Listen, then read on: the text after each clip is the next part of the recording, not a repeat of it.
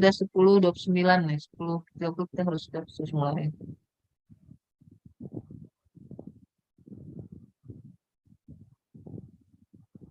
Bu Hajrida belum, Bu?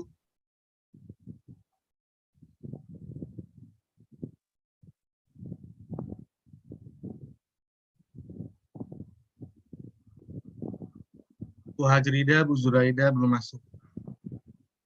Buat cerita belum. Yang Diman 1 hubungi Bu Devi, mungkin Bu Devi bisa bantu teman-teman. Oke. Terus yang Diman 3 minta tolong hubungi siapa ya Diman 3? Bucut mungkin. Bucut ya. Kalau Diman 2 bisa. Oh, Diman 2 ada Reja ya. Ada Mbak Reja. Minta tolong. Diman 2. Ini waktunya sudah dekat. Kita harus segera mulai nih Pak Agus. Mungkin 2 menit lagi kita langsung mulai ya.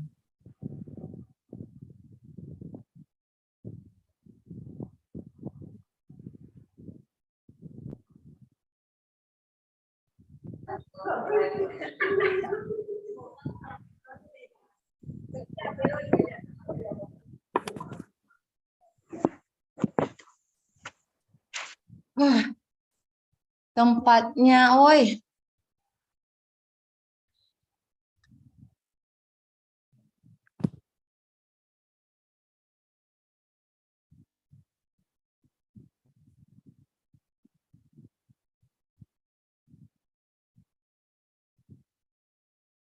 Kenapa seperti ini?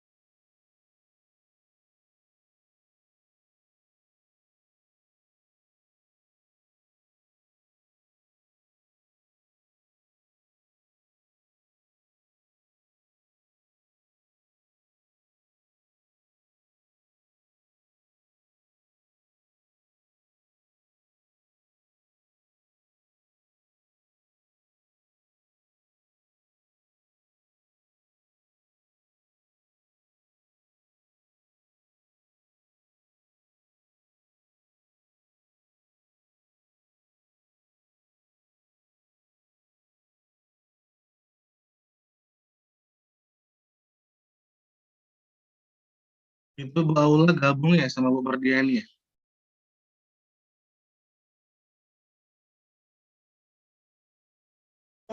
Iya Pak, gabung.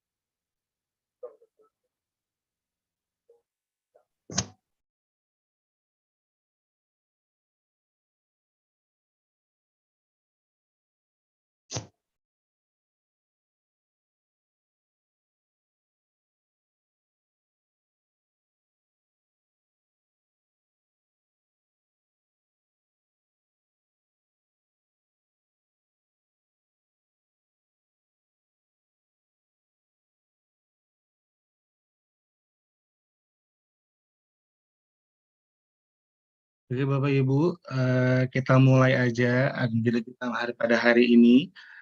Berhubung waktu sudah molor ya, dari jam 10 sekarang sudah menunjukkan pukul 10.35. Baik, sebelumnya kami mengucapkan selamat datang kepada para Bapak Ibu seluruh MGMPM Asia Timur.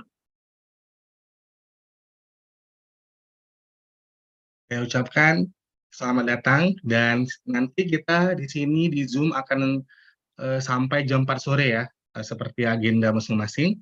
Baiklah, kita mulai saja agenda kita pada hari ini. Assalamualaikum warahmatullahi wabarakatuh. Assalamualaikum warahmatullahi wabarakatuh. Alhamdulillahilladzi arsala rasulahu bil huda wa dinil haq liyudhhilahu 'ala dini kullihi walau karihal musyrikun walau karihal kafirun. Asyhadu alla ilaha illallah wahdahu la syarikalah wa asyhadu anna Muhammadan abduhu wa rasuluhu la nabiyya ba'da. Alhamdulillah, puji beserta syukur kita panjatkan kepada Allah Subhanahu wa Ta'ala, yang mana pada hari ini kita semua bisa berkumpul secara virtual, secara daring dalam kegiatan pengembangan kompetensi berkelanjutan guru MGMPMA Kabupaten Aceh Timur. Salawat bermakna salam semoga tercurahkan kepada baginda Rasulullah SAW beserta keluarga, sahabat dan para pimpinan sekalian. Yang kami hormati Bapak Haji Salamina SAG MA selaku Kepala Kantor Kementerian Agama Kabupaten Timur, Bapak Ahmad Puguh Heriawan SSI MPD selaku pemateri IIN dari MAN IC Jambi yang akan menyampaikan implementasi kurikulum merdeka pada hari ini, para ketua Pokja MGMPMA dan seluruh peserta Bapak Ibu yang berhadir pada hari ini. Baiklah, untuk mempersingkat waktu, marilah kita sama-sama mendengarkan laporan Ketua Panitia yang akan disampaikan oleh Ibu Najah Laili SAG MPD. Kepada Ibu Najah, dipersilakan dengan segala hormat.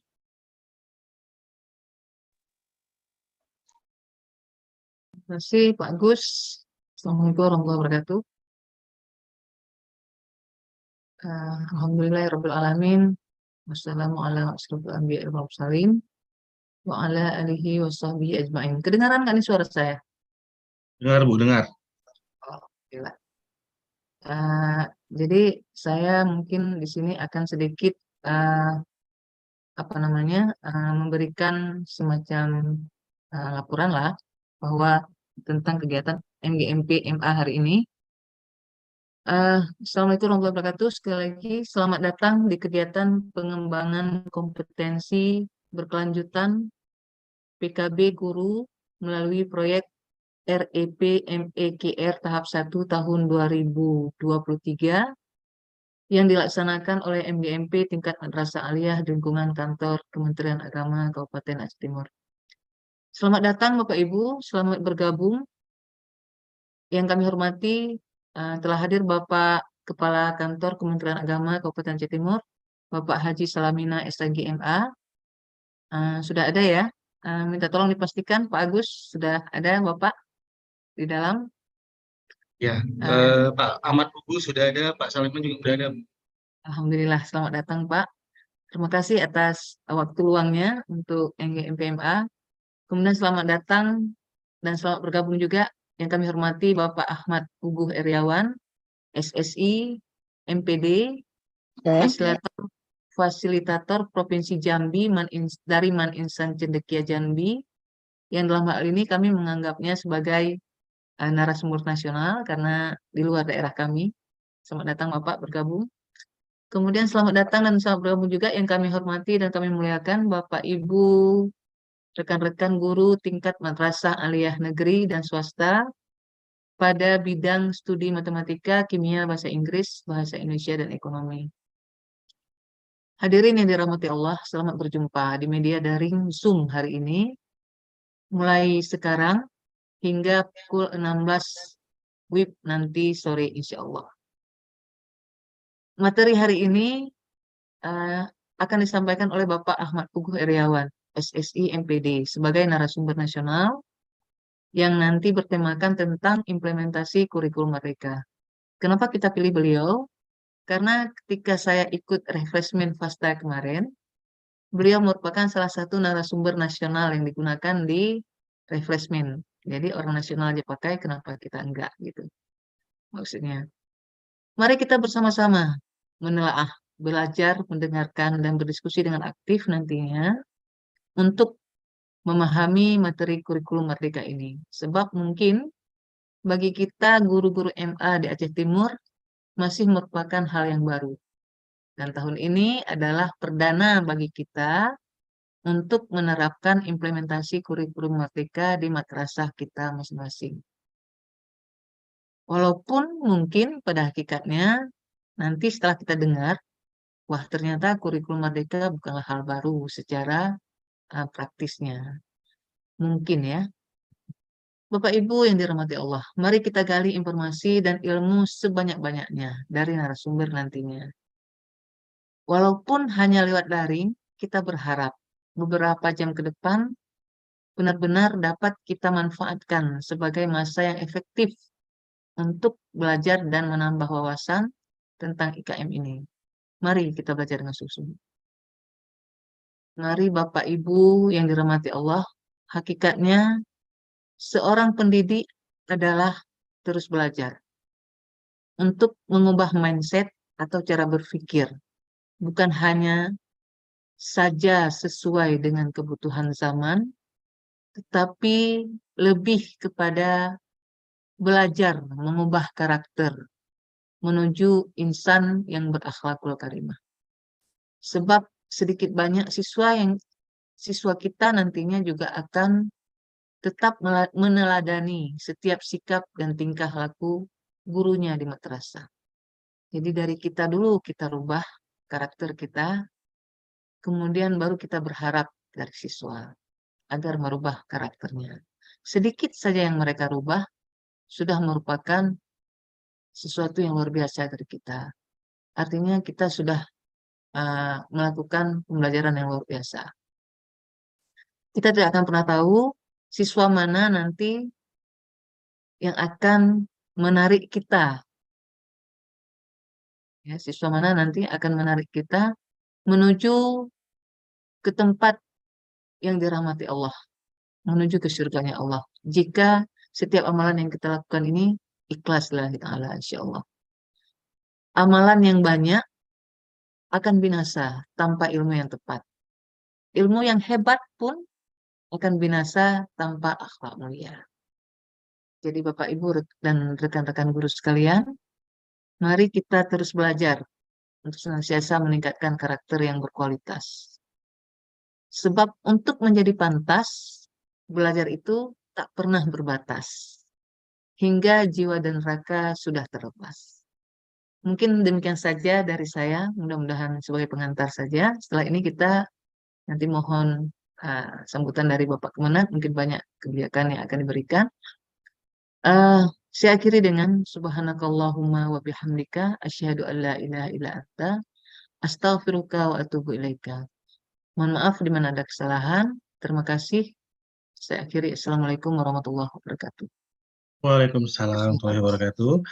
Terima kasih kepada Ibu Najah Laili SAG MPD yang telah menyampaikan kata-kata mewakili Ketua Panitia. Baiklah, Bapak Ibu sekalian yang dirahmati oleh Allah, marilah kita dengarkan sambutan dari Kepala Kantor Kementerian Agama Kabupaten Aceh Timur kepada Bapak Haji Salamina SAGMA, dipersilahkan dengan segala hormat. Baik. Assalamualaikum warahmatullahi wabarakatuh. Waalaikumsalam warahmatullahi wabarakatuh. Alhamdulillahirabbil alamin alladzi khalaqal insana fi ahsani taqwim. Allahumma shalli wa sallim ala sayyidina Muhammad wa ala alihi wa sahbihi ajma'in. Segala puji bagi Allah Subhanahu wa taala.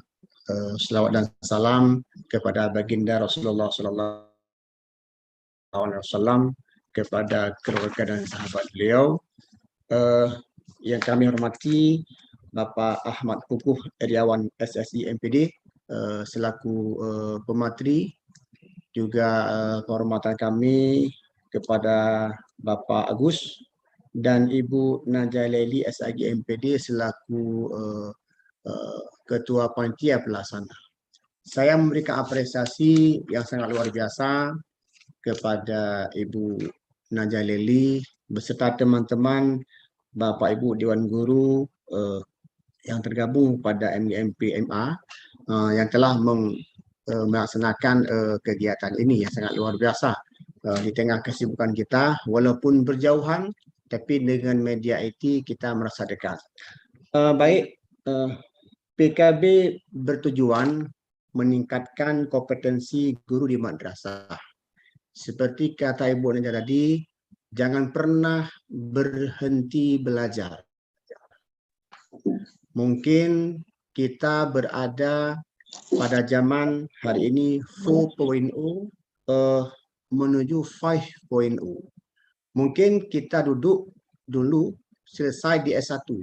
Ada yang S2, bahkan ada S3. Tapi yang namanya belajar tak pernah berhenti. Yang tujuannya itu adalah untuk meningkatkan kualitas anak-anak kita di madrasah. Kalau kita berada di zaman sekarang ini, sebuah keharusan kita harus paham IT. Apalagi Pak Menteri Agama tentang transformasi digital madrasah. Ditambah lagi dengan implementasi kurikulum merdeka. Ini merupakan sebuah beban bagi kita untuk menyanggupi program ini dan kita tidak boleh berhenti dan terus bergerak, terus belajar.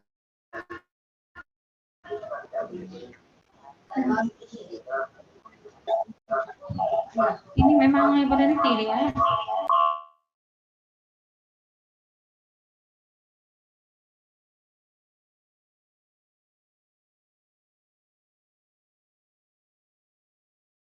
Mana nih Pak anaknya?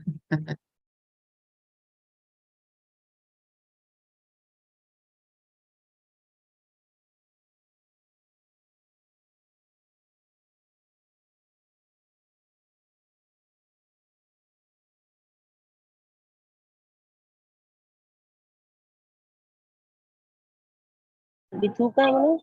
Halo Pak.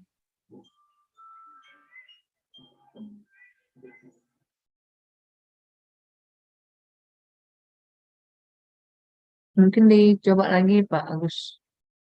Ya mungkin terputus ataupun sinyalnya kurang bagus, Bu. Halo. Oh, Benar. tapi ini masih ada kok, Bapak masih ada kok. Halo Bapak. Ya, tadi putus Pak tiba-tiba.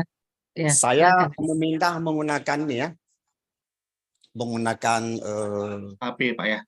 HP tadi menggunakan internet. Iya Pak, Oh siap. ya siap Pak. Baik, jadi minta maaf.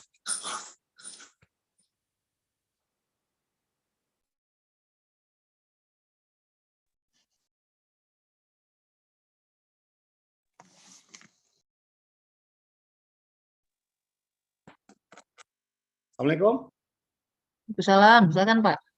Oke, baik. Jadi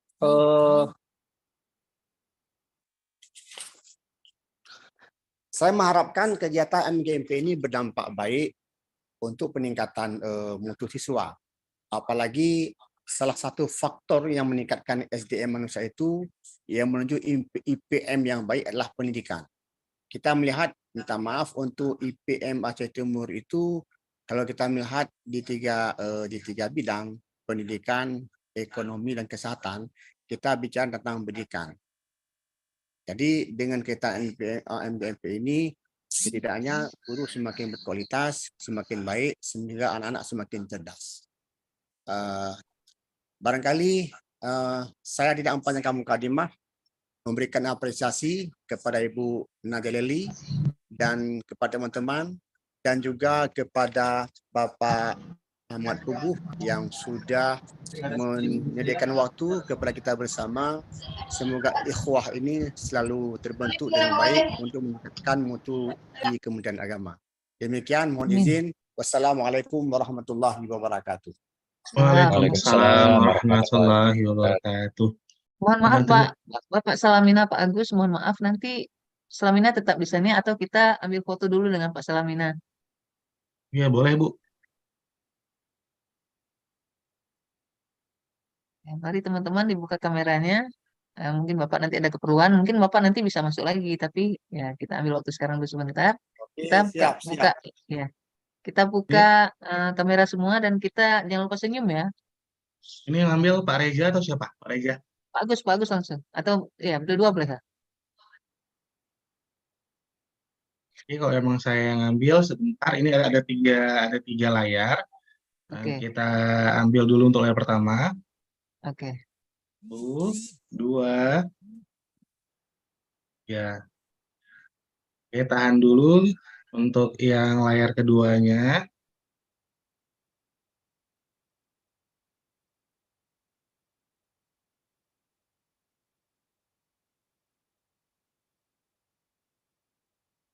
Bentar.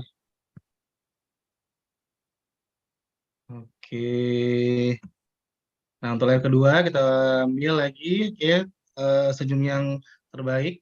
1, 2, 3. Oke, sebentar. Sekarang kita beralih ke layar yang terakhir. Oke, senyumnya semuanya. Ini Bu Rahmi belum hidupin kamera, Pak Surya. Oke, 1, 2, 3.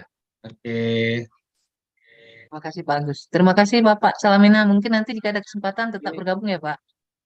Boleh, siap. Saya mohon izin ya.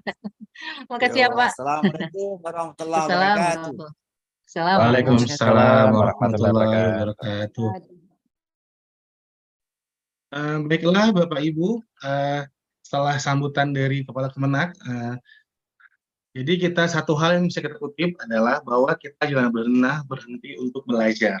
Kenapa? Karena seseorang itu disebut pintar selama ia terus belajar. Ketika menganggap dirinya sudah pintar alias dia tidak belajar lagi, maka disitulah dia menjadi seorang yang bodoh. Oke, baiklah, sama-sama kita dengarkan materi implementasi kurikulum merdeka. Saya akan bacakan biodata sedikit. Bapak Ahmad Pugu Eriawan SSI MPD. Beliau lahir di Surabaya pada tanggal 7 Desember 1976. Beliau merupakan Wakil Kepala Bidang Humas Man Insan Cendekia Jambi. Dan beliau juga merupakan fasilitator provinsi ya Bu Najwa ya? Iya benar. Yang sudah melalang buana mengisi materi di sana sini. Kami berharap Bapak Ibu semuanya mengambil buku dan pulpen untuk mencatat inti-inti materi nanti yang akan disampaikan oleh Bapak Ahmad Pugu. Momen ini sangat langka Bapak Ibu, jadi didengarkan sebaik mungkin, karena nanti kita juga yang akan melaksanakannya di masing-masing madrasah. Oke, tanpa perlu menunggu waktu yang lama lagi, kami persilakan kepada Bapak Ahmad Pugu Eriawan SSI MPD untuk menyampaikan materinya. Baik, terima kasih Pak Agus, Bu Naza, dan Bapak Ibu. Suara saya terdengar, Bapak Ibu? Alhamdulillah terdengar Pak. Terdengar jelas ya? Mungkin yang lain kita mute dulu ya. Oke. Baiklah, Assalamualaikum warahmatullahi wabarakatuh. Bismillahirrahmanirrahim, sadri wa yassiri amri wa hamdata min lisani yafqahu qawli. Di Bapak Ibu semuanya yang saya banggakan, sebelum masuk materi mungkin tadi sudah diperkenalkan oleh Pak Agus Dian ya. Jadi sebetulnya saya ini berbekal pengalaman saja Bapak Ibu. Jadi kemarin ketemu Bu Naza waktu refreshment 2 ya. Diamanahkan oleh pusat bisa membantu kawan-kawan di dalam implementasi kurikulum merdeka. Jadi, makanya kemarin Bu Naza minta saya untuk bisa berbagi dengan Bapak Ibu. Ya sudah, enggak apa-apa. Kita ibaratnya saling mengisi ya Bapak Ibu ya. Saya ada pengetahuan, ada pengalaman, nanti kita berbagi saja Bapak Ibu. Karena apa? Karena di dalam implementasi kurikulum merdeka, semuanya ini memang baru semuanya Bapak Ibu ya. Dan agama juga baru, pendidikan ya, Departemen Pendidikan juga baru ya. Artinya sama-sama ya, kita belajar bersama, kemudian semuanya merujuknya nanti di di panduan ya Bapak Ibu. Dari panduan itulah nanti insya Allah kita bisa melihat ya berkenaan dengan kerangka-kerangka implementasi kurikulum Merdeka. Jadi kemarin saya lihat di surat yang disampaikan Bu Naza ya, nah, ini luar biasa Bapak Ibu ya, artinya non-stop nanti Bapak Ibu ya. Mudah-mudahan tabah dan kuat ya Bapak Ibu ya. Karena kita agak lama ini nanti berada duduk di layar ya sambil mendengarkan ya. Ya mudah-mudahan suara saya nanti tidak begitu melelahkan di telinga Bapak Ibu ya Bapak Ibu ya. Jadi Orang Aceh kok kuat, Pak. ya, jadi Insya Allah. sama-sama nanti Bapak Ibu ya saling tukar pikiran aja enggak apa-apa. Bagi Bapak Ibu yang sudah melaksanakan IKM boleh nanti juga bagi ya. Kita sharing ya, sehingga nanti apa yang diinginkan dari Kementerian Agama berkenaan dengan implementasi kurikulum Merdeka sudah bisa kita laksanakan di madrasah kita masing-masing. Baik Bapak Ibu semuanya, mungkin langsung saja Bapak Ibu ya. Jadi di dalam kurikulum Merdeka, implementasi kurikulum Merdeka ada beberapa pokok yang harus nanti minimal kita harus mengetahuinya Bapak Ibu ya. Pertama berkenaan dengan pembelajaran. Pembelajaran itu nanti ada yang namanya pembelajaran diferensiasi, kemudian asesmennya ini jadi satu kesatuan integral, tidak boleh dipisahkan. Kemudian bagaimana menyusun dari mulai CP, kemudian TP, sampai ATP menjadi sebuah modul, itu juga nanti paling tidak minimal kita memahaminya dan bisa nanti meng-create secara mandiri. Dan yang terakhir ini adalah yang poin paling vital, terutama untuk pengembangan karakter anak, yaitu di P5, P2RA-nya Bapak Ibu ya. Jadi penguatan profil pelajar Pancasila dan profil pelajar Rahmatan lil Alamin. Yang insya Allah nanti sama-sama ya kita lalui dalam waktu hari ini ya Bapak Ibu ya. Jadi untuk sesi pertama mungkin akan saya sampaikan mungkin beberapa pokok hal berkenaan dengan pembelajaran diferensiasi. Dan tentunya nanti sama-sama Bapak Ibu ya kita cermati bersama seperti apa pembelajaran diferensiasi di implementasi kurikulum Merdeka. Saya akan share screen Bapak Ibu ya.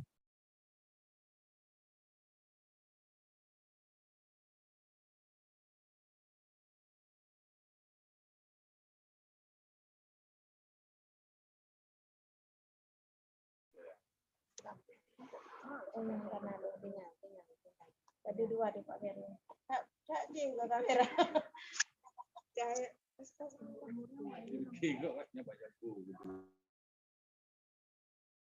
Sudah muncul Bapak Ibu? Belum, Pak. Belum, Pak.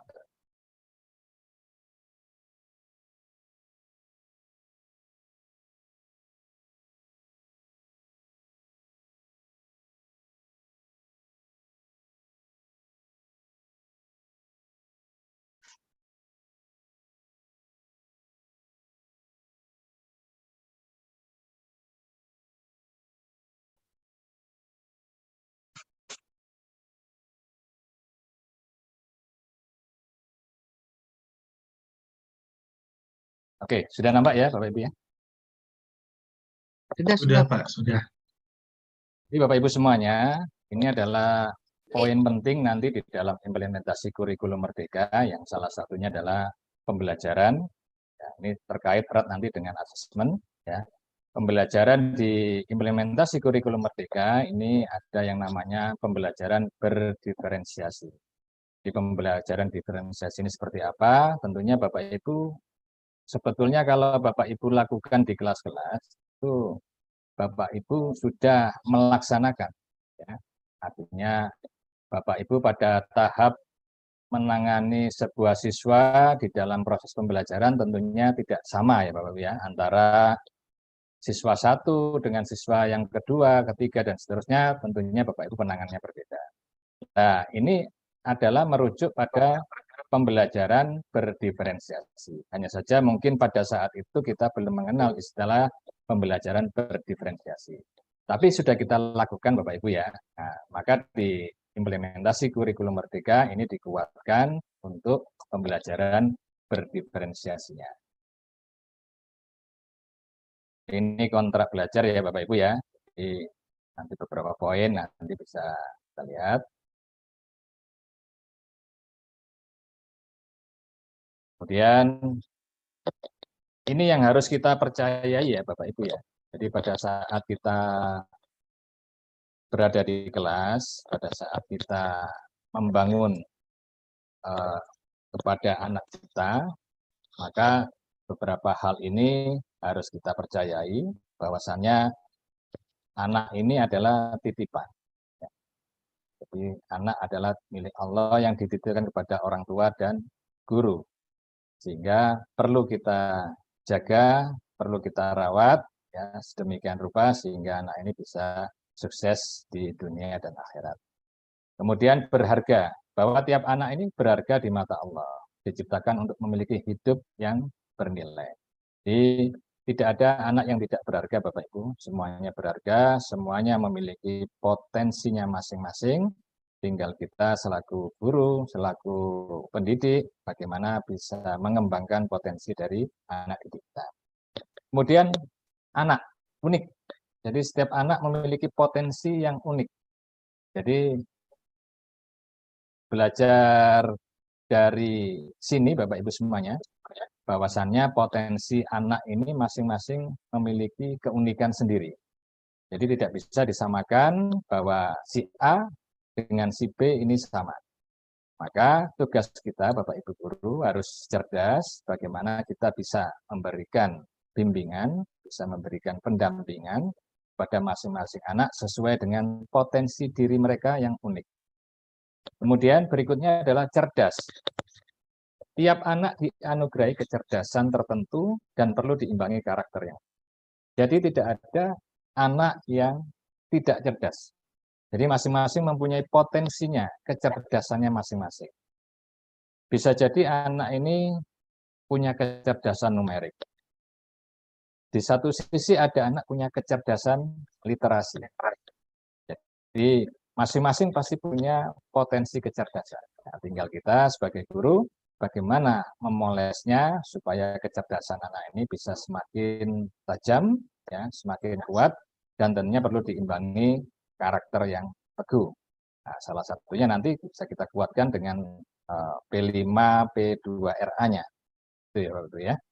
Kemudian diciptakan dengan tujuan khusus. Jadi tiap anak perlu menemukan panggilan hidupnya. Artinya kita tidak mencetak sebuah roti ya Bapak ya. Misalnya roti manis kita cetak sama rasanya. Atau roti keju sama rasanya. Jadi yang kita cetak ini adalah manusia yang tentunya mereka nanti akan punya hidupnya masing-masing. Jadi tugas kita Bapak Ibu ya, bagaimana kita melahirkan, memunculkan, mengembangkan potensi anak didik, bagaimana dia bisa berseleksi alam pada zamannya, ya, sehingga tugas kita adalah bagaimana mensukseskan anak didik kita supaya bisa bertahan ya di dalam kehidupannya nanti. Ini yang harus kita percayai Bapak Ibu ya. Kemudian pembelajaran diferensiasi itu seperti apa? Jadi praktik pembelajaran yang berpihak pada murid untuk memenuhi kebutuhan belajar murid. Jadi esensinya adalah seperti itu Bapak Ibu ya. Jadi bagaimana kita proses belajar kita berpihak pada murid, kemudian untuk memenuhi kebutuhan belajar murid.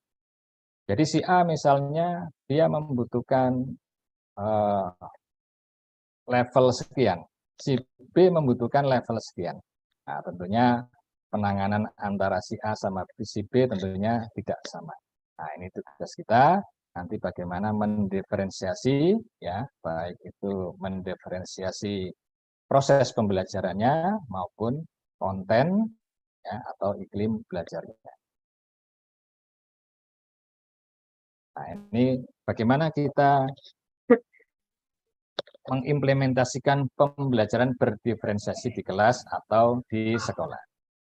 Kemudian 2, bagaimana peran dari setiap komponen warga sekolah dalam pembelajaran berdiferensiasi. Kemudian 3, dukungan seperti apa yang diperlukan agar pembelajaran berdiferensiasi bisa berjalan efektif. Nah, kita sedikit brainstorming ya Bapak Ibu ya, sumbang saran ya. Tentunya Bapak Ibu pernah melewati hal-hal seperti ini ya Bapak Ibu ya.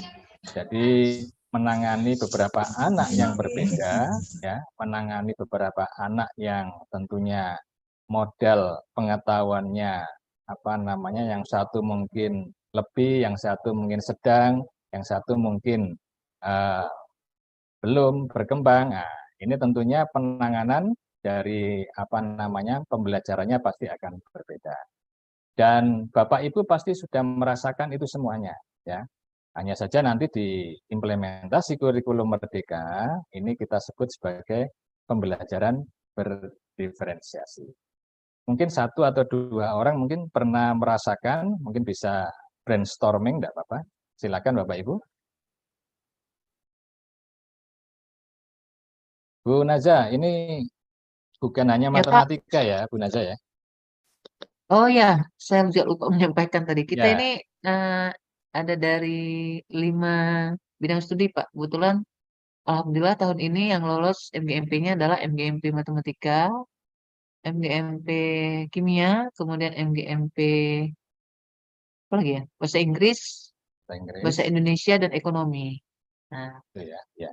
ya. Jadi Bapak Ibu Baik, yang punya pengalaman tadi tanya Pak Puguh, silakan disampaikan bagaimana pembelajaran selama ini. Ini Pak Puguh juga menilai kita ini, yang paling aktif siapa? Benar ya Pak ya? Ya. Silakan Bapak Ibu, enggak apa-apa. Ya. Yang jelas Bapak Ibu sudah pernah melakukan ini ya, tinggal nanti penekanannya adalah di implementasi kurikulum Merdeka, maka ini nanti kita sebut sebagai pembelajaran berdiferensiasi. Silakan Bapak Ibu, mungkin tentunya antara bidang matematika dengan bidang ekonomi, dengan bidang bahasa Inggris, tentunya banyak juga yang berbeda ya Bapak Ibu ya.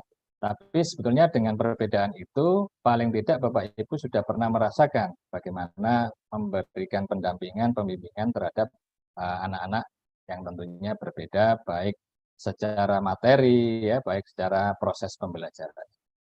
Silakan boleh raise hand Bapak Ibu, ya, 1 atau 2 orang. Jadi bagaimana implementasi pembelajaran berdiferensiasi di kelas atau di sekolah, kemudian bagaimana peran dari setiap komponen warga sekolah dalam pembelajaran berdiferensiasi. 3, dukungan seperti apa yang diperlukan agar pembelajaran berdiferensiasi bisa berjalan efektif. Nah, perlu informasi mungkin Bu Naza, untuk di Aceh Timur ini IKM-nya sudah berjalan atau baru tahun ajaran ini mulai? Kita baru tahun ajaran ini Pak, khususnya di madrasah. Mungkin kalau di sekolah di bawah Dinas Pendidikan mungkin sudah ada yang mulai ya. Kalau kita yang madrasah, ya? Benar. Kalau kita madrasah rata-rata ya baru tahun ini baru coba-coba. Kayaknya teman-teman nih masih betul, ini Pak, masih ada yang apa ini? Masih ada yang coba-coba background segala macam. Mungkin saya bisa kasih pendapat sedikit Pak. Boleh, silakan Bu Naza. Ya, kita sama-sama guru ini. Ya. Nah, jadi teman-teman, saya juga dapat informasi bahwa Pak Puguh ini sebenarnya temannya Bapak siapa Pak? Pak Anas. Pak Anas ya, Pak Anas. Kita ada Man Ici juga di sini. Ketika saya kasih tahu ke Pak Anas, oh itu teman saya Bu, enak itu orangnya, bagus katanya. Nah, oke lah, siap kalau gitu. Jadi maksudnya mungkin seperti teman-teman yang di Man Ici juga itu lebih punya pengalaman banyak tentang menghadapi siswa, karena kan sistemnya di situ siswanya sudah lebih lama waktu belajarnya di lingkungan madrasah.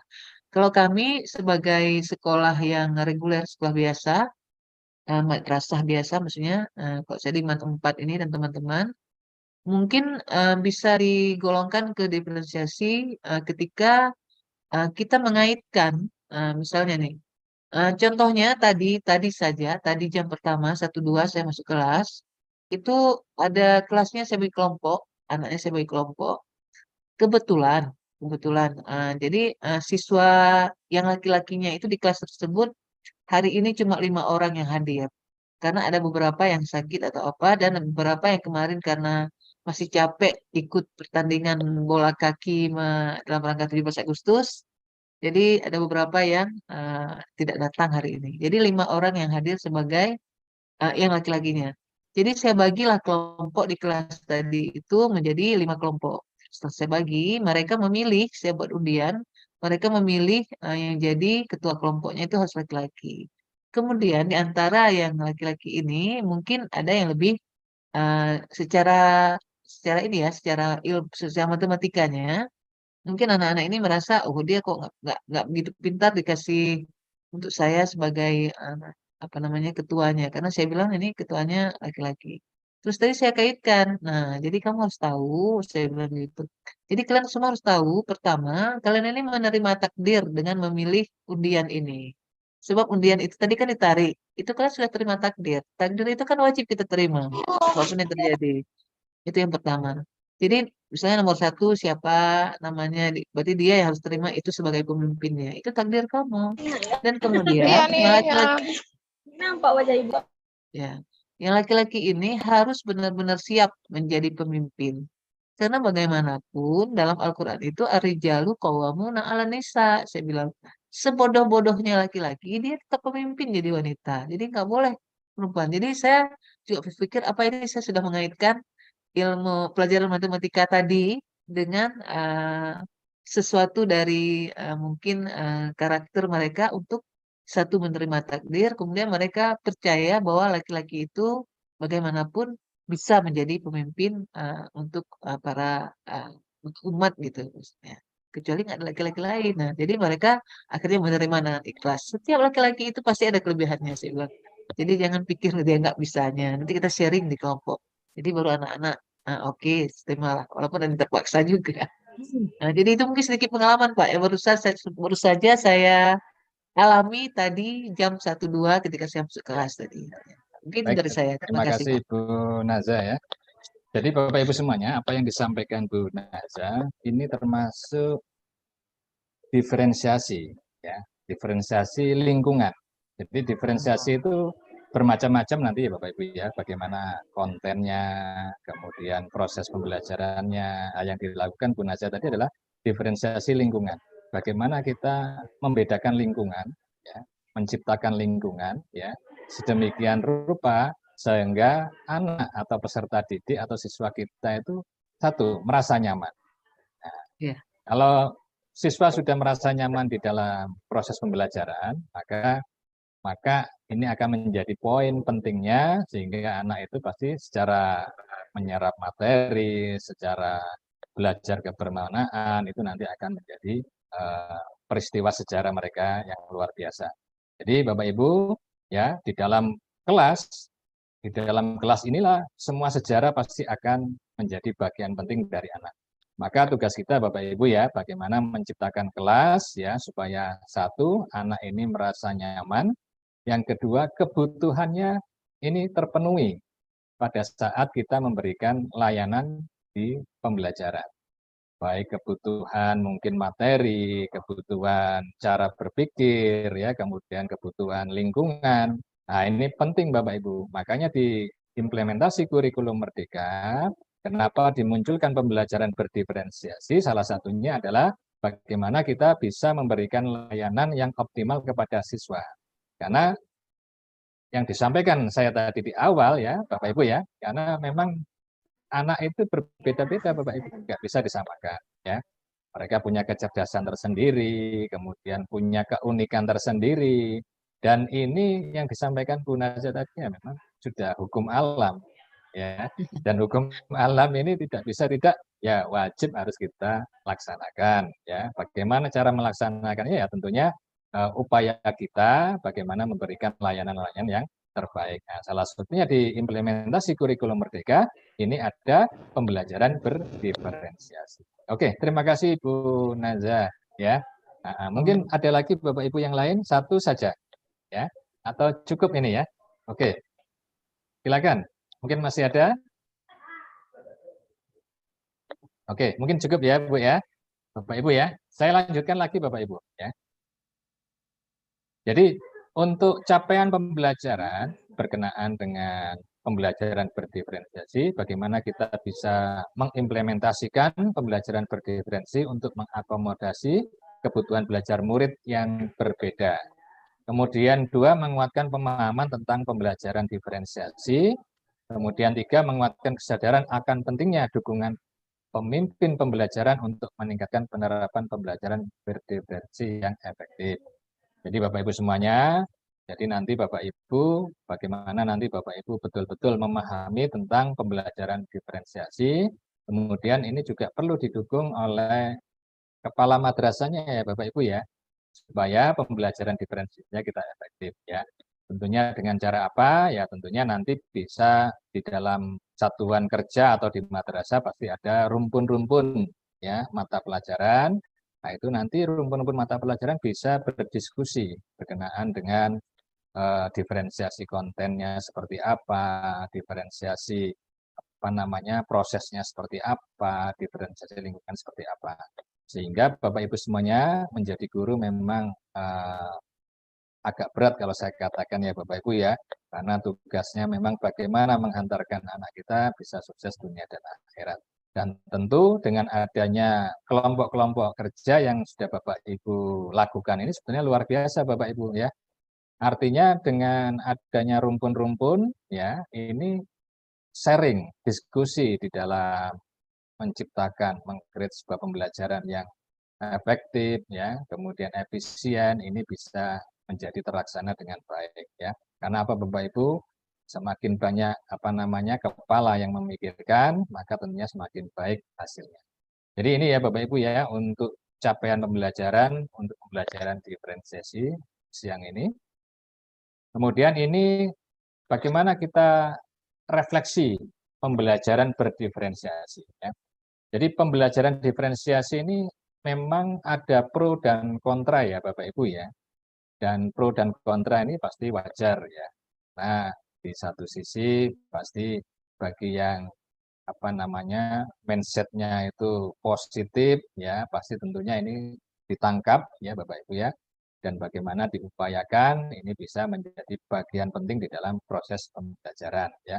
Dan ada upaya kontra juga ya tetap itu menjadi masukan evaluasi nantinya. Nah ini beberapa yang pro ya Bapak Ibu ya, bahwa penelitian menunjukkan bahwa pembelajaran berdiferensiasi efektif bagi siswa-siswi yang berkemampuan tinggi dan yang punya kesulitan atau tak berkemampuan. Jadi dengan Bapak Ibu melakukan layanan pembelajaran berdiferensiasi, ini bisa masuk ya Bapak Ibu ya di setiap siswa yang punya kemampuan tinggi atau yang tidak berkemampuan. Kemudian yang kedua, saat siswa diberi pilihan atas cara mereka belajar, mereka lebih bertanggung jawab. Jadi pada saat Bapak Ibu memberikan tugas yang sesuai dengan kebutuhan ya siswa tersebut, tentunya anak ini akan menjadi lebih bertanggung jawab. Karena memang yang dibutuhkan adalah itu, gitu ya Bapak Ibu ya.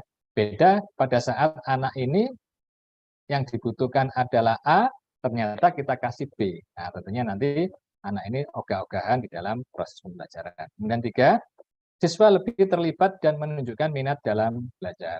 Nah, keaktifan siswa nanti akan terdampak, nampak di dalam proses pembelajaran tersebut.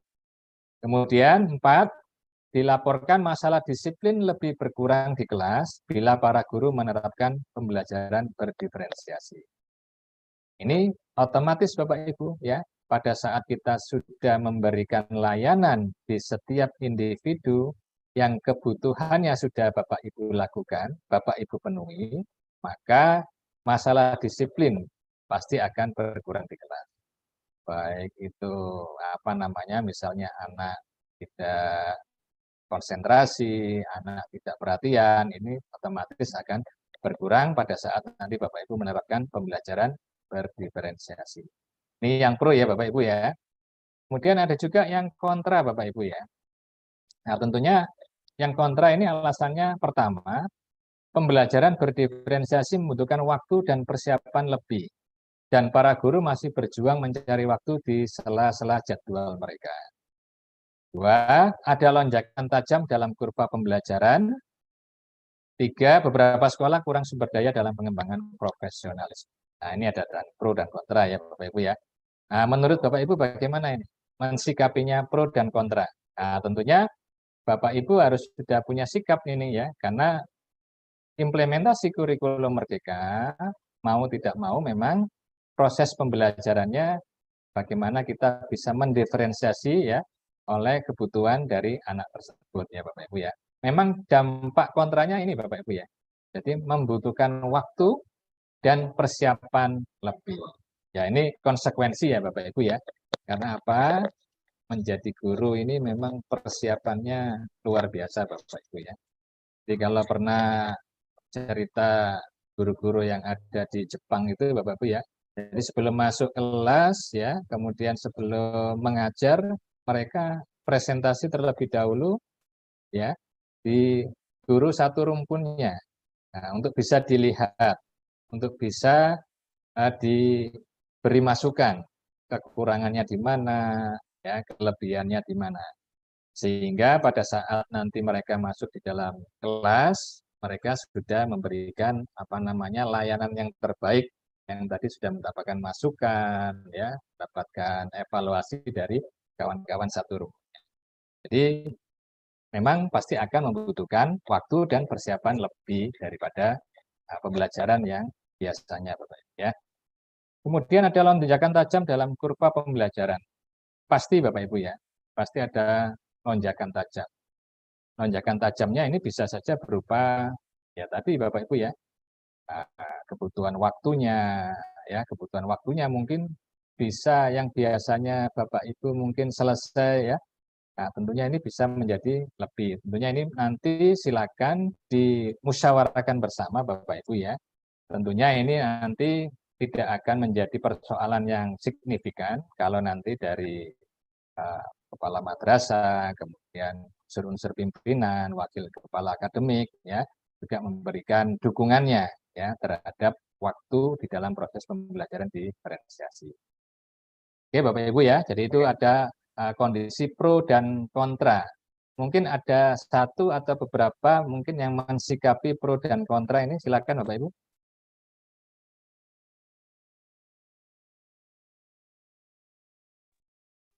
Boleh raise hand, enggak apa-apa. Kita diskusi enggak apa-apa ya Bapak Ibu ya. Semakin banyak berdiskusi justru malah semakin bagus ya Bapak Ibu ya, daripada saya banyak ngomongnya sendiri ya Bapak Ibu ya.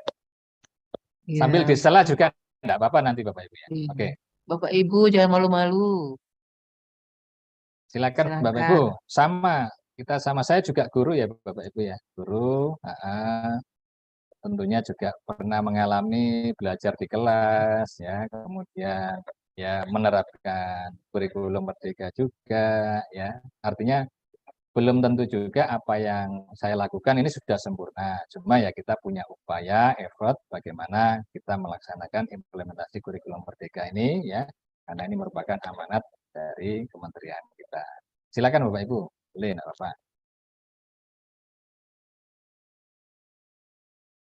Boleh raise hand. Atau saya teruskan dulu ya Bapak Ibu ya. Saya teruskan dulu ya Bu Naja ya. Ya, silakan Pak. Mungkin masih belum ini nih, belum mengenal. Ya, enggak apa-apa.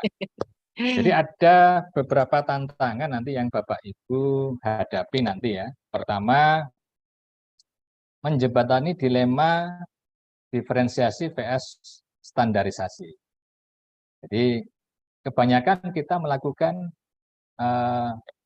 di kelas itu banyak yang standarisasi ya Bapak Ibu ya. Jadi semua murid kita anggap sama. Ya, semua murid kita anggap sama sehingga yang kita lakukan itu satu, media pembelajarannya ini sama ya. Kalau PPT ya PPT saja ya, kemudian kalau video saja. Kemudian materinya. Nah, materinya ini juga harus juga nanti kita lihat Bapak Ibu ya. Jadi kalau untuk anak-anak yang sudah kita tandai di awal ini kemampuan awalnya tidak sama, maka juga harus kita diferensiasi ya atau kita sesuaikan kebutuhan dari materi anak tersebut ya. Jadi ini tantangannya Bapak Ibu ya antara diferensiasi vs standarisasi ya. Jadi memang kebanyakan kita nanti standarisasi ya Bapak Ibu ya. Nah, nanti di kurikulum Merdeka, mau tidak mau kita harus melakukan diferensiasi Bapak Ibu ya. Diferensiasi. Kalau di IC, tidak apa-apa Bapak Ibu, standarisasi.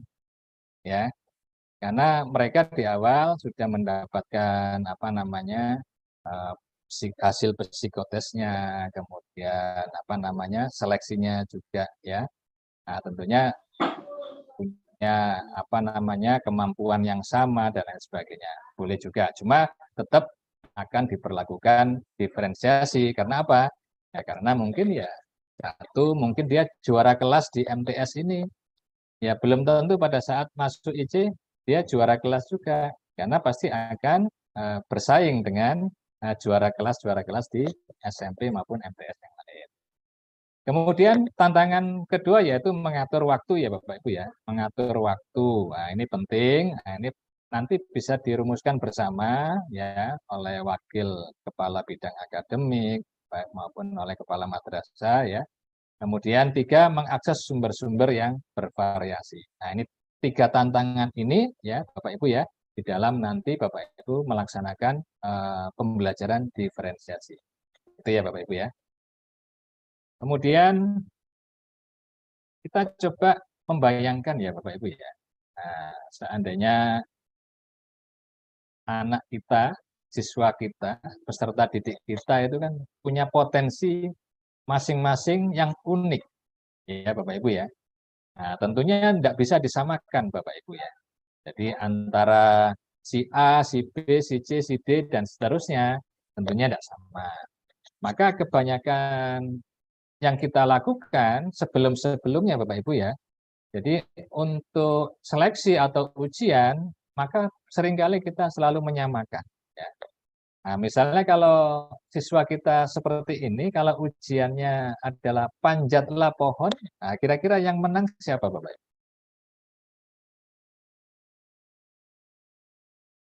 Yang menang tentunya yang pandai memanjat ya Bapak Ibu ya. Nah, iya, tentunya yang menang adalah monyet ini. Nah, jadi itu ya Bapak Ibu ya. Nah, yang lainnya bagaimana? Bisa, hanya saja ya tidak sepandai dengan monyet ini. Kalau ujiannya panjatlah pohon, pasti kalah. Itu ya Bapak Ibu ya. Nah, inilah tentunya pentingnya bagaimana kita bisa mendiferensiasi Bapak Ibu ya. Sehingga masing-masing dari setiap individu ya, masing-masing dari setiap anak kita ini potensinya bisa kita ukur sesuai dengan kebutuhan mereka masing-masing. Ini ilustrasi ya Bapak Ibu ya. Oke. Nah, pembelajaran berdiferensiasi ya, bagaimana kita merespon kebutuhan belajar siswa dengan prinsip-prinsip pembelajaran berdiferensiasi. Jadi Bapak Ibu ya, jadi sebelum kita melakukan pembelajaran diferensiasi, tentunya ada beberapa pokok yang harus kita perhatikan. Pertama adalah bagaimana kita mempunyai kurikulum yang berkualitas. Nah, ini sudah ada yaitu implementasi kurikulum Merdeka, ya Bapak Ibu ya. Kemudian tugas yang respectful, di tugas bagaimana tugas ini yang tentunya respectful, penuh dengan apa namanya, kalau respect itu ya tanggung jawab ya Bapak Ibu ya. Kemudian yang ketiga asesmen formatif ya. Kemudian lingkungan belajar yang nyaman. Tadi yang diceritakan Bu Naja tadi ini adalah bagaimana menciptakan lingkungan belajar yang nyaman. Kenapa asesmen formatif Bapak Ibu? Maka di implementasi kurikulum Merdeka ya, di awal itu kita harus melaksanakan asesmen formatif. Ya Bapak Ibu ya. Asesmen formatif ini bisa asesmen diagnostik ya Bapak Ibu ya. Dan asesmen formatif di dalam proses pembelajaran. Jadi Bapak Ibu harus melakukan asesmen diagnostik di awal pada saat pembelajaran. Nah, ini penting. Karena apa? Karena dengan begitu kita tahu Bapak Ibu ya, kebutuhan anak tersebut seperti apa. Sehingga dengan adanya informasi yang kita lakukan pada saat asesmen formatif tadi, bagaimana kita bisa membuat pembelajaran berdiferensiasi. Nah, berdiferensiasinya seperti apa Bapak Ibu? Bisa jadi nanti berdiferensiasinya itu adalah di kontennya. atau materinya atau isinya, ya Bapak Ibu ya, antara si A, si B, si C. Nah, tentunya nanti pada saat Bapak Ibu melakukan asesmen formatif, diagnostik, ya, Bapak Ibu sudah bisa membaca ya bahwa si A ini dia punya kemampuan auditori yang bagus. Si B mungkin punya kemampuan visual yang bagus. Nah, si C mungkin punya kemampuan kinestik yang bagus. Nah, dari informasi itu Bapak Ibu bisa membuat pembelajaran diferensiasi. Bagaimana materi untuk ketiga anak tersebut. Nah, tentunya ini juga harus didiferensiasi. Kemudian, kan banyak nanti Bapak Ibu ya, Bapak Ibu akan mendapatkan informasi setiap detail dari anak-anak Bapak Ibu di kelas. Prosesnya Bapak Ibu lakukan seperti apa, ya. Kemudian produk ini berkenaan dengan hasil asesmen sumatif nanti ya Bapak Ibu ya. Jadi nanti misalnya produknya bisa jadi dia bisa membuat video atau bisa jadi si anak yang lain mungkin PPT-nya, anak yang lain mungkin audionya. Jadi masing-masing tentunya produk di dalam asesmennya, sumatifnya nanti akan berbeda-beda. Kemudian lingkungan belajar juga penting. Bagaimana menciptakan diferensiasi lingkungan belajar, ya, misalnya tadi yang dilakukan oleh Bu Naza, ya, membuat kelompok kecil, ya, kemudian mengatur tempat duduknya dan lain sebagainya. Nah, ini penting untuk bagaimana kita guru pembelajaran diferensiasi kita lakukan, ya, mengenai isinya, prosesnya, produknya maupun lingkungan belajar. Semuanya ini Bapak Ibu menyesuaikan dengan kondisi siswa. Kondisi siswa seperti apa, kesiapannya bagaimana, kemudian minatnya seperti apa, kemudian profil pembelajarannya seperti apa, ya. Jadi dari situ nanti kita membuat strategi pembelajarannya. Misalnya kesiapan sumber belajarnya bagaimana, kemudian kita lakukan kontrak belajar apa tidak, ya.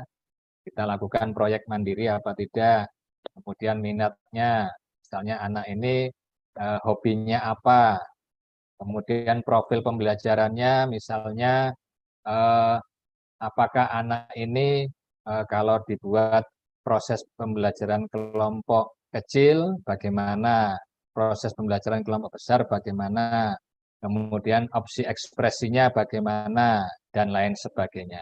Jadi kesemuanya ini penting Bapak Ibu, makanya di awal sebelum kita melakukan proses pembelajaran, maka kita harus melakukan asesmen formatif ya Bapak Ibu ya.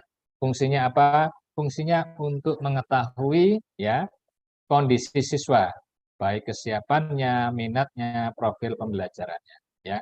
Jadi profil pembelajaran bisa juga nanti apakah anak ini mempunyai daya audio, pendengaran yang bagus, mempunyai daya penglihatan visual yang bagus, atau mungkin kinestetik yang bagus. Jadi kesemuanya itu di dalam implementasi kurikulum Merdeka itu menjadi syaratnya Bapak Ibu ya. Jadi silakan nanti Bapak Ibu lakukan itu ya, sehingga nanti Bapak Ibu bisa melakukan diferensiasi, baik itu diferensiasi materi, diferensiasi proses, produk maupun lingkungan belajar. Oke. Jadi pembelajaran diferensiasi itu artinya adalah serangkaian keputusan masuk akal yang dibuat oleh guru yang berorientasi kepada kebutuhan murid. Ini menurut Carol Ann Tomlinson ya. Jadi Bapak Ibu ya. Jadi kebutuhan murid itu apa? Nah, itu yang harus kita layani Bapak Ibu. Nah, inilah yang disebut pembelajaran berdiferensiasi. Nah, sekarang saya tanya, kira-kira pembelajaran diferensiasi sama enggak dengan pembelajaran individual?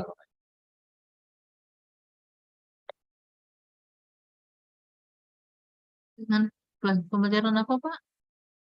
Pembelajaran diferensiasi sama tidak dengan pembelajaran individual? Individual. Ya, kira-kira Kayaknya menurut bedanya. pengalaman Ibu bagaimana? Mungkin nggak 100% sama, Pak. Ya, gimana Bu Lupa tapi tak sama Yusnita? gitu ya Bu Yusnita ya. Iya, Ya, mungkin ada persamaannya dengan pembelajaran Diungkapkan individual. aja pendapatnya. ya. Bagus ada Bu Silakan Bu Yusnita. Yusnita, enggak apa-apa ya. Kita berbagi saja Bu Yusnita, enggak apa-apa. Kita sama-sama guru kok Bu Yusnita. Kalau Ya. kalau individual mungkin memang khusus untuk masing-masing, Pak. Kalau diferensiasi mungkin kalau misalnya ada yang sama cara belajarnya, mungkin mereka mungkin seperti itu, Pak. Ya, baik. Terima kasih Bu Yusnita. Ya, Kurang jelas Bu Yusnita. Bu Yusnita yang ngomongnya. Ya, ya. enggak, Ya, terima Kak. kasih. Boleh diulangi enggak apa-apa Bu? Nah, biar kawan-kawan juga mendengar. Enggak, mungkin Saya kurang jelas ada tadi. ya diulangi ya Bu Najah. Mungkin ada persamaan antara pembelajaran berdiferensiasi dengan individu. Tapi ada perbedaan juga kalau menurut saya. Kalau individu itu memang dia belajarnya sendiri-sendiri. Kalau berdiferensiasi ada kemungkinan juga dia belajar berkelompok, dikelompokkan dengan mereka yang cara pembelajarannya sama gitu. Iya, oke, baik. Mungkin- Terima mungkin kasih Bu Yusnita. Ya, jadi yang disampaikan Bu Yusnita benar ya Bapak Ibu ya. Jadi untuk pembelajaran berdiferensiasi memang sedikit berbeda dengan pembelajaran individual. Jadi kalau pembelajaran berdiferensiasi, misalnya tadi yang disampaikan Bu Yunita ya, anak kita mungkin punya kelebihan auditorinya mungkin sekian orang, kemudian visualnya sekian orang, kemudian kinestetiknya sekian orang, nah ini bisa kita kelompokkan jadi satu kelompok, enggak apa-apa ya. Tapi kalau pembelajaran individual memang khusus ya per individu kita Ini lakukan. kurang sinyal. Ya, biasanya untuk pembelajaran individual ini biasanya untuk anak-anak yang inklusi itu ya Bapak Ibu ya, yang berkebutuhan khusus, nah itu bisa kita lakukan pembelajaran individual. Halo Pak Agus, saya udah kehilangan suara Pak Pugu nih. Masih Apa dengar saya Bu? aja? Bisa terdengar suara Bu? Halo, terdengar suara saya Bapak Ibu? Dengar Bu? Terdengar Pak. Oke, oke. Baik, ya. Oke, saya lanjutkan kembali ya Bapak Ibu ya. Terima kasih Bu Yusnita. Jadi benar yang disampaikan Bu Yusnita. Jadi untuk pembelajaran individual dengan pembelajaran berdiferensiasi tentunya tidak sama ya Bapak Ibu ya. Jadi kalau yang disampaikan Bu Yusnita untuk pembelajaran diferensiasi bisa saja untuk anak-anak yang punya kemampuan yang hampir sama, auditorinya, visualnya, atau kinestetiknya bisa kita kelompokkan. Kemudian keputusan-keputusan yang dibuat tersebut adalah terkait dengan, nah ini ya Bapak Ibu ya, kurikulum. Pertama, kurikulum yang memiliki tujuan pembelajaran yang didefinisikan secara jelas. Ya, kalau di IKM, insya Allah jelas. Jadi bukan hanya guru yang perlu jelas dengan tujuan pembelajaran, namun juga muridnya. Jadi tujuan pembelajaran penting Bapak Ibu ya. Ini merupakan tujuan yang harus dicapai anak pada setiap akhir proses pembelajaran ya. Kalau di dalam capaian pembelajaran ya nanti di setiap fase anak harus sudah mencapai capaian pembelajarannya. Kemudian dua, bagaimana guru menanggapi atau merespon kebutuhan belajar muridnya. Bagaimana ia akan menyesuaikan rencana pembelajaran untuk memenuhi kebutuhan belajar murid tersebut. Misal, apakah ia perlu menggunakan sumber yang berbeda, cara yang berbeda, dan penugasan serta penilaian yang berbeda. Yang tadi Bapak Ibu ya, gambar, ada gajah, ada singa, ada monyet tadi ya Bapak Ibu ya. Nah, apakah cukup asesmennya harus sama? Ya, ini harus menjadi kajian kita nanti Bapak Ibu ya. Karena kita bagaimana membuat diferensiasinya. Kemudian tiga, bagaimana mereka menciptakan lingkungan belajar yang mengundang murid untuk belajar dan bekerja keras. Jadi lingkungan belajar ya membuat murid nyaman ya itu bisa membawa dampak yang positif bagi murid kita ya. Mereka bisa belajar dengan tenang ya, kemudian belajar dengan betah ya, belajar dengan antusias. Kemudian 4, manajemen kelas yang efektif. Bagaimana guru menciptakan prosedur rutinitas, metode yang memungkinkan adanya fleksibilitas. namun juga struktur yang jelas, sehingga walaupun mungkin melakukan kegiatan yang berbeda, kelas tetap dapat berjalan secara efektif. Ya. Manajemen kelas ya Bapak Ibu ya, sekali lagi kita sebagai guru tentunya bisa mengatur nanti ya Bapak Ibu ya. Misalnya anak-anak untuk auditorium ya, tentunya akan berbeda penempatannya untuk anak-anak yang visual. Akan berbeda pula untuk anak-anak yang kinestetik. Ya. Bisa jadi nanti ada anak yang punya kemampuan lebih dari satu ya Bapak Ibu ya. Bisa jadi punya kelebihan audio atau visualnya ya. Atau bisa juga auditorio sama kinestetiknya. Nah, jadi tentunya ini menjadi bagian kajian kita nanti. Kemudian 5, penilaian berkelanjutan. Bagaimana guru tersebut menggunakan informasi yang didapat dari proses penilaian formatif yang telah dilakukan untuk dapat menentukan murid mana yang masih ketinggalan atau sebaliknya. Jadi, dengan adanya asesmen formatif yang kita lakukan di awal tadi ya Bapak Ibu ya, baik itu asesmen diagnostik dan asesmen formatif awal ya, nah tentunya kita sudah mendapatkan informasi berkenaan dengan siswa kita, si A, si B, si C-nya ya Bapak Ibu ya. Misalnya pengetahuan awalnya bagaimana, kemudian gaya belajarnya bagaimana, dan ini penting di dalam proses pembelajaran diferensiasi. Nah, ini beberapa elemen ya yang berkontribusi terhadap belajar dan pembelajaran ya Bapak Ibu ya. Di elemen dalam pembelajaran salah satunya respon yang berdiferensiasi, kemudian bagaimana kita mengatur strategi pembelajaran, bagaimana menciptakan lingkungan pembelajaran, bagaimana materi pembelajarannya, desain pembelajarannya bagaimana, kemudian asesmen dan evaluasinya bagaimana. Ini elemen dalam pembelajaran.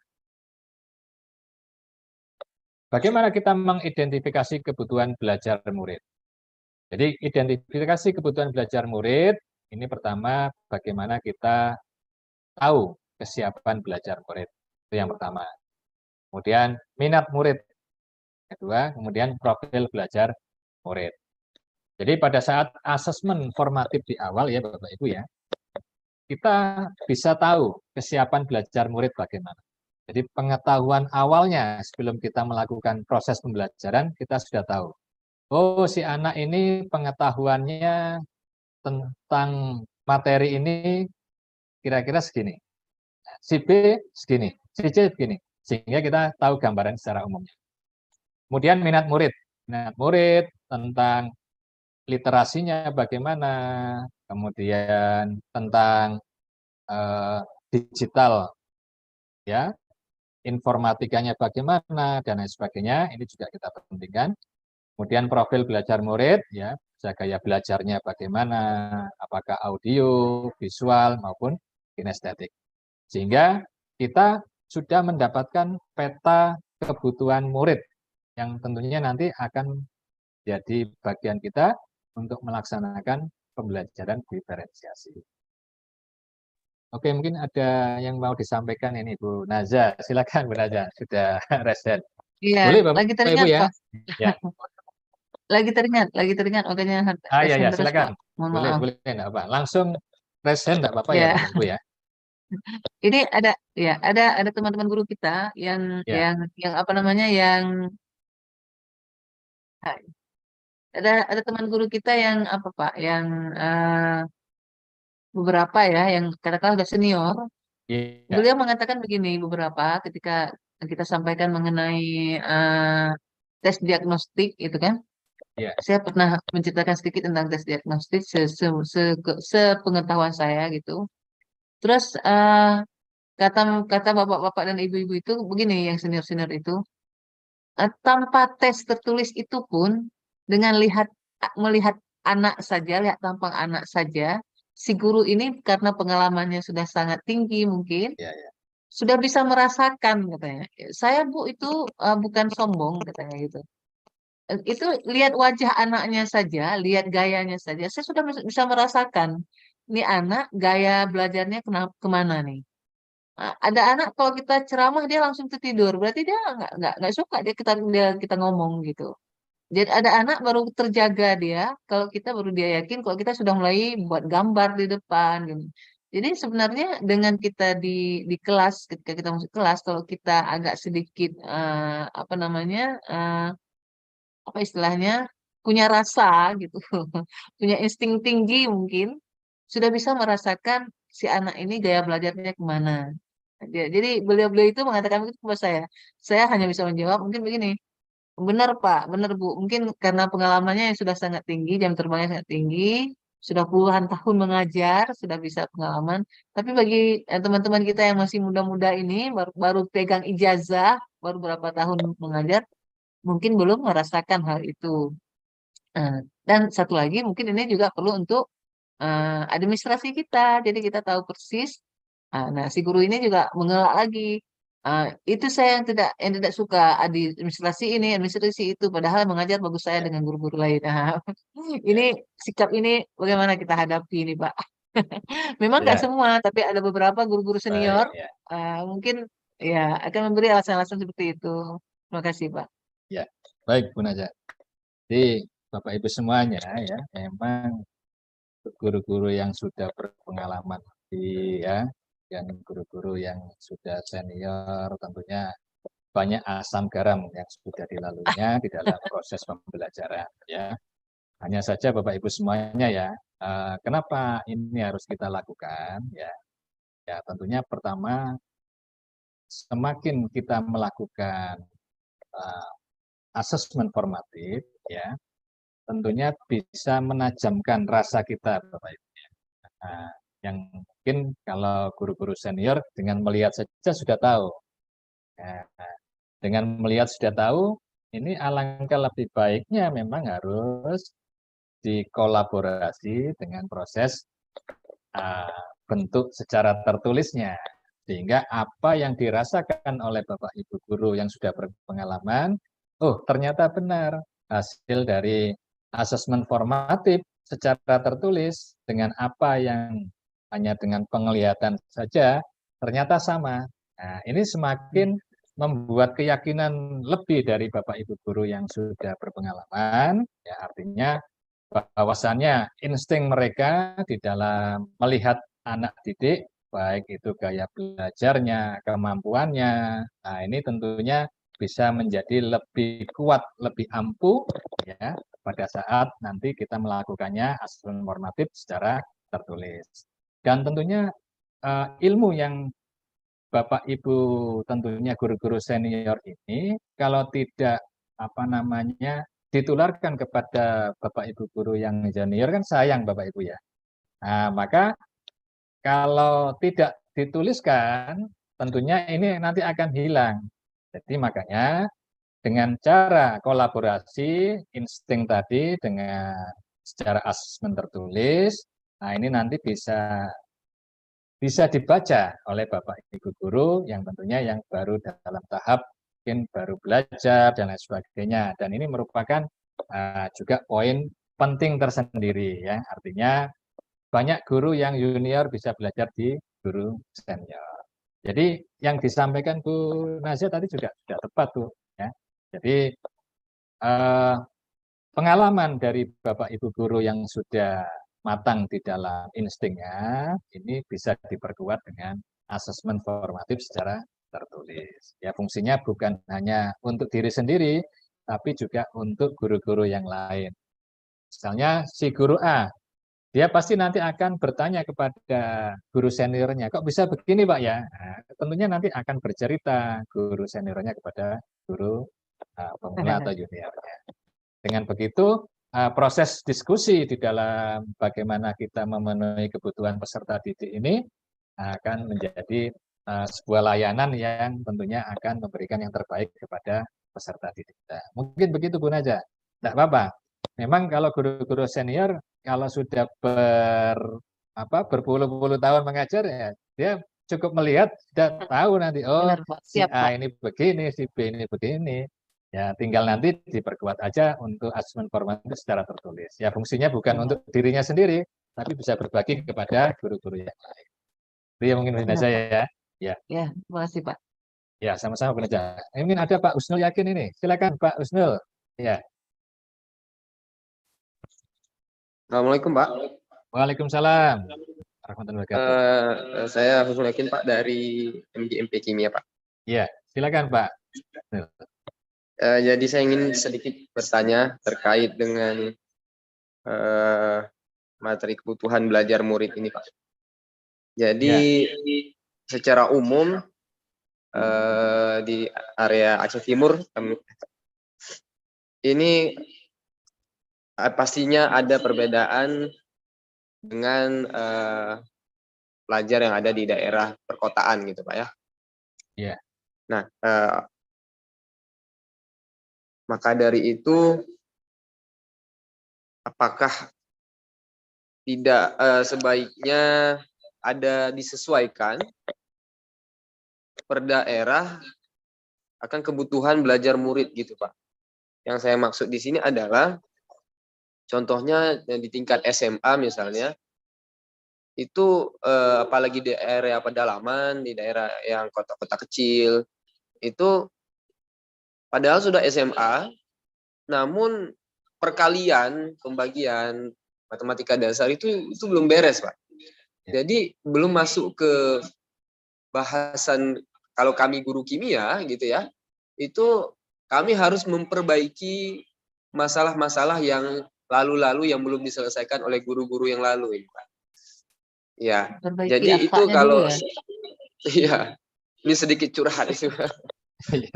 Lanjut Pak Silakan Husnul, Pak lanjut. Ya, jadi kami biasanya nggak sempat untuk mengaplikasikan apa yang sudah kami rencanakan. Contoh untuk kesiapan belajarnya murid, ya kemudian kami sudah melihat dan memperkirakan dan membuat langkah-langkah tertentu ya supaya meningkatkan minat murid, ya seperti yang sudah dibahas juga tadi, untuk memetakan kebutuhan murid itu semua sudah, tapi pada akhirnya semua itu tidak dapat dilakukan di kelas karena terbentur masalah lain yang harus diselesaikan lebih dahulu gitu Pak. Nah jadi bingung juga antara harus menyelesaikan tugas sebagai guru yang mengajarkan ilmu dan juga mempersiapkan pembelajaran ini Pak. Mana yang harus lebih dahulu disukseskan ini? Kadang-kadang sangat menyita pikiran Pak. Demikian Pak kira-kira. Terima kasih. Baik. Memang Pak Husnul ya, memang problem kita itu ya mungkin rata-rata guru ya Bapak Ibu ya. Apalagi yang di manajemen biasanya pasti akan terganggu ya. Jadi pada saat lagi enak mengajar mungkin ditelepon, ini ada ini ya. Jadi yang disampaikan Pak Husnul Yakin tadi ya tentunya kenapa tidak harus dibedakan ya. Maka di implementasi kurikulum merdeka disinilah sebetulnya Bapak Ibu diberikan keleluasaan ya. Dalam fase E itu kita sudah diberikan sebuah capaian pembelajaran dalam 1 tahun ya Bapak Ibu ya. Capaian pembelajaran dalam 1 tahun.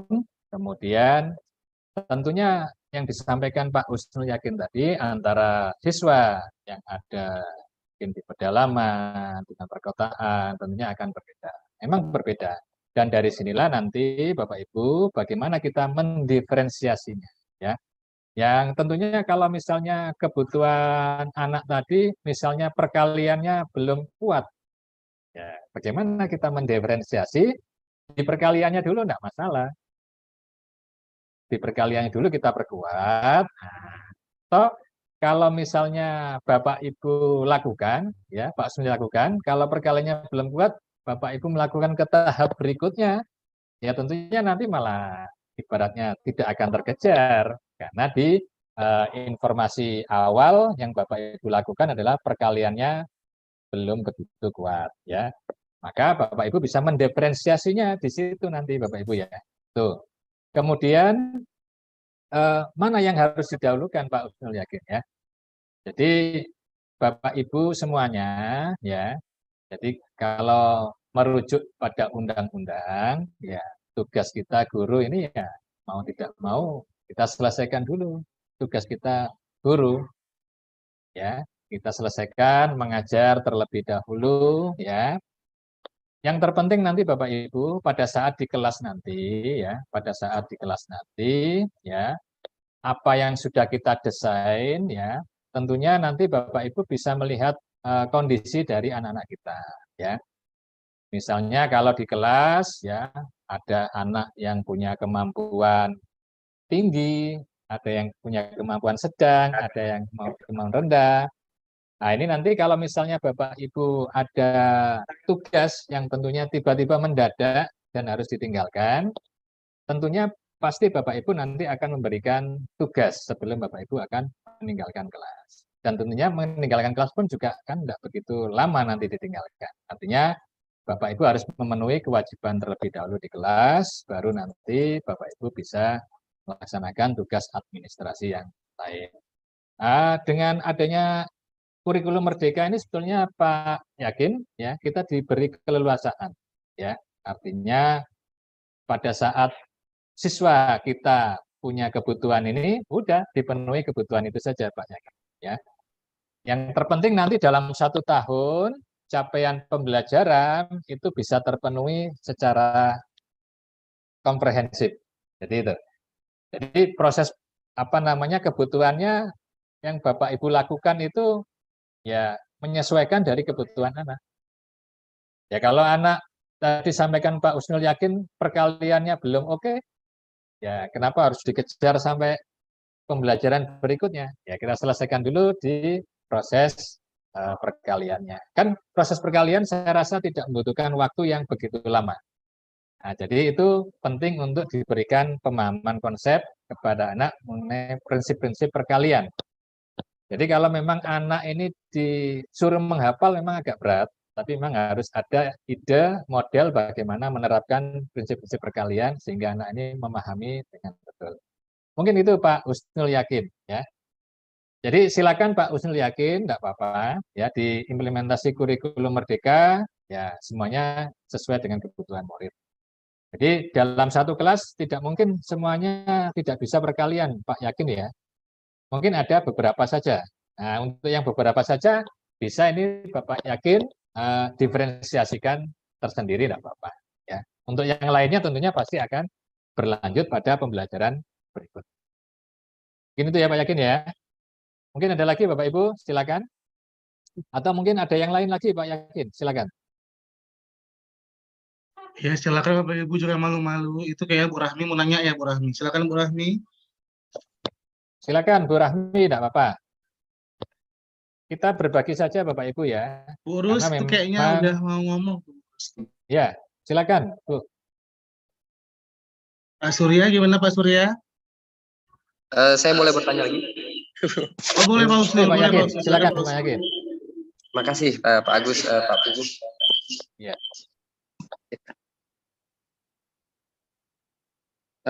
Ini Pak, sedikit bertanya tentang sampai mana, sampai pada standar apa kita itu memenuhi kebutuhan belajar murid. Maksudnya begini Pak, apakah ada standar bawahnya ataukah ada standar atasnya? Karena kan kita mengajar anak MA, tingkat MA, di mana mereka di dalam 3 tahun akan naik kelas lagi ke tingkat mahasiswa, begitu Pak. Ya. Yang pasti kan tingkat SMA dan mahasiswa itu berbeda, tingkat universitas di mana analisis dan berpikir kritis, kemandirian mereka itu sangat dibutuhkan. Nah, apalagi kan tipe dan cara pembelajaran dosen dengan guru itu kan sudah pasti berbeda, begitu Pak, ya? Ya. Nah, apakah ketika kita terlalu memenuhi kebutuhan murid itu malah berdampak buruk pada murid, di mana dia jadi tergantung pada gaya belajar tersebut dan tidak bisa belajar dengan gaya belajar lain atau dengan guru lain, begitu? Atau malah akan mempersiapkan murid menjadi mahasiswa yang mandiri nantinya, Pak? Oke. Ya. Mungkin begitu Pak. Terima kasih. Baik, makasih Pak Yakin. Jadi Bapak Ibu semuanya ya, tentunya di dalam proses pembelajaran kita ada CP ya Bapak Ibu ya. Di sana ada capaian pembelajaran. Ini masing-masing fase itu pasti ada CP-nya. Nah, di dalam CP itu nanti bagaimana kita mengambil tujuan pembelajaran Bapak Ibu. Tujuan pembelajaran. Jadi tujuan pembelajaran di setiap proses pembelajaran kita itulah menjadi target kita di dalam proses pembelajaran. Ya. Jadi misalnya nanti ya Pak Yakin ya, jadi dalam kalau dulu KD ya Bapak ya, 1 KD misalnya 1 KD itu kan tujuan pembelajarannya kita. Nah, dalam proses pembelajaran tentunya di dalam mencapai tujuan pembelajaran masing-masing anak ini berlarinya berbeda Bapak Ibu ya. Ada yang berlari cepat, ada yang berlari sedang, ada yang berlari lambat. Nah, tentunya penanganan ini masing-masing berbeda. Nah, untuk yang sudah cepat, cukuplah kita beri sebuah pengayaan. Tentunya mereka butuh tantangan lebih. Nah, tugas kita adalah untuk yang lambat, supaya mencapai tujuan pembelajaran itulah yang harus kita kejar Bapak Ibu ya. Karena apa Bapak Ibu? Yang tadi disampaikan Pak Husnul Yakin ya. Ternyata ada anak untuk kemampuan awal perkaliannya saja mungkin masih keteteran. Ini. Nah, maka Bapak Ibu konsentrasikan lebih kepada anak tersebut untuk membagi ya diferensiasinya dengan berbeda kepada yang lainnya. Untuk anak yang pembelajaran cepat, sudah kasih tugas, kasih tantangan, selesai. Untuk anak sedang, ya kasih tugas, ya mereka pasti sudah belajar secara mandiri.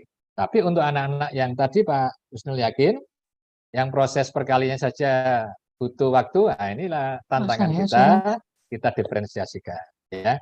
Jadi perlu kita scaffolding, ya, kita kasih tahapan, ya, supaya sama-sama nanti tujuan pembelajaran pada sesi pembelajaran ini bisa tercapai semua anak dengan baik dengan cara diferensiasi tadi Bapak Ibu ya, dengan cara diferensiasi tadi sehingga yang tadi disampaikan Pak Husnul Yakin ya, harapannya nanti Bapak Ibu semuanya ya, anak-anak itu punya kemampuan potensi masing-masing sehingga dia memanfaatkan potensi masing-masingnya itu bisa mencapai tujuan pembelajaran yang sudah kita tekankan di sana ya. Jadi Bapak Ibu ya. Jadi mereka punya potensi baik itu audio, visual, kinestetik dengan kemampuan-kemampuan gaya-gaya mereka itu dia bisa mencapai tujuan pembelajaran, bisa mencapai prestasinya. Dan ini nanti ya bisa berdampak pada di perguruan tinggi nanti Pak Husnul Yakin. Jadi kalau anak ini pada saat proses pembelajarannya sudah merasa nyaman, sudah merasa tenang, dan dia merasakan bahwa disinilah potensinya, ya, maka ini pasti nanti akan dipakai terus pada saat di perguruan tinggi. Jadi mereka tidak akan terhalang dengan hal-hal lain, karena mereka sudah punya potensinya. Jadi tugas kita bagaimana mengarahkan supaya potensi-potensi anak ini bisa mencapai tujuan pembelajaran pada saat kita melakukan proses pembelajaran. Gitu Pak Husnul Yakin. Jadi tidak perlu khawatir Pak Husnul Yakin ya, bahwa anak-anak itu memang punya ritme, punya gaya belajar berbeda, punya daya serap yang berbeda, tapi tugas kita itu tadilah. Ya, jadi kita bagaimana menghantarkan supaya tujuan pembelajaran ini bisa tercapai bersama-sama. Ya. Mungkin ada lagi, silakan Bapak Ibu. Oke, kalau belum saya lanjutkan lagi ya Bapak Ibu ya. Sebentar Pak, mungkin Bu Zubaidah mau menanggapi. Oh ya, silakan. Bu Zubaidah, silakan. Atau Bu Juli, atau Bu Aula.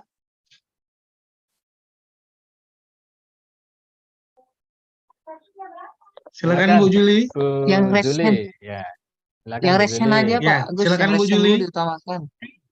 Ya, Bu Juli silakan. Warahmatullahi wabarakatuh. Waalaikumsalam warahmatullahi wabarakatuh. Warahmatullahi wabarakatuh. Terima kasih kepada Bapak Ahmad Pugu Heriawan. Materinya Bisa menyebutkan dari MGP mana Ya, Ibu Zulia? Dari tadi belum? menerangkan sekali bagi saya karena saya sendiri belum pernah melaksanakan IKM karena saya mengajar di kelas 3 gitu. Namun ada sedikit pertanyaan nih Pak mengenai apa ya? Desain ya, bukan desain sih ya, apa namanya? Persiapan guru agar pembelajaran kita itu nanti sesuai kepada minat dan bakat siswa, seperti itu inti-inti yang bisa saya tangkap. Nah, siswa sendiri itu memiliki kemampuan yang berbeda ya Pak, memiliki kemampuan yang berbeda dan minat yang berbeda juga. Nah, saya belum paham di bagian tes diagnostik tersebut, apakah kita melaksanakannya di awal pembelajaran sekali sebelum bab pertama, atau kita melaksanakan juga di bab-bab selanjutnya, karena di pelajaran bahasa Indonesia sendiri memiliki banyak teks ya Pak, karena kadang siswa di teks surat lamaran pekerjaan dia berminat nih gitu, terus kemudian di teks sejarah tiba-tiba dia nggak minat gitu Pak. Apakah kita melaksanakan tesnya tersebut di awal setiap bab atau di awal pembelajaran awal semester saja? Kemudian jika ada siswa yang minatnya tiba-tiba berubah nih Pak, karena kan kita nggak tahu apa nih yang terjadi kepada siswa di hari kemarin atau sebelumnya, tiba-tiba minat dia itu berubah, oh aku hari ini lagi nggak ingin belajar, dia juga tiba-tiba diam gitu. Apakah bisa kita kelompokkan ke siswa yang kelompok yang berbeda? Misalnya awalnya dia merupakan siswa yang minat, kemudian pengetahuannya juga baik, tiba-tiba dia ada satu hal, dia menjadi siswa yang diam, misalnya di satu bab nih, apakah bisa kita langsung kita pindahkan saja atau bagaimana? Oke. Terima kasih Bu Zuli ya. Bidang apa Bu? Mata pelajarannya Bu? Bahasa Indonesia Pak. Bahasa Indonesia, oke. Baik, tadi Bu Zuli menyampaikan ya, untuk tes diagnostik ya, ada bisa non kognitif ya. Untuk tes diagnostik untuk gaya belajar sebetulnya ini bisa di awal sebelum anak kelas 10 masuk ya. Jadi kita sudah tahu gaya belajar mereka, seperti apakah dia masuk di auditorio ya, kemudian visual atau kinestetik. Itu bisa dilaksanakan BK sebetulnya ya. Sehingga kita punya gambaran. Jadi tidak harus setiap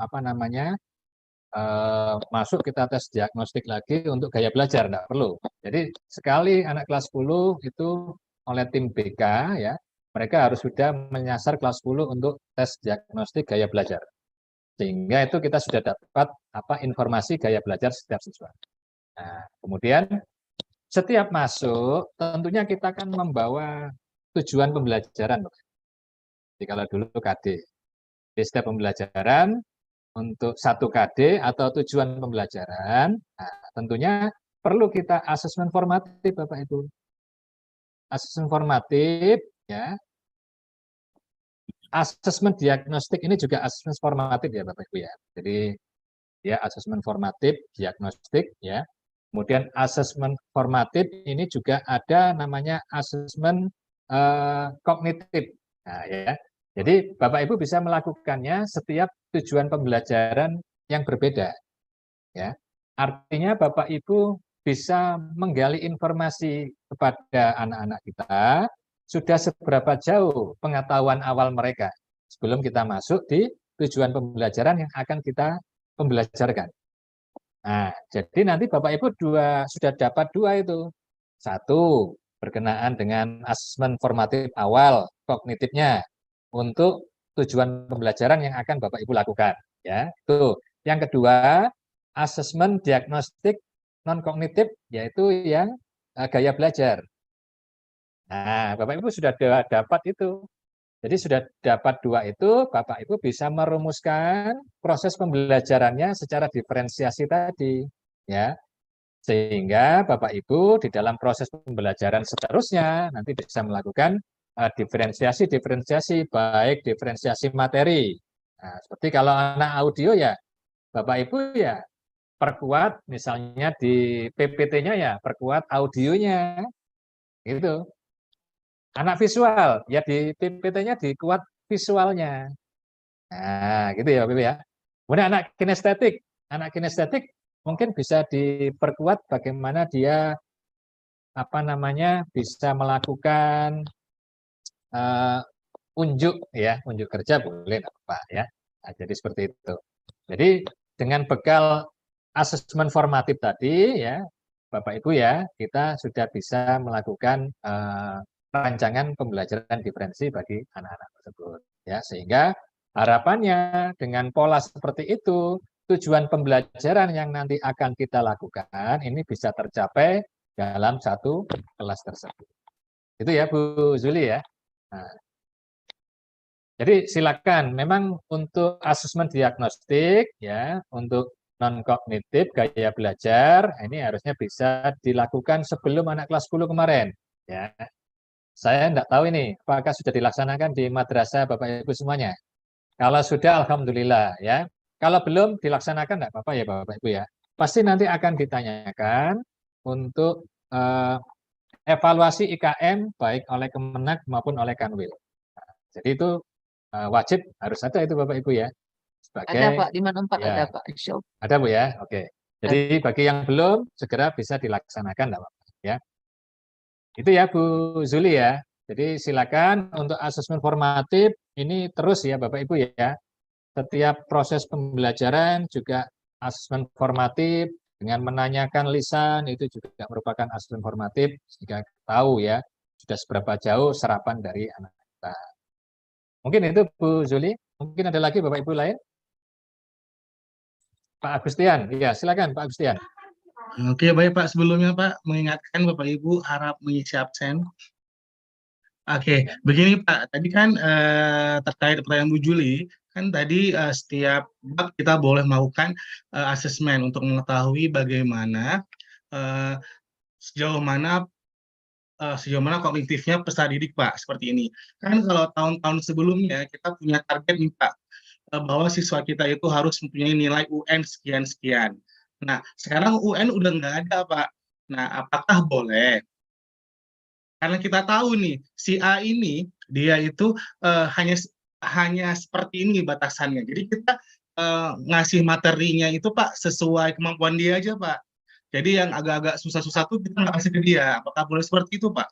Apakah itu namanya mendiskriminasi atau berdiferensiasi Pak, karena kita tahu nih dia nggak akan mampu, walaupun kita kasih ini itu dia nggak akan mampu karena kemampuan dia hanya segitu, seperti itu Pak. Ya, baik. Terima kasih Pak Agustian. Jadi Bapak Ibu semuanya ya, saya luruskan ya. Jadi untuk asesmen formatif bukan setiap bab, tapi setiap tujuan pembelajaran ya. Jadi setiap tujuan pembelajaran kita lakukan asesmen formatif awal ya. Fungsinya apa? Untuk mengetahui pengetahuan awal ya. Tujuan pembelajaran yang akan kita lakukan itu nanti bagaimana supaya tercapai? Salah satunya kita harus tahu dengan asesmen awal tadi, formatif awal.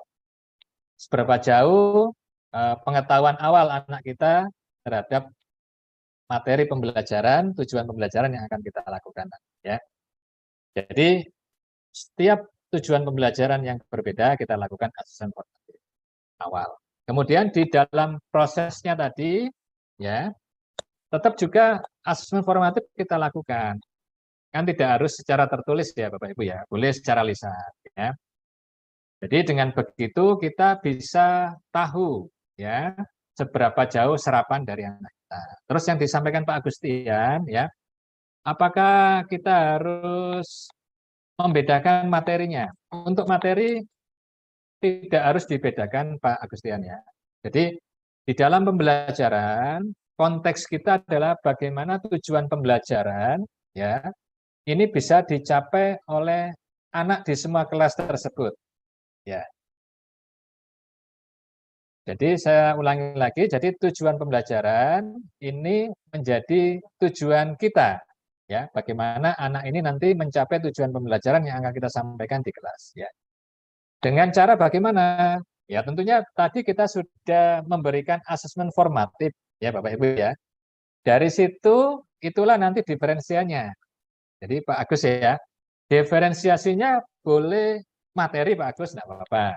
Jadi materinya antara anak yang satu dengan anak yang lain boleh berbeda, nggak apa-apa. Mungkin anak yang pengetahuannya sudah mahir, nah, cukup kita kasih tantangan, kasih pengayaan. Nah, bagi anak yang pengetahuannya masih belum mencapai, nah ini yang perlu kita scaffolding, Pak Agustin. Ya, perlu kita berikan tahapan, ya, scaffolding, ya, agar nantinya anak ini bisa mencapai tujuan pembelajaran tersebut. Dengan cara apa? Ya tentunya intervensi kita, Pak Agus, sebagai guru. Ya, ya intervensi kita sebagai guru agar anak ini supaya mencapai tujuan pembelajaran tersebut yang mengikuti dari tugas-tugas yang kita berikan pada anak yang punya diferensiasi yang berbeda dengan anak-anak mahir. Itu Pak Agus ya. Oke, terima kasih Pak. Ya. Pak Pugu boleh Silakan, sedikit Bu Naza. Pak. Boleh, silakan Bu Naza. Mungkin saya mau menajamkan sedikit tadi yang dimaksud Pak Agus. Jika gini Pak, kemampuan siswa menerima materi sampai capaian pembelajaran itu bisa mungkin berbeda Pak. Ya, jadi ketika kita memberi materi kepada siswa tersebut, bahkan dia sudah sampai di akhir tahun, sudah habis masa capaian pembelajarannya misalnya, katakanlah capaian pelajaran untuk fase E ini kan hanya sampai di tahun kelas 10 satu gitu. tahun. Jadi sudah habis masa kelas 10, tapi si anak ini belum mampu mencapai capaian pembelajaran tersebut. Mungkin maksud Pak Agus tadi, apakah tidak bermaksud mendalimi Pak si anak ini ketika kita memaksakan untuk sampai ke capaian pembelajaran, atau kita membiarkannya saja hanya berapa persen dari capaian pembelajaran yang dia sanggup ambil gitu maksudnya. Jadi jangankan 50% dari capaian pembelajaran itu, mungkin 25% pun tidak bisa dia capai karena faktor kemampuan dia secara akademis memang agak rendah gitu Pak. Nah, jadi apakah boleh gitu? Kalau saya yang tangkap tadi dari Pak Agus gitu tuh kayaknya. Iya Pak Agus. Ya benar Pak, benar Bu, benar. Oh gitu. Mohon maaf Pak. Oke, tidak apa-apa. Makasih Bu Naza. Jadi prinsipnya begini Pak Agus, ya. Jadi kalau anak ini misalnya, kalau anak mahir itu misalnya 5x3 itu ya Pak Agus ya. Mungkin sudah bisa menjawab cepat ya Pak Agus ya. Nah, 5x3 sudah bisa menjawab cepat. Nah, tentunya, Langsung luar kepala Pak. Itu. Ya, bagi anak-anak yang tidak mahir, ya cukup kita kasih itu aja, enggak apa-apa Pak Agus. Ya. Jadi misalnya untuk anak-anak yang mahir mungkin bisa level soalnya, ya, asesmen sumatifnya nanti berbeda dengan anak-anak yang tidak mahir. Yang terpenting tujuan pembelajaran dari yang sudah kita lakukan itu bisa terpenuhi. Misalnya kalau tujuan pembelajarannya adalah menjelaskan cara operasi aljabar, atau menuliskan cara operasi aljabar. Ya, bagi anak yang mahir tentunya tantangannya berbeda. Bagi anak yang tidak mahir, kalau kita berikan misalnya operasi 2 tambah 3 tambah 5 sama dengan berapa, ini bisa ya sudah, berarti dia sudah memenuhi tujuan pembelajaran. Jadi diferensiasinya itu di situ nanti Pak Agustian, ya. Iya Pak. Jadi Pak, misalnya gini Pak kan, mohon ya. maaf Pak sebentar Pak. Misalkan kita punya 10 soal nih Pak sumatifnya. Nah, Ya. kita tahu nih si A, B, C dia hanya mampu menjawab 2 soal saja. Nanti si F, G, H dia akan mampu menjawab 5 soal saja. Itu boleh nggak Pak? Soalnya kita samakan Pak 10 soal. Tapi kita tahu nih, pasti si ini hanya mampu menjawab 2 soal saja, 1 dan 2. Ya. Nanti yang si Z kita mampu jawab semua. Itu apakah boleh Pak? Oh itu. Jadi nanti gini aja Pak Agustian. Jadi yang terpenting begini, kalau misalnya dalam satu tujuan pembelajaran, Pak Agustian sudah melakukan tes sumatif atau asesmen sumatif, oke, enggak apa-apa ya. Tapi yang terpenting nanti kalau misalnya Pak Agustian mengumpulkan asesmen sumatifnya ya dalam satu semester mungkin ya, berarti kan kalau dalam satu semester kan ada beberapa tujuan pembelajaran itu yang harus diuji kan gitu. Nah, kalau dalam satu semester atau katakan setiap 3 tujuan pembelajaran Pak Agus melaksanakan asesmen sumatif, boleh enggak apa-apa. Jadi cukup nanti Pak Agus, jadi misalnya kalau dia di tujuan pembelajaran 1 dia misalnya belum tuntas, ya maka bagaimana upaya kita supaya di tujuan pembelajaran 1 itu bisa tuntas. Nah, itu. Ya, Pak. Siap. Jadi bagaimana nanti Bapak Ibu mendiferensiasinya ya.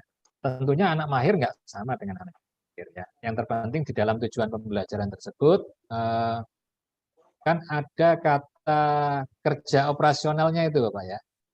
Kata kerja operasionalnya yang harus dipenuhi ya. Nah, misalnya kalau menyebutkan ya sudah, kalau anak bisa menyebutkan maka ya otomatis dia pasti akan tuntas ya. Jadi silakan enggak apa-apa Pak Agus ya. Nah, kalau misalnya satu tujuan pembelajaran Pak Agus melakukan asesmen sumatif juga diperbolehkan, cuma ya nanti tentunya nanti silakan didiferensiasi ya Pak Agus ya. Ya. Kalau Siap, Pak. misalnya Terima kasih, Pak. anak yang mahir ya diferensiasi dengan anak yang mahir ya. Yang penting dalam tujuan pembelajarannya itu mencakup semuanya, enggak apa-apa ya. Mungkin itu Pak Agus ya. Mungkin ada lagi Bapak Ibu? Oke, saya lanjutkan lagi ya Bapak Ibu ya. Jadi memang menarik Bapak Ibu di kurikulum Merdeka ini ya, karena ada pembelajaran diferensiasi ya, pembelajaran diferensiasi ya baik itu materi, proses ya maupun produknya. Nah, produk ini maksudnya yang tadi itu Pak Agus ya. Diferensiasi produk itu ya asesmen sumatifnya tadi ya. Jadi anak kalau dia misalnya tidak mahir kan tidak bisa kita paksakan ya, misalnya anak ini harus bentuk buat video ya, mungkin bisa juga PPT saja sudah merupakan produk hasil asesmen sumatifnya ya, atau mungkin ulasan penjabaran secara tertulis mungkin sudah juga seperti itu ya. Yang terpenting tujuan pembelajaran ya itu bisa terpenuhi oleh anak dengan diferensiasi yang Bapak Ibu lakukan ya. Oke, lanjut ya Bapak Ibu ya. Nah ini satunya tadi yaitu kesiapan belajar ya Bapak Ibu ya, kesiapan belajar. Jadi kesiapan belajar ya untuk mempelajari materi, konsep atau keterampilan baru ya. Jadi Bu Lili contohnya ya, Bu Lili akan mengajar pelajaran matematika. Tujuan pembelajaran yang ia tetapkan adalah ini ya. Murid dapat menyajikan, ini kan kata operasional yang bisa diukur ya Bapak Ibu ya. Dan menyelesaikan masalah yang berkaitan dengan keliling bangun datar. Nah, ini tujuan pembelajaran yang harus dikuasai ya oleh peserta didik.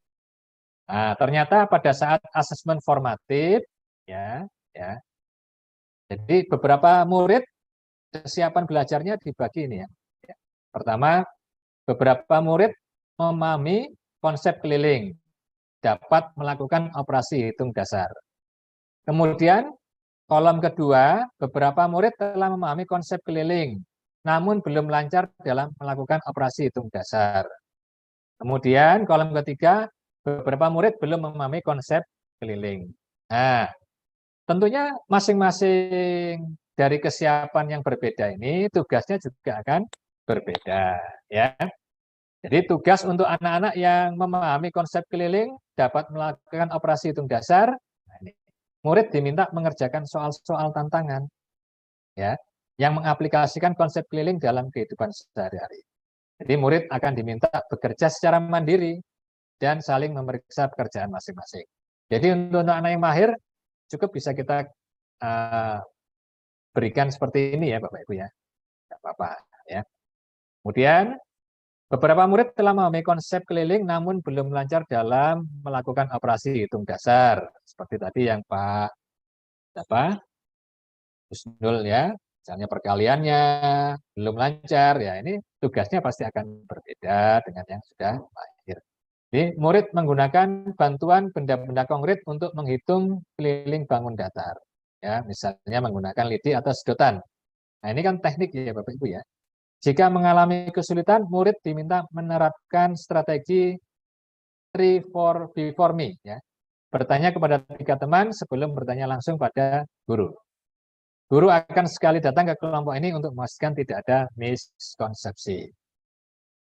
Nah ini, beberapa murid belum memahami konsep keliling. Nah, Bapak Ibu, ya, murid akan mendapatkan pembelajaran eksplisit tentang konsep keliling. Guru akan memberikan scaffolding lebih banyak dalam proses ini. Ini tadi ya Bapak Ibu ya, yang disampaikan Pak Agustian tadi, itu anak-anak yang sulit untuk mencapai tujuan pembelajaran, ya ini kita butuh scaffolding, ya, bagaimana anak ini supaya tujuan pembelajaran itu nanti tercapai, ya. Jadi Bapak Ibu dengan diferensiasi ya, dengan melihat kesiapan peserta didik ini kita sudah bisa membuat diferensiasi ya di dalam proses pembelajarannya. Jadi harapannya begitu nanti Bapak Ibu ya. Ya ini kesiapan belajar. Kemudian yang kedua minat murid. Jadi minat merupakan suatu keadaan mental yang menghasilkan respon terarah kepada situasi atau objek tertentu yang menyenangkan dan memberikan kepuasan. Jadi pembelajaran yang berbasis minat, ya tentunya pertama membantu murid menyadari bahwa ada kecocokan antara sekolah dan kecintaan mereka sendiri untuk belajar. 2, mendemonstrasikan keterhubungan antar semua pembelajaran. C, menggunakan keterampilan atau ide yang dikenal murid sebagai jembatan untuk mempelajari ide atau keterampilan yang kurang dikenal atau baru bagi mereka. Meningkatkan motivasi murid untuk belajar. Jadi kalau masing-masing murid minatnya sama, ya nanti salah satunya adalah meningkatkan motivasi murid untuk belajar. Jadi ini berbasis minat ya tadi Bapak Ibu ya. Kemudian ini beberapa minat ya. Menciptakan situasi pembelajaran yang menarik perhatian murid ya dengan humor ya Bapak Ibu ya. Jadi apalagi matematika kadang gurunya serius ya Bapak Ibu ya, nggak senyum, ya kadang anak jadinya agak minder ya, maka ciptakan kejutan-kejutan dengan cara humor ya Bapak Ibu ya. Saya rasa guru matematika banyak juga yang senang humor ya Bapak Ibu ya. Kemudian menciptakan konteks pembelajaran yang dikaitkan dengan minat individu ya. Boleh misalnya stimulusnya ya Bapak Ibu ya. Stimulusnya boleh kontekstual, enggak apa-apa ya. Misalnya ada anak minat yang senang bola, minat yang senang apa, boleh dikaitkan nanti. Kemudian mengkomunikasikan nilai manfaat dari apa yang dipelajari ya. Di nilai manfaatnya nanti bisa salah satu murid saling bisa berkomunikasi. Dan menciptakan kesempatan-kesempatan belajar di mana murid dapat mengerjakan persoalan. Jadi problem based learning ya. Ini untuk menarik minat. Contoh ini Bapak Ibu ya. Jadi Ibu Zainab ingin mengajarkan murid-muridnya keterampilan membuat tulisan teks prosedur, ini bahasa Indonesia. Ia kemudian melihat pada catatan yang dimilikinya, ia menemukan bahwa di kelasnya ada, nah ini, 8 orang murid yang sangat menyukai kegiatan olahraga, 6 orang yang menyukai hal-hal yang berkaitan dengan sains, 4 orang senang membuat prakarya, dan 2 orang senang memasak. Nah, setelah selesai mendiskusikan tentang apa dan bagaimana membuat tulisan berbentuk prosedur, Bu Zainab lalu meminta murid berlatih membuat sendiri tulisan berbentuk prosedur tersebut. Setiap murid diperbolehkan untuk menulis dengan topik sesuai dengan minat mereka. Jadi topiknya disesuaikan dengan minat dari murid tersebut ya Bapak Ibu ya. Jadi mungkin ada murid yang memilih membuat tulisan prosedur memasak nasi goreng. Ada murid yang memilih membuat tulisan tentang prosedur membuat bunga dari sedotan, ya, prakarya, ya. Dan yang memasak tadi nasi goreng, ya. Kemudian mungkin yang lainnya dan sebagainya ya Bapak Ibu ya. Nah, dengan begitu tujuan pembelajaran dari Ibu Zainab ini pasti akan terpenuhi, yaitu bagaimana bisa membuat ini Bu ya, tulisan ya berbentuk prosedur ya. Meskipun yang ditulis ya masing-masing anak berbeda sesuai dengan minat anak masing-masing. Ini juga termasuk bentuk diferensiasi ya yang berdasarkan minat ya Bapak Ibu ya. Ini fokus pada minat ya menurut Tomlinson ya Bapak Ibu ya. Beragam, ada seni, sains ya dan sebagainya. Ini bisa nanti Bapak Ibu lakukan asesmen formatif ya untuk mengetahui minat. Boleh secara tertulis, boleh juga secara lisan. Ini model ekspresinya ya Bapak Ibu ya. Lisan, bagi anak yang senang berpidato, tertulis ya, kemudian rancang bangun ya, dan abstrak, ide atau rencana atau layanan masyarakat. Kemudian yang ketiga ya Bapak Ibu ya, tadi sudah kesiapan, kemudian minat. Yang ketiga ini profil belajar murid ya Bapak Ibu ya.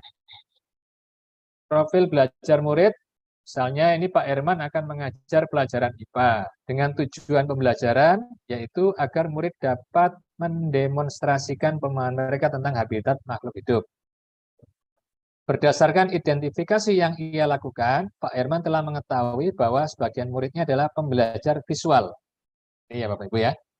Sebagian lagi adalah pembelajar auditori dan pembelajar kinestetik. Nah, untuk memenuhi kebutuhan belajar murid-muridnya tersebut, Pak Herman melakukan diferensiasi. Ya, jadi saat mengajar Pak Herman melakukan hal-hal berikut. Ia menggunakan banyak gambar, alat bantu visual saat menjelaskan. Ini bagi anak-anak yang visual, Bapak Ibu. Kemudian ia juga menyediakan video yang dilengkapi dengan penjelasan lisan yang dapat diakses oleh murid. Yuk, bisa visual, lisan, ini juga auditori ya Bapak Ibu ya. Kemudian 3, Pak Herman juga membuat beberapa sudut belajar atau display yang ditempel di tempat-tempat berbeda untuk memberikan kesempatan murid bergerak saat mengakses informasi. Ya, ini untuk anak-anak yang kinestetik. Jadi ini termasuk bentuk diferensiasi ya proses pembelajaran ya atau mungkin konten ini ya Bapak Ibu ya, materi ya. Jadi anak-anak yang berbeda bisa terpenuhi, terlayani sesuai kebutuhan mereka. Jadi saat memberikan tugas, Pak Herman memperbolehkan murid-muridnya memilih cara mendemonstrasikan pemahaman mereka tentang habitat makhluk hidup. Murid boleh menggunakan atau menunjukkan pemahaman dalam bentuk gambar, rekaman wawancara, maupun performan atau role play. Jadi diberikan keleluasaan sesuai dengan profil belajar murid tersebut. Apakah dia visual? Kalau visual ya dalam bentuk gambar, apakah auditori dalam bentuk rekaman, atau kinestetik dalam bentuk performan atau role play. Ini profil belajar murid ya Bapak Ibu ya. Nah ini Bapak Ibu ilustrasi ya Bapak Ibu ya. Jadi kan tidak mungkin satu ukuran ini pas untuk semuanya. Itu Bapak ya. Jadi pembelajaran yang kita lakukan ya, kalau kita tidak melakukan diferensiasi, akibatnya begini Bapak Ibu. Ya. Nah, bagi anak yang mahir, nah, akan nampak seperti ini Bapak Ibu ya. Ilustrasinya begini ya Bapak Ibu ya. Nah, bagi anak yang tidak mahir, ilustrasinya ya ini kedodoran ya gitu ya Bapak Ibu ya. Ilustrasinya gitu. Jadi dengan pembelajaran diferensiasi ini maksudnya ya bagaimana kita memberikan layanan sesuai dengan kebutuhan pasnya gitu ya Bapak Ibu ya. Jadi harapannya kalau kita menyesuaikan dengan kebutuhan mereka, maka pasti ini pas semuanya Bapak Ibu ya. Tidak ada yang kekecilan, kedodoran dan sebagainya. Ini ilustrasi ya Bapak Ibu ya. Beberapa contoh untuk mengidentifikasi kebutuhan belajar murid. Nah, ini yang disampaikan Bu Naza Leli tadi, ya Bapak Ibu ya. Ini guru-guru senior cukup ini Bapak Ibu, satu, mengamati perilaku murid-murid. Jadi dengan mengamati saja tahu si A itu ini, si B ini, si C ini. Ya, nggak apa-apa, itu ilmu mereka karena mereka sudah banyak asam garamnya, banyak pengalaman. Dan tetap kalau di implementasi kurikulum Merdeka ya diharapkan penguatannya adalah di asesmen formatif tertulis ya, supaya tidak digunakan sendiri ya Bapak Ibu ya, bisa berbagi kepada guru-guru yang lain. Boleh begini enggak Bapak ya? Silakan sih ya. Kemudian mengidentifikasi pengetahuan awal. Nah, ini untuk setiap tujuan pembelajaran ini Bapak Ibu wajib ya untuk mengetahui pengetahuan awal peserta didik kita ya. Jangan kita belum melakukan ini langsung start ya Bapak Ibu ya. Dampaknya tadi ya Bapak Ibu ya. Kalau ukuran bajunya pas sih nggak apa-apa, tapi kalau kekecilan, nah, kedodoran, nah itu nanti dampaknya yang tidak bagus. Kemudian mereview dan melakukan refleksi terhadap praktek pengajaran. Nah, ini tetap asesmen formatif ya dalam proses pembelajaran tetap kita lakukan ya, mereview terus ya Bapak Ibu ya. Mereview, mengulas ya untuk memberikan refleksi terhadap praktek pengajaran kita. Maka sebetulnya kalau sering kita melakukan asesmen formatif, maka perubahan di dalam RPP ya Bapak Ibu ini akan dinamis ya Bapak Ibu ya, pasti akan dinamis ya. Jadi dengan begitu RPP kita ini pasti akan menyesuaikan dari apa yang sudah kita lakukan di asesmen formatif. Kemudian berbicara dengan guru murid sebelumnya. Nah ini penting ya Bapak Ibu ya. Jadi yang tadi bisa jadi misalnya di fase E ya, bisa jadi belum mencapai capaian pembelajarannya, gitu ya. Maka nanti dilanjutkan di fase F, maka ini harus ada komunikasi ya Bapak Ibu ya. Tapi itu biasanya di fase D ya Bapak ya. Di fase D itu yang MTS ya Bapak ya. Di kelas 1, 2, 3 itu kan fasenya sama. Maka ini harus ada komunikasi ya antara guru kelas 1, kelas 2, kelas 3. Karena fase pencapaiannya sama untuk yang MTS ya. Jadi kalau untuk A berbeda yaitu fase E, fase F.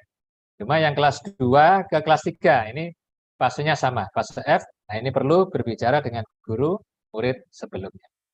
Penting ini. Kemudian membaca rapor murid dari kelas mereka sebelumnya. Ya, ini beberapa contoh cara mengidentifikasi kebutuhan belajar murid ya Bapak Ibu ya. Kemudian strategi ya Bapak Ibu ya. Strategi mendiferensiasi pembelajaran. Ya, satu, mendiferensiasi konten, materi atau isi. Ya, silakan. Yang tadi yang anak mahir ya sesuaikan, anak yang sedang sesuaikan, dengan anak yang rendah atau belum mahir ya sesuaikan ya Bapak Ibu ya. Ini namanya mendiferensiasi konten atau materi. Kemudian dua, mendiferensiasi proses ya. Mendiferensiasi proses untuk anak yang mahir ya cukup kita beri tantangan ya. Untuk anak yang sedang kita beri tugas ya. Kemudian untuk anak yang belum mahir ya ini perlu kita scaffolding, kita tuntun ya. Kita beri tahapan supaya tujuan pembelajaran dalam suatu proses pembelajaran bisa tercapai bersama-sama di setiap anak. Kemudian mendiferensiasi produk. Ini kaitannya dengan asesmen sumatif ya Bapak Ibu ya. Di mendiferensiasi produk, kalau anak itu dia auditori ya bagaimana nanti produknya dalam bentuk rekaman, contoh gitu ya Bapak Ibu ya. Kalau anak itu visual, bagaimana produknya dalam bentuk gambar atau video ya, boleh, dan seterusnya. Kemudian 4, mendiferensiasi lingkungan belajar. Ya, mendiferensiasi lingkungan belajar seperti tadi yang disampaikan Leli ya. Bagaimana kita mengatur tempat duduk, kemudian mengatur kelompok ya. Apakah kelompok, misalnya boleh si A nanti di kelompok sini, suatu saat di kelompok sini boleh, nggak apa-apa. Semuanya tergantung dari asesmen formatif yang telah Bapak Ibu lakukan di awal ya. Jadi diferensialnya pasti akan nggak sama antara guru satu dengan guru yang lain, antara madrasah satu dengan madrasah lain pasti akan berbeda. Jadi akan tercipta pembelajaran sesuai dengan kebutuhan.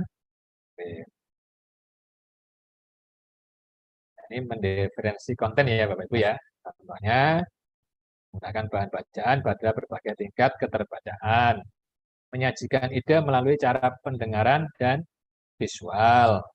Ya. Kemudian menggunakan teman membaca dan bertemu dengan kelompok-kelompok kecil untuk mengajarkan kembali sebuah ide atau keterampilan. Bapak Ibu ya. Jadi merujuk pada strategi membedakan, mengorganisasikan pada format penyampaian konten. Konten adalah materi, pengetahuan, konsep, dan keterampilan yang perlu dipelajari murid berdasarkan kurikulum. Jadi itu diferensiasi konten Bapak Ibu ya.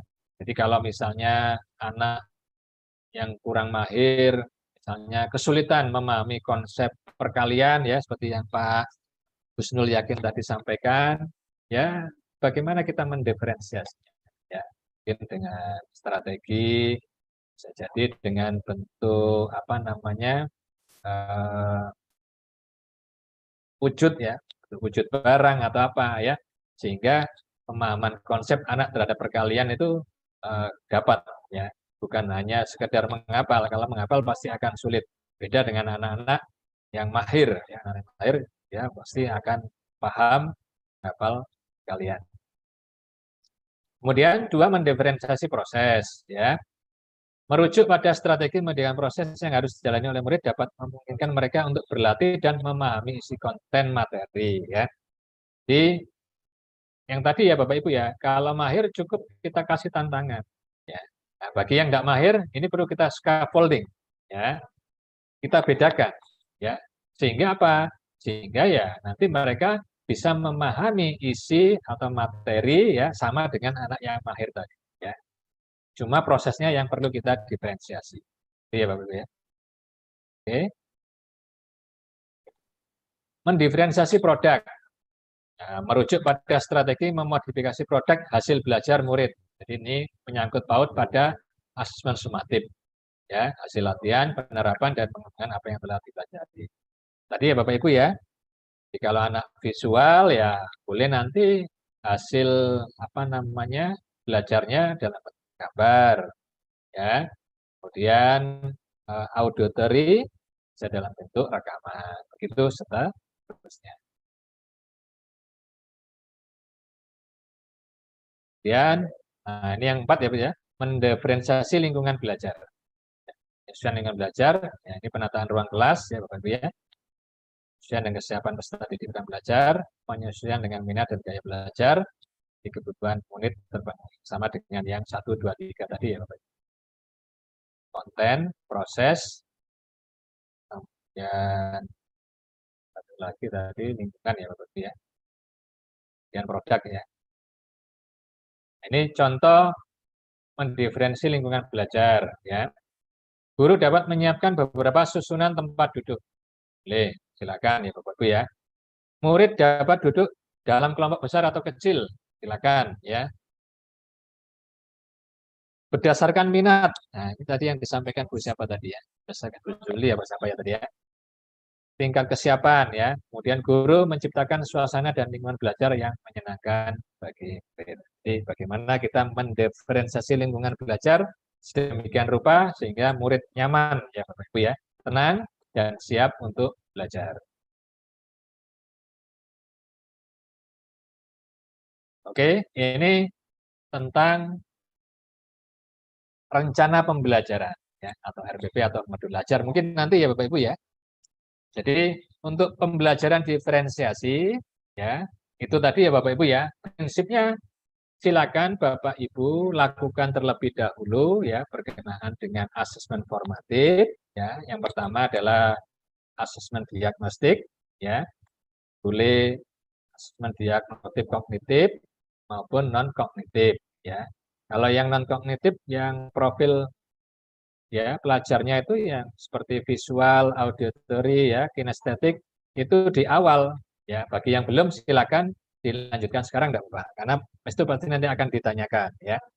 Kemudian untuk asesmen formatif awal di setiap tujuan pembelajaran Bapak Ibu wajib melakukan hal tersebut. Ya, fungsinya apa? Supaya Bapak Ibu bisa merancang diferensiasi pembelajarannya. Ya. Baik, mungkin itu Bapak Ibu untuk pembelajaran diferensiasi. Silakan, mungkin kita bisa berdiskusi kembali. Saya kembalikan kepada moderator. Saya persilakan.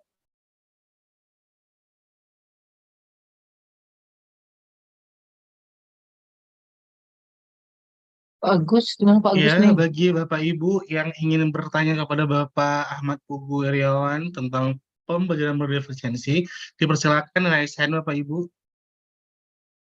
Pak Agus atau Pak Agus? Halo Halo? Pak Agus? Ya. Atau ini kita kan zuhur nih. Oh ya, boleh Bu. Break dulu berarti Bu ya.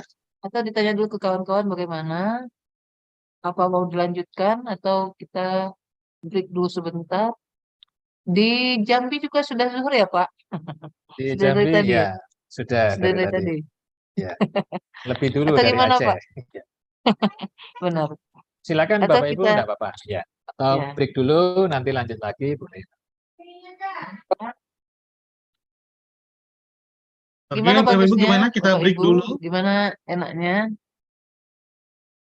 Boleh kita sholat dulu enggak apa-apa, Bu? Sholat dulu. Kemudian Ya, break aja dulu.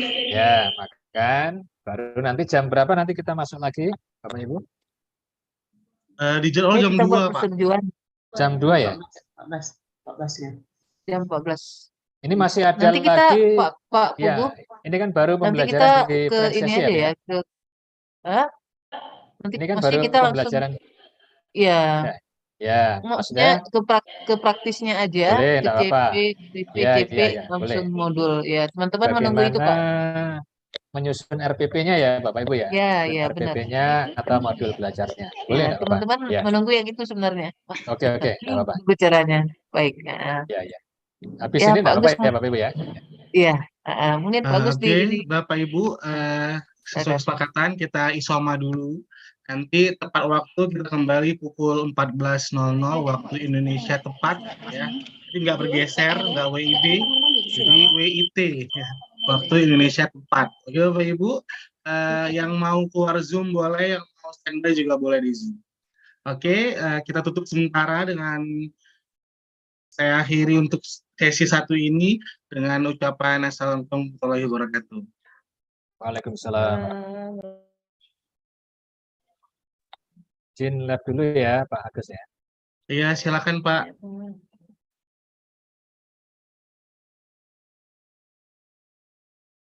Bapak Ibu konsumsinya boleh ambil di masing-masing madrasah ya. Pak, link Zoom-nya nanti Pak ya. Terima kasih. Link Zoom-nya tetap ini Bapak Ibu ya, tidak berubah ya. Oh ya. Nanti rekamannya dikirim link Pak Agus ya. Rekamannya nanti kita minta Pak Reza untuk iya. dikirim, karena nanti kita convert dulu. Oke. Terima kasih Pak Agus.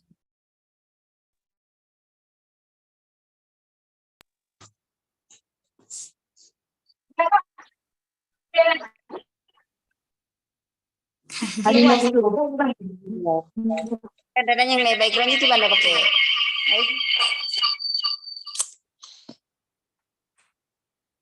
RTB dari Hanale.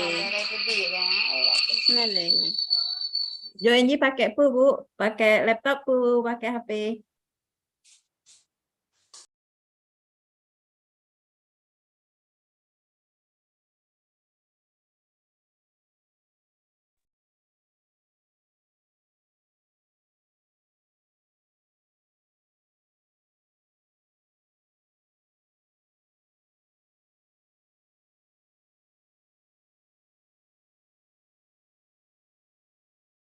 Diumumkan di grup aja nanti Pak Agus. Di grup jam berapa kita kumpul kembali, kemudian sementara istirahat. Pak Pugu, Silakan beristirahat juga sebentar. Terima kasih banyak.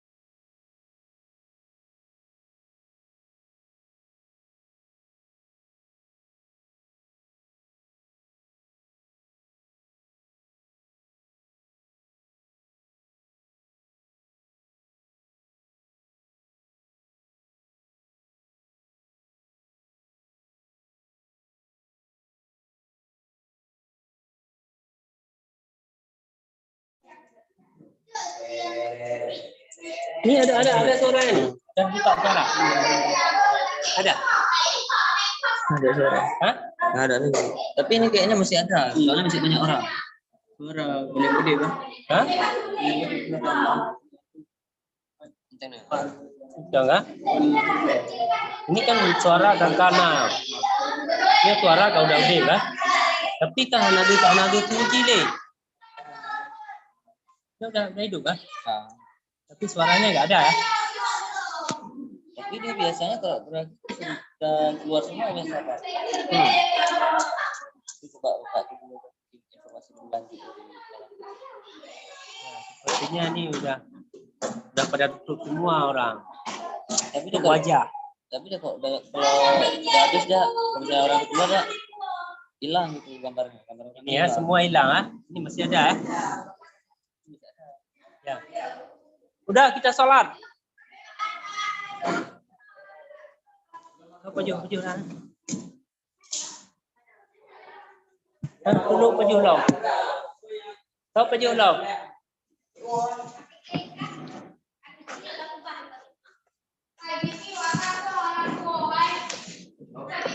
Ini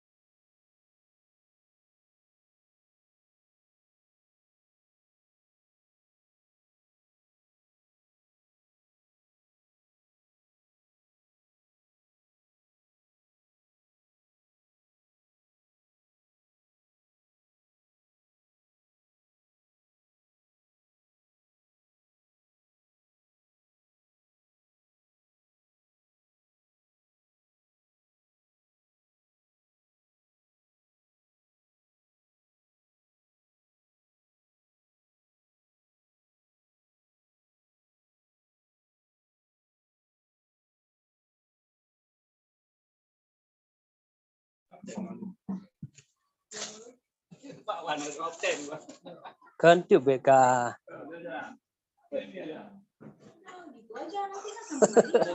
Oh ya. Nanti jam 2 masuk lagi Zoom. Habis baterai. Aku mau habis baterai. Sama. Keluar tuh. Ini aja belum keluar nih. Orang bukan ya? Rumpur bukan? Tinggi. Mana Jawa? Bukan Leli. Awalnya di Maice nggak jadi, ya kan?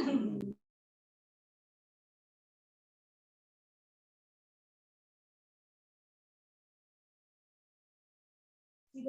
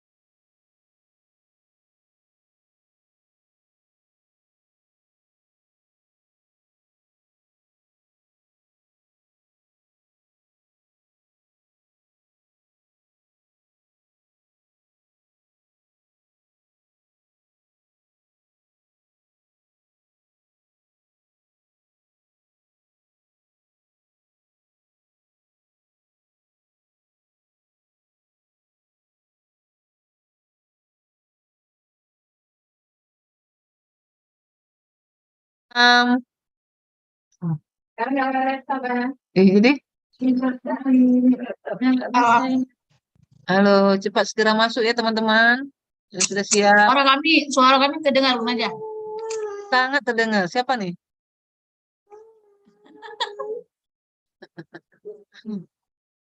Ya, Kak Wisnita. Siap-siap ya. Nanti aktif ya, Bapak Ibu. Jangan nggak aktif loh. Jangan tidur ya. Ya Bu, kami lagi praktekan. Oke, tolong infokan ke teman-teman segera bergabung. Bu Rahmi, tolong infokan. Sudah bisa bergabung ya. Oke Bu.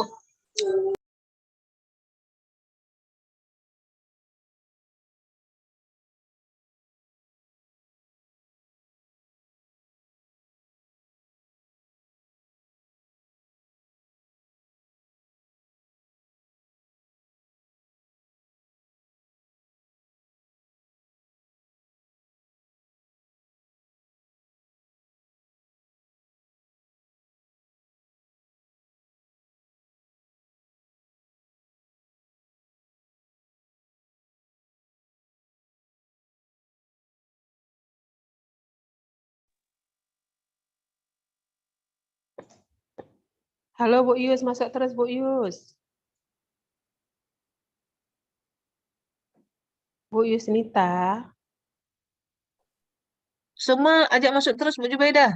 Iya, kami udah masuk nih. Oh, Bu Nah, Yusnita, halo.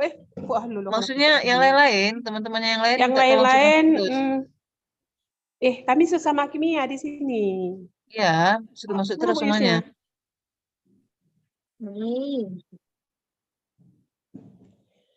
Bu Asma. Bu Beda tolong ingatkan di grup kita juga boleh semuanya masuk masing-masing. Iya, boleh. Bu Rahmi tolong ingatkan di grup matematika ya. Iya, boleh. Rahmi. Ingatkanlah jangan yang tidur. Nanti aktif ya. Boleh. Siap, Bu. Ini lebih penting loh materinya. Materi sekarang lebih penting karena tentang modul, tentang CP, tentang asesmen yang sangat penting itu. Yang seperti ada yang minta tadi, seperti yang diajak saya tadi. Minta Iya, boleh. asesmen. Acara udah mulai ya, buat di grup ya.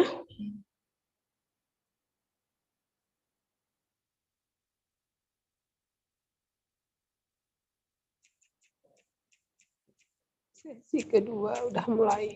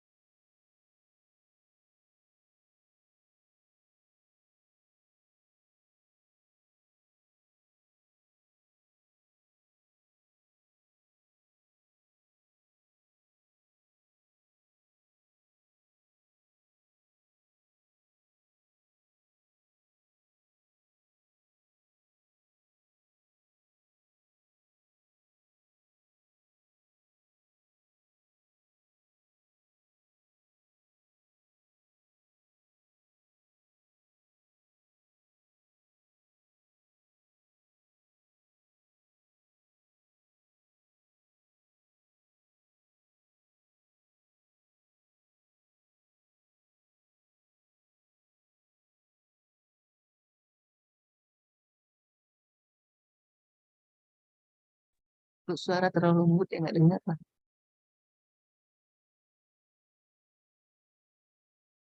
Kok dikit kali masih nih. Mana kawan-kawan?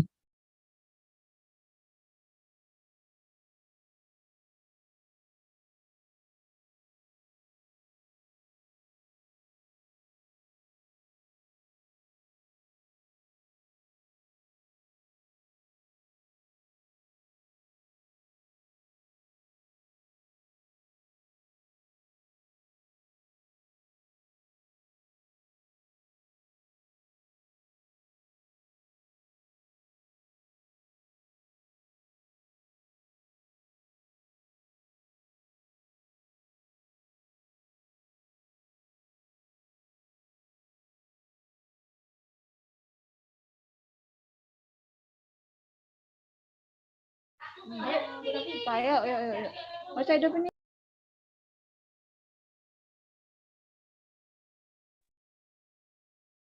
Kita menunggu Bu Ajalili.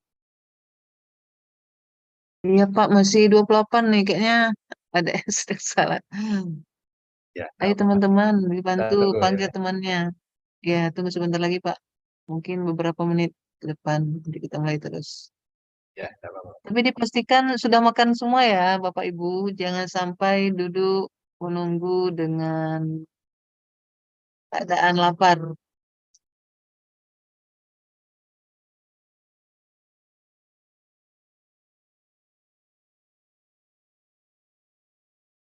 Pak Agus sudah hadir?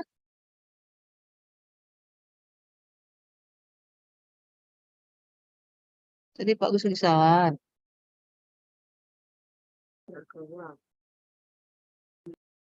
Enggak ada izin dari Ibu, saya nggak bisa jaga Zoom mau salat. Iya.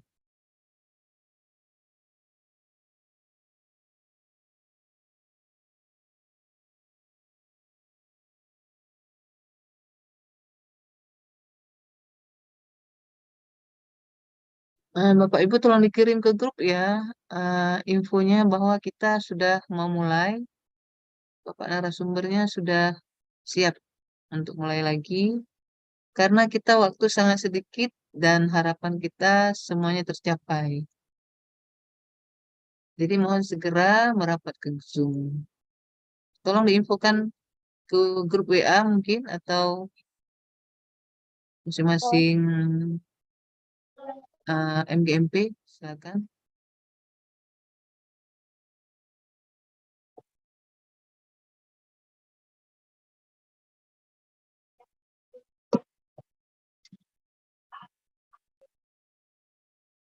Terus.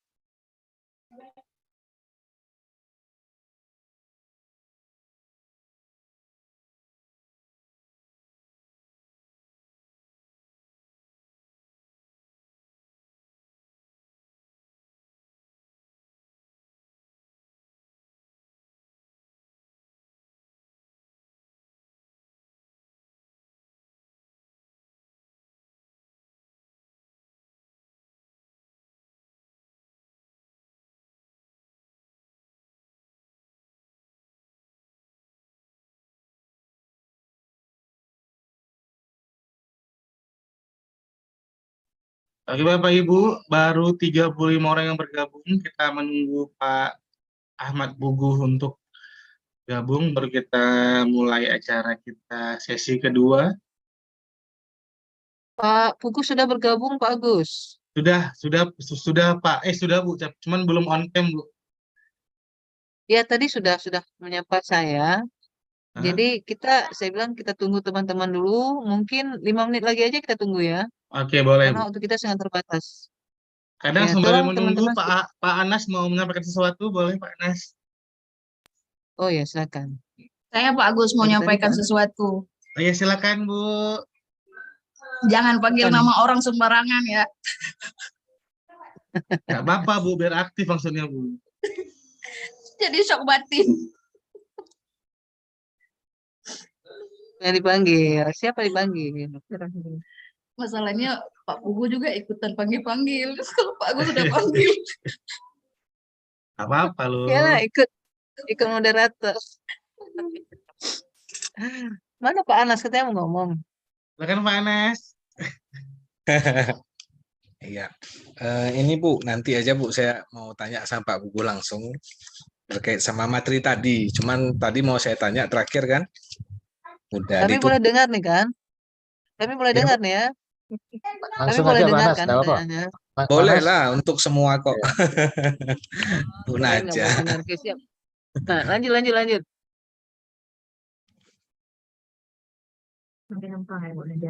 Silakan Pak Anas. Gimana kabarnya? Oh, ya Pak Bugu, baik terima kasih udah on cam.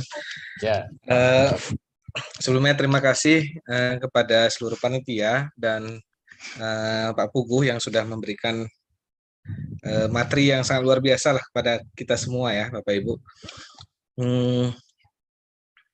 Tadi dari pemaparan Pak Puguh ada beberapa hal lah yang terbersit lah sama saya terkait dengan pembelajaran yang berdiferensiasi lah tadi masalah itu kan Pak kan. Jadi misalkan gini, dalam implementasi kurikulum Merdeka ini Pak, kan salah satunya kita seperti memberikan kebebasan lah pada anak-anak untuk memberi mereka pilihan, mapel pilihannya apa, seperti itu.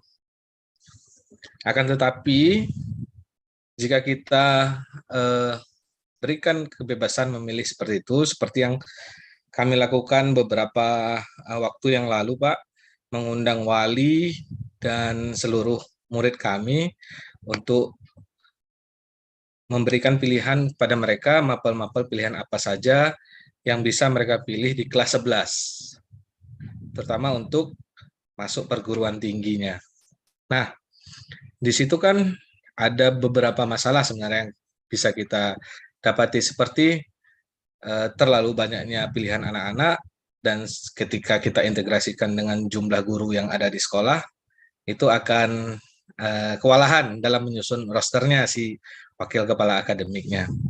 Sehingga anak-anak yang tadinya sudah memilih pilihan mapel pilihannya, mau nggak mau kan tetap juga harus mengikuti fasilitas di madrasahnya, mulai dari guru, mungkin kelasnya, sehingga pengelompokan mapel pilihan tadi, ya mau nggak mau harus kita paksakan sesuai dengan kelompok, mungkin kelompok mapel lah kita buat seperti itu. Nah, mungkin bagaimana cara kita menyikapinya gitu, Pak Pugo. Ya. Kemudian satu lagi, di implementasi kurikulum Merdeka ini, di mana anak-anak bebas memilih mapelnya tadi, kaitan erat sama si tes PTN-nya kan itu mungkin berbeda jauh dengan pembelajaran yang ada di kelas. Mungkin apakah bisa kita langsung saja kita kenalkan pembelajaran atau yang terdiferensiasi itu kadang juga kita masukin standarisasi di situ, sehingga anak-anak kita paksakan untuk ya kalian harus belajar ini nih biar bisa masuk ke perguruan tinggi, seperti itu Pak. Jadi poin pertamanya tadi di bagian anak-anak bebas memilih mapel, akan tetapi kalau kita paksakan jumlah guru dan fasilitas sekolah itu bisa susah dalam memilihnya Pak. Yang kedua tadi bagaimana kita dalam memilih atau menyesuaikan lah standarisasi atau diferensiasi dengan IKM ini, yang mana itu erat kaitannya sama kita anak-anak mau lulus perguruan tinggi Pak. Mungkin itu dari saya Pak. Ya, terima kasih Pak. Terima kasih Pak Anas. Di IC Aceh Timur sudah ya? Sudah tahap kedua ya ini Pak Anas ya? Iya Pak, ini udah masuk ke tahap 2 lah, kelas 11. Tahap 2 ya. Ya, ini bisa berbagi pengalaman ini dengan kawan-kawan untuk implementasi kurikulum Merdeka di sana. Ya. Oke, jadi terkait itu Pak Anas, jadi nanti ini bagi Bapak Ibu juga semuanya ya. Jadi untuk mata pilihan, mata pelajaran pilihan terutama dari fase E menuju ke fase F ya. Nah, ini kita juga harus memperhatikan sumber daya guru kita ini Bapak Ibu ya. Sumber daya guru kita harus kita perhatikan. Jadi kalau kita melepaskan semuanya kepada anak, ya nanti tentunya ada guru yang tidak kebagian nanti, kasihan. Jadi kita sesuaikan dengan sumber daya guru kita yang ada. Ya. Baru nanti dari bagian akademik menyusun tidak apa-apa Pak Anas. Susun kelompok 1 misalnya mata pelajarannya apa. Ya kan? Itu kan ada panduannya itu. Kelompok 2 mata pelajarannya apa. Artinya kita juga memperhatikan kecukupan dari sumber daya guru yang ada di satuan kerja kita.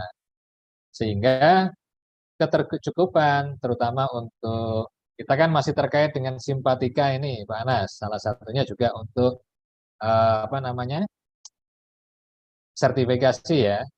Untuk sertifikasi itu juga perlu diperhatikan ya. Sehingga saran saya Pak Anas ya, karena kalau tidak kita sedikit intervensi ya berkenaan dengan pilihan apa namanya mata pelajaran, takutnya nanti justru akan meribetkan kita sendiri ya. Satu, guru ada yang tidak dapat jam sama sekali bisa jadi ya, atau sedikit atau kurang itu. Yang kedua, kesulitan dari akademik ya, karena pasti akan bagaimana melayani banyak pilihan, banyak minat anak, sedangkan SDM-nya juga nanti terbatas. Jadi saran saya yang pertama Pak Anas, bagi Bapak Ibu semuanya, jadi untuk mata pelajaran pilihan juga harus memperhatikan sumber daya guru dari Bapak Ibu semuanya. Ya. Kemudian buatlah kelompok-kelompoknya. Kelompok 1 misalnya mungkin fokus ke IPA, kelompok 2 mungkin bisa ke IPA, kelompok 3 mungkin bisa ke IPS atau apa. Jadi dengan melakukan seperti itu, jadi anak bebas memilih kelompoknya. Nah, gitu. Anak bebas memilih kelompoknya. Bukan memilih mata pelajarannya, tapi memilih kelompoknya. Supaya apa? Supaya kita di satuan kerja pun juga nyaman nanti. Karena guru kalau misalnya tidak kecukupan jamnya, juga nanti yang kena akademiknya lagi ya, mumet nanti akademiknya. Jadi itu mungkin Pak Anas untuk solusi yang pertama ya. Ini nanti bagi Bapak Ibu yang baru 3M tahun ajaran ini, juga nanti perlu diperhatikan setelah dari fase E ke fase F itu ya. Kemudian yang kedua, prinsip pembelajaran diferensiasi ini sebetulnya dia mendiferensiasikan ya atau melihat kebutuhan dari peserta didik ya. Jadi misalnya tujuan pembelajarannya ini pasti. Jadi tujuan pembelajaran ini sudah pasti. Hanya saja menuju tujuan pembelajaran itu kadang ada beberapa peserta didik ya perlu kita intervensi Bapak Ibu ya. Maksudnya diintervensi perlu kita diferensiasikan. Baik itu cara bagaimana kita memberikan materinya, bagaimana cara memberikan proses pembelajarannya, kemudian bagaimana cara kita memberikan asesmennya, kemudian bagaimana cara kita memberikan lingkungan belajarnya. Ya. Jadi dengan ide pembelajaran diferensiasi ini harapannya mereka bagi yang mahir, sedang, dan tidak mahir, ini sama-sama menuju ke tujuan pembelajaran yang nanti akan kita lakukan di pembelajaran. Jadi kekuatan pembelajaran diferensi itu sebenarnya di situ. Jadi tidak kita buat standarisasi, karena apa? Ya nanti kasihan. Kalau kita buat standarisasi bagi anak mahir, kasihan bagi anak yang nggak mahir. Jadi dampaknya nanti anak yang tidak mahir itu, ya setelah selesai kita melakukan proses pembelajaran, ya dia nggak dapat apa-apa. Karena standar kita adalah peserta didik yang mahir, kan gitu. Jadi sebetulnya nggak usah khawatir untuk yang di PTN nanti Pak Anas ya. Karena nanti kalau ini kita lakukan ya, justru anak ini dia bisa menggapai setiap tujuan pembelajaran. Kalau setiap tujuan pembelajaran ini bisa digapai setiap anak, baik yang mahir maupun tidak mahir, maka nanti secara otomatis pada saat dia mau masuk ke perguruan tinggi, otomatis dia bisa bersaing, nah, gitu, dengan proses selama 3 tahun di Alia itu. Mungkin itu Pak Anas. Oke, baik Pak Pugu. Ini ada pertanyaan dari Bu Triana dari Mandua Aceh Timur, MGMP Bahasa Indonesia. Beliau bertanya, silakan. Silakan. kira-kira dalam pembelajaran berdiferensiasi, kiat apa yang harus diperhatikan oleh seorang guru ketika merancang diferensiasi produk seperti itu, Pak? Produknya ya, Pak Gus ya. Ya, kiat-kiat seorang guru yang harus diperhatikan dalam merancang produk gitu, Pak. Merancang pembelajaran berdiferensiasi yang produknya seperti itu, Pak. Oh itu. Oke. Jadi untuk pembelajaran diferensiasi, ya awalnya tadi ya Bapak Ibu ya, maka kita harus dapat informasi penting ya dari peserta didik kita. Yang pertama yang kita lakukan adalah pertama asesmen formatif, ya asesmen formatif, diagnostik tadi ya Bapak Ibu ya, diagnostik. Misalnya untuk non kognitifnya kita bisa dapatkan nanti gaya belajar dari anak kita, baik gaya belajar auditory dan visual atau kinestetik. Itu kita dapat gambaran sudah. Kemudian yang kedua, di dalam tujuan pembelajaran tentunya kita ingin melihat juga ya bahwasannya pengetahuan awal dari anak kita itu perlu kita lihat juga ya.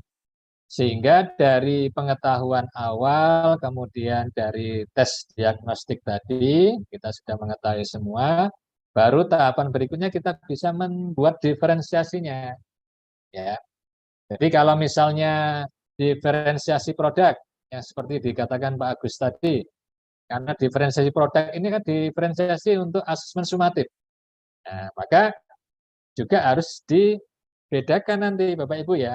Misalnya untuk anak-anak yang kelas mahir dengan anak yang tidak mahir, ya nanti dibedakan. Misalnya kalau anak yang tidak mahir di tujuan pembelajarannya misalnya bisa mengoperasikan penjumlahan, ya kalau anak itu 2 tambah 3 sudah bisa menjawab, maka otomatis tujuan pembelajaran itu tercapai.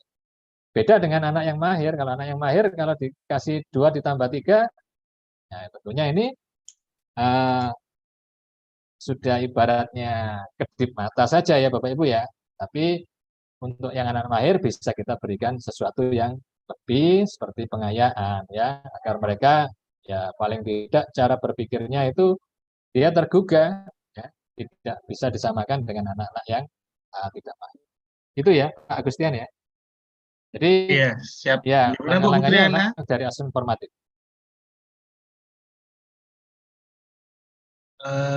Baik Pak, berarti kita udah bisa melanjutkan materinya Pak. Oke, baik. Baik Bapak Ibu semuanya, kita lanjutkan kembali ya. Jadi tadi pembelajaran diferensiasi setelah kita melakukan itu ya. Kemudian upaya kita berikutnya adalah bagaimana menyusun perangkat pembelajaran ya Bapak Ibu ya. Perangkat pembelajaran, nah perangkat pembelajaran ini bisa Bapak Ibu menyusun RPP-nya enggak apa-apa ya.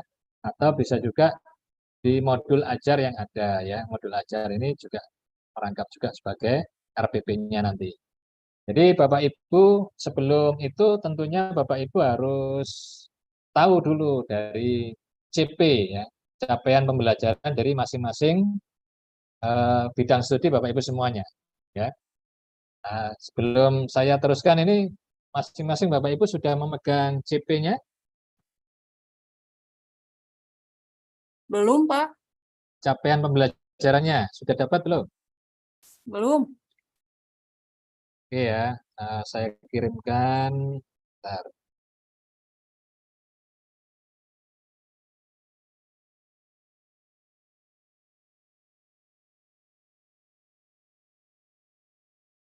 Nanti bisa diambil ya Bapak Ibu.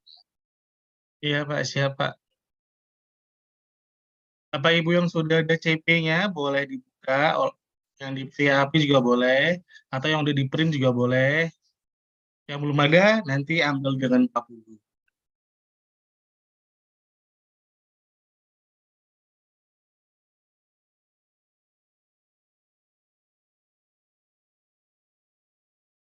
Ini semua mata pelajaran ya Bapak Ibu ya. Jadi Bapak Ibu tinggal pilih aja enggak apa.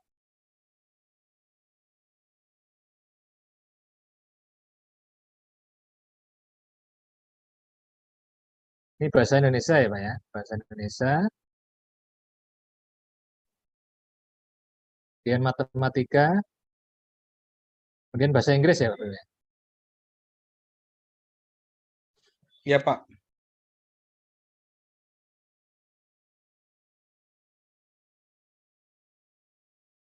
Sudah saya kirim di fasilitas chat. Silakan diunduh masing-masing. Ada yang kurang Bapak Ibu? Oke, bahasa Indonesia, MTK, bahasa Inggris, yang ekonomi ada, Pak? Ekonomi, oke. Nah,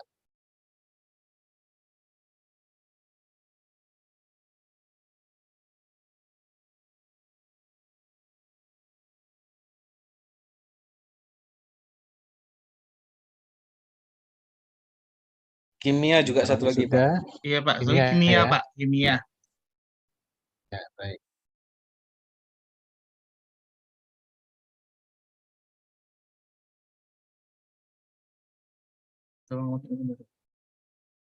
Oke, Bapak Ibu ya, ini ada CP 1 bahasa Indonesia, matematika, bahasa Inggris, ekonomi, dan kimia. Sekarang saya coba buka yang matematika ya Bapak Ibu ya. Matematika.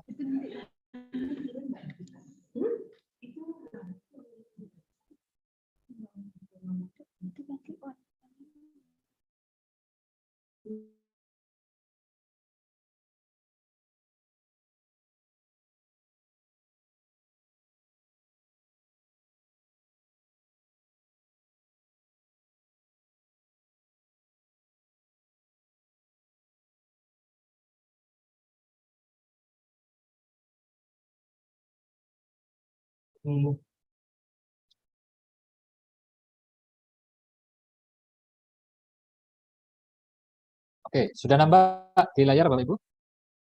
Sudah, Pak. Sudah. Sudah Pak. Oke, baik. Jadi Bapak Ibu masing-masing pelajaran boleh dibuka apa ya. Jadi di sana untuk matematika ini ada elemennya ya Bapak Ibu ya. Ada elemennya. Di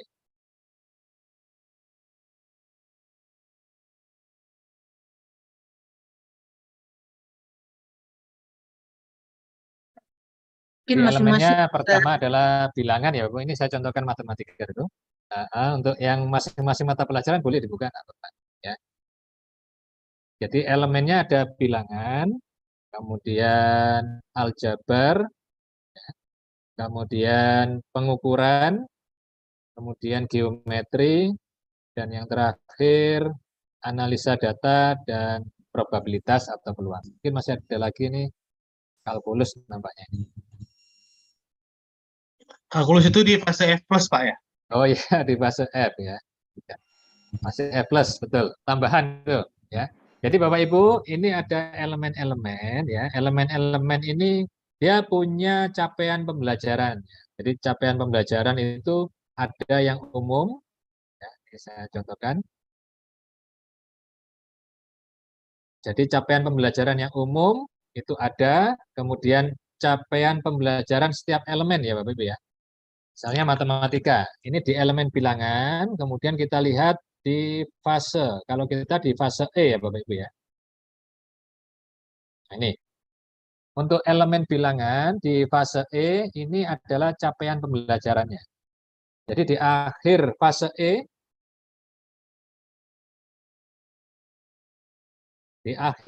E, peserta didik dapat mengeneralisasi sifat-sifat bilangan berpangkat, termasuk bilangan pangkat pecahan. Mereka dapat menerapkan barisan dan deret aritmatika dan geometri, termasuk masalah yang terkait bunga tunggal dan bunga majmuk. Ya, ini di fase E berarti di kelas 10 ya Bapak Ibu ya, untuk elemen bilangan. Kemudian di fase F ini kelas 11 dan 12 ya. Di akhir fase F, peserta didik dapat memodelkan pinjaman dan investasi dengan bunga majemuk dan anuitas, serta menyelidiki secara numerik atau grafis pengaruh masing-masing parameter, suku bunga, periode pembayaran dalam model tersebut. Jadi Bapak Ibu, ini untuk elemen bilangan. Jadi di matematika ini ada elemen bilangan, kemudian aljabar, ya Bapak Ibu ya, aljabar.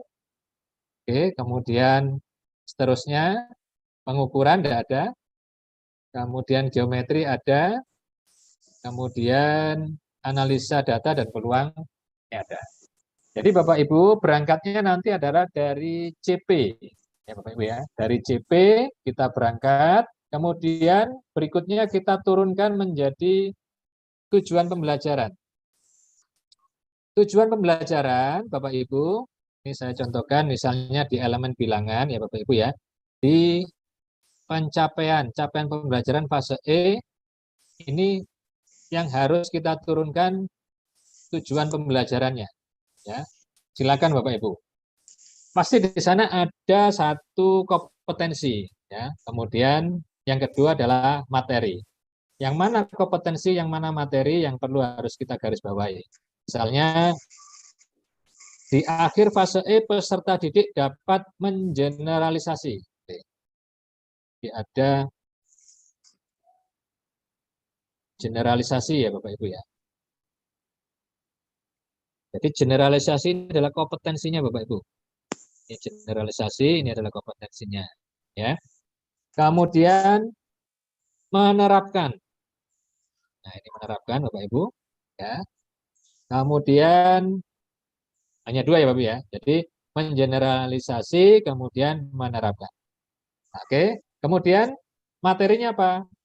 Materinya adalah sifat-sifat bilangan berpangkat. Ini materinya adalah sifat-sifat bilangan berpangkat. Pangkat pecahan. Kemudian apalagi barisan dan deret aritmatika dan geometri. Itu ya. Kemudian bunga tunggal dan bunga majemuk. Jadi itu tujuan pembelajarannya nanti bagaimana satu mengeneralisasi sifat-sifat bilangan berpangkat. Kemudian dua menerapkan barisan dan deret aritmatika dan geometri, kemudian termasuk bunga tunggal dan bunga majemuk.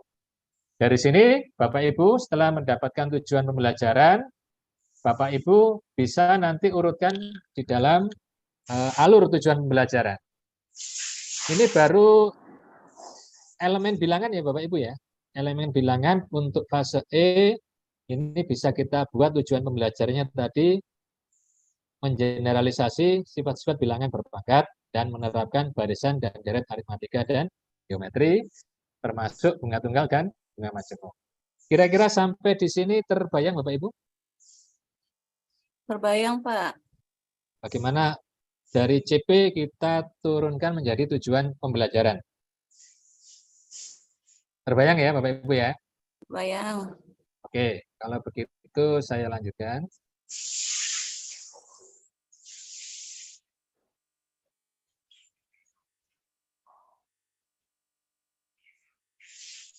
Sekarang coba kita masuk di elemen aljabar, Bapak Ibu. Nah, di elemen aljabar,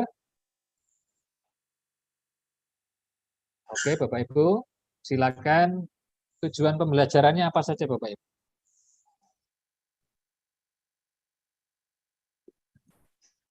Menyelesaikan masalah. Oke, menyelesaikan masalah yang berkaitan dengan sistem persamaan linear 3 variabel. Oke, jadi yang berkaitan dengan sistem persamaan linear 3 variabel dan sistem persamaan linear 2 variabel. Oke, terus apa lagi Bapak Ibu? Menyelesaikan masalah yang berkaitan dengan persamaan dan fungsi kuadrat. Oke, menyelesaikan masalah yang berkaitan dengan persamaan dan fungsi kuadrat. Terus apa lagi Bapak Ibu? Persamaan. Menyelesaikan masalah persamaan eksponensial dan eksponensi dan fungsi eksponensial. Oke. Itu ya Bapak Ibu ya. Jadi dari Bapak Ibu keinginan dari CP untuk aljabar adalah di akhir fase E ini peserta didik dapat menyelesaikan masalah yang berkaitan dengan sistem persamaan linear 3 variabel dan sistem pertidaksamaan linear 2 variabel. Kemudian dapat menyelesaikan masalah yang berkaitan dengan persamaan dan fungsi kuadrat, termasuk dua akar, ya, imajiner, persamaan eksponensial, persamaan fungsi eksponensial. Oke, untuk aljabar kira-kira ada berapa TP ini, Bapak?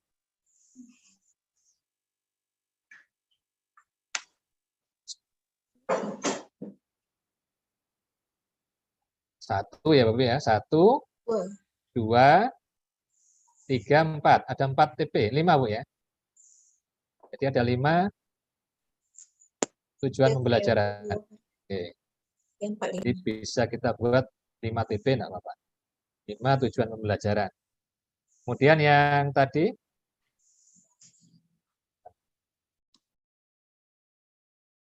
yang bilangan berapa Bu ya? Bilangan tadi. Yang bilangan ini 1, kemudian 2 ya Bapak Ibu ya. 3 ya bisa ya. Ya. 2, 3. 3, 4 boleh juga. 4. Iya, bunga tunggal, bunga juga majemuk 5 ya Pak. Bapak Ibu ya. Bisa juga 5. Bisa juga 5. 5, Oke. Oke, oke. Jadi itu ya Bapak ya. Jadi di elemen bilangan Bapak Ibu sudah bisa membuat beberapa tujuan pembelajaran. Kemudian di aljabar itu beberapa tujuan pembelajaran. Begitu juga nanti di pengukuran enggak ada ya Bapak ya. Nah, di geometri. Oke Bapak Ibu ya. Pak, boleh nggak kita buat TP lebih dari 5? Enggak masalah, Pak siapa? Pak Anas ini ya? Agus, Pak. Oh, Pak Agus ya. Boleh Pak Agus, enggak apa-apa. Yang terpenting tugas kita itu adalah pertama bahwa di akhir fase E ya, anak ini capaian pembelajaran untuk elemen bilangan bisa terpenuhi.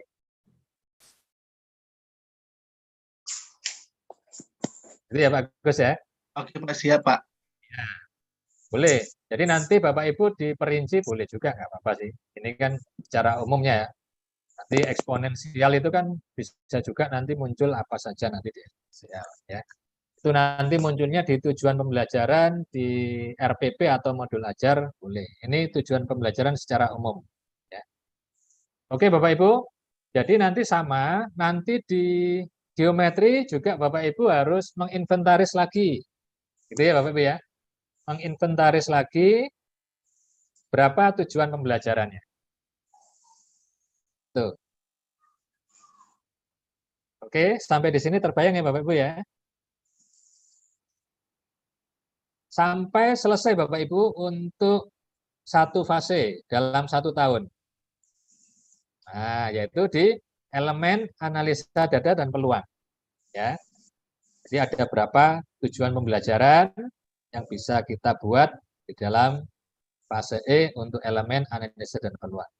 Jadi nanti Bapak Ibu, tujuan pembelajaran yang Bapak Ibu buat tadi, nah, baru nanti dilanjutkan kita susun dalam alurnya, yaitu alur tujuan pembelajaran. Ya, masing-masing madrasah bisa berbeda, Bapak. Tergantung nanti ya. Bisa jadi madrasah ini alur tujuan pembelajarannya nggak sama dengan madrasah yang lain. Itu dipersilakan Bapak Ibu ya, dipersilakan ya. Yang mana Bapak Ibu merasa nyaman ya, merasa tidak tegang dan lain sebagainya, itu dikembalikan ke Bapak Ibu ya untuk membuat alur tujuan pembelajarannya.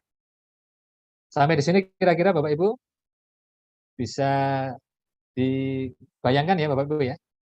Bisa Pak. Oke, baik.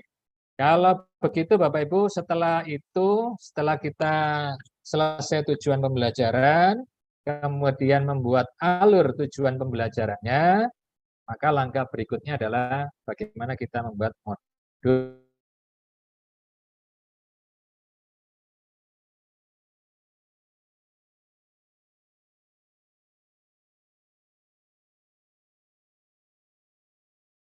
Suara hilang ya? Oke. Suara Pak Buku nggak ada lagi ya? Kayaknya bapaknya pun udah nggak ada. Iya, nggak ada. Sinyal mungkin. Pak Bugu masih ada kok. Oh, masih ada. Ya udah. Halo Pak Bugu. Hilang. Tapi masih ada nih peserta Pak. Halo, halo Bapak Ibu, ya. Ya, silakan, Terlempar silakan sebentar. Pak, lanjut. Oke Bapak Ibu ya, jadi tadi Bapak Ibu sudah membuat TP dari CP ya Bapak Ibu ya. Tujuan pembelajaran yang Bapak Ibu buat tadi itu silakan dikasih nomor enggak Bapak Ibu ya. Setelah itu Bapak Ibu tugas berikutnya adalah membuat alur tujuan pembelajaran. Oke, nah, ini saya contohkan lagi.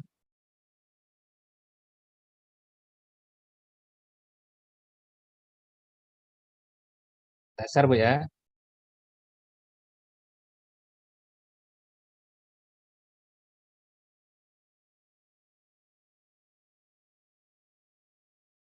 Oke, nampak sudah Bapak Ibu?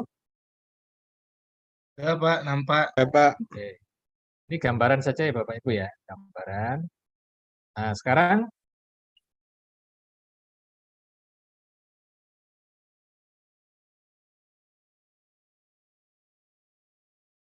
coba Bapak Ibu. Nah, ini kebetulan ini contohnya yang fase F ya Bapak Ibu ya. Jadi alur dan tujuan pembelajaran matematika fase F, kelas 11 dan 12.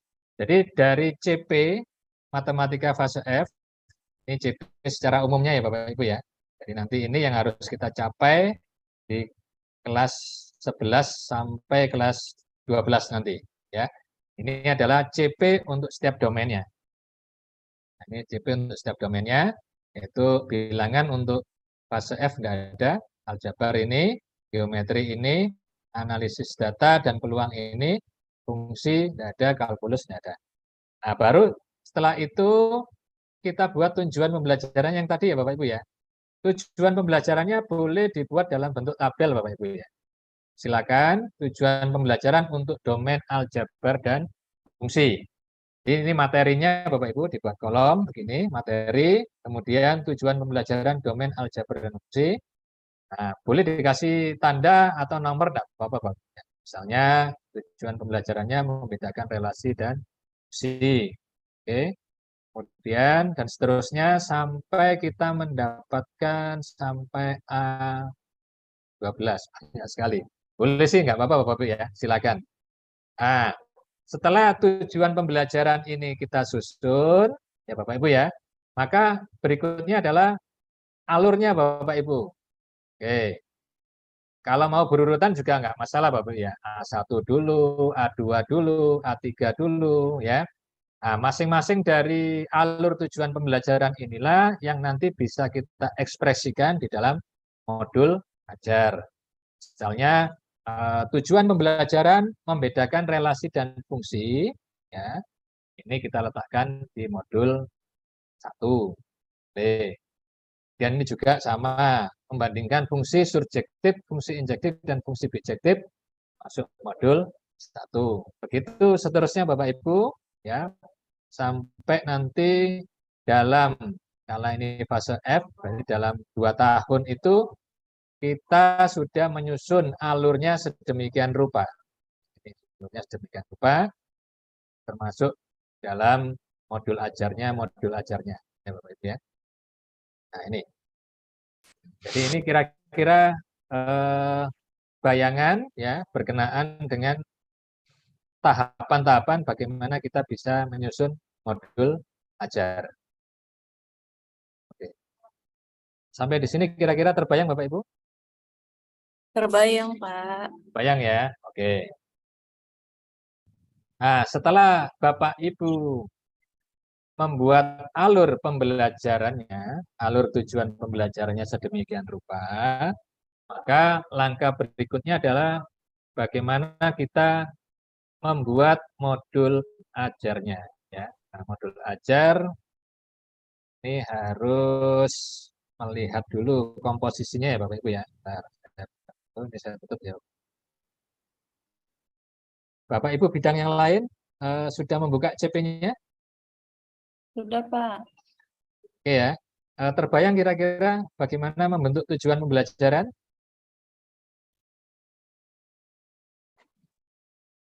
Oke ya Bapak Ibu ya. Terbayang Pak, terbayang. Ya. Oke, Ditanya Bapak Ibu jangan dia. Ya. Oke, Semangat, kopiar sedepan. Bapak Ibu yang belum paham boleh raise hand ya, jangan malu-malu ya. Boleh, enggak apa-apa. Langsung raise hand, enggak apa-apa Bapak Ibu ya. Tidak harus menunggu saya selesai.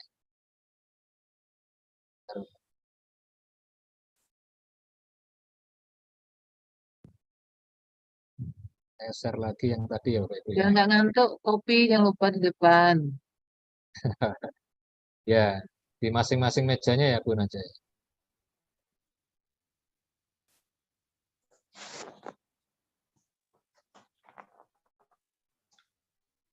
Oke, bentar Bapak Ibu, saya share kembali. Maaf Pak Pugu, Pak Agus. Silakan, Pak. Ini kami CP kami ini error kayaknya nggak bisa dibuka. Tidak bisa dibuka ya Pak? Iya benar Pak. Yang kimia Pak Usnul ya? Iya benar. Yang lain bisa ya Pak? Bisa Pak, yang lain. Oke, bisa dikirimkan ke Bapak yang tadi enggak Pak? Ya, saya kirimkan Pak Usnul ke WA Pak Usnul ya. Makasih Pak Agus. Sama-sama Pak.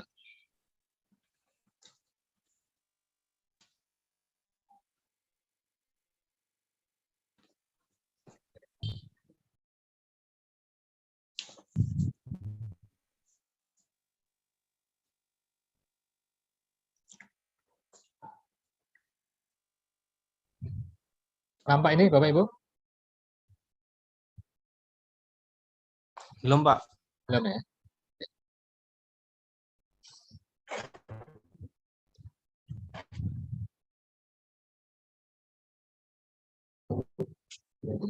Udah nampak? Nampak ya Bapak Ibu ya? Udah Pak. Bentar, saya cari komponen.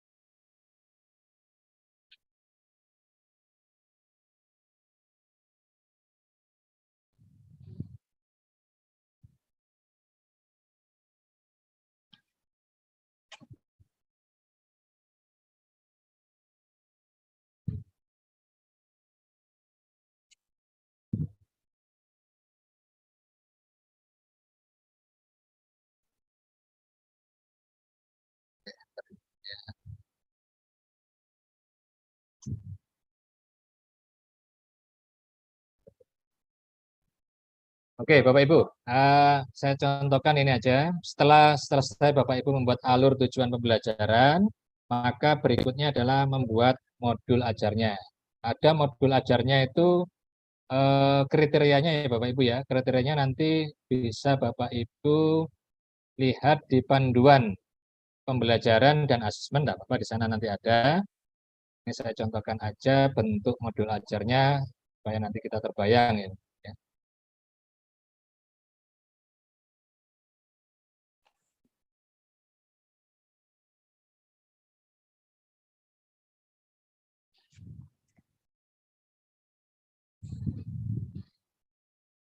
Oke, jadi nanti begini Bapak Ibu.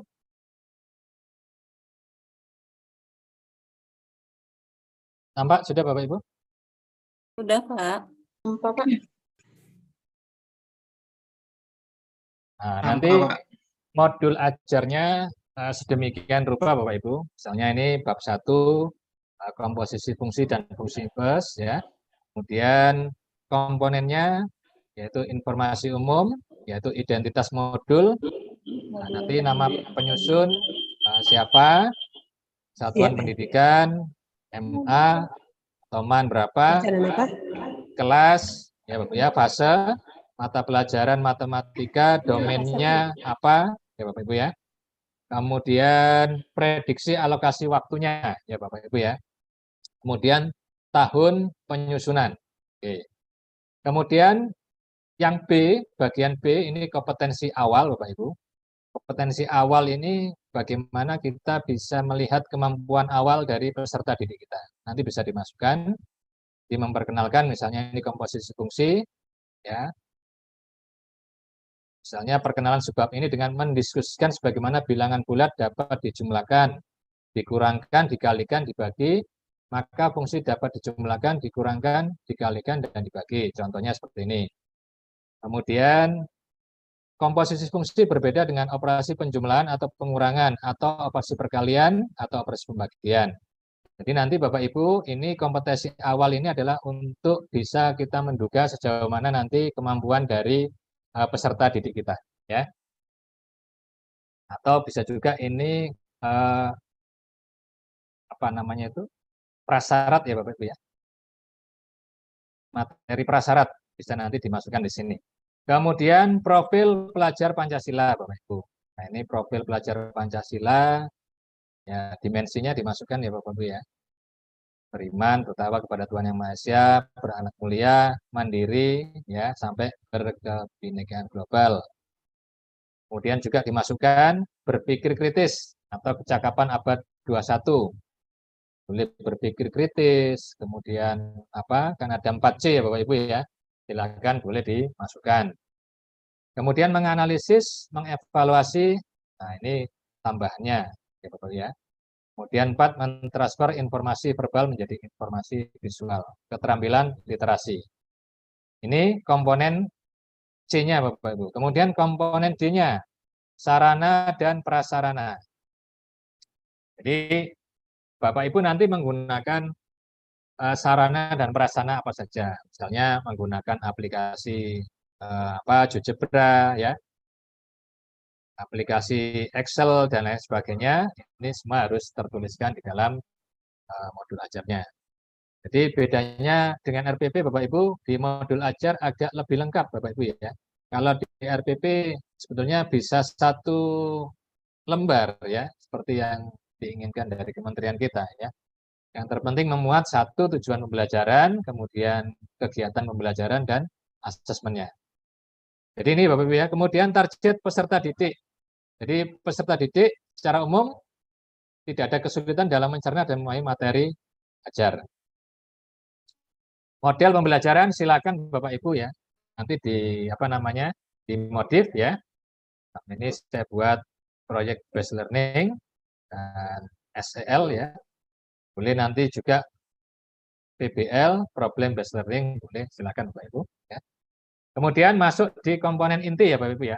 Jadi nanti Bapak Ibu harus mengingat untuk modul ajar yang pertama adalah informasi umum.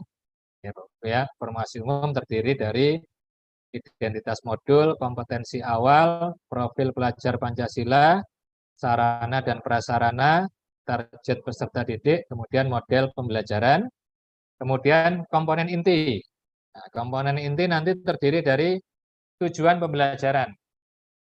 Nah, tujuan pembelajaran di sini Bapak Ibu beda dengan tujuan pembelajaran yang ada di alur tujuan pembelajaran ya Bapak Ibu ya.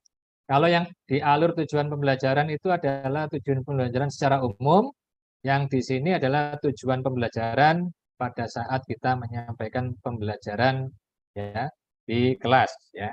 Misalnya menjelaskan syarat atau aturan komposisi fungsi. Jadi nanti siswa harus mencapai menjelaskan syarat dan aturan komposisi fungsi ini. Begitu seterusnya.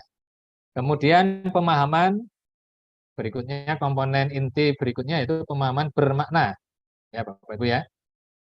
Jadi pemahaman bermakna ini adalah nanti Bapak Ibu bagaimana kegiatan pembelajaran ini berkaitan dengan kehidupan sehari-hari. Ya Bapak Ibu ya. Jadi nanti ada maknanya, artinya bahwasannya siswa belajar di kelas itu nanti kalau dihadapkan pada kehidupan sehari-hari itu nanti seperti apa. Kemudian pertanyaan pemantik. Pertanyaan pemantik ini pertanyaan yang menggugah, ya, menstimulus anak untuk berpikir. Jadi silakan nanti Bapak Ibu ya membuat pertanyaan pemantik ya disesuaikan dengan tujuan pembelajarannya tadi.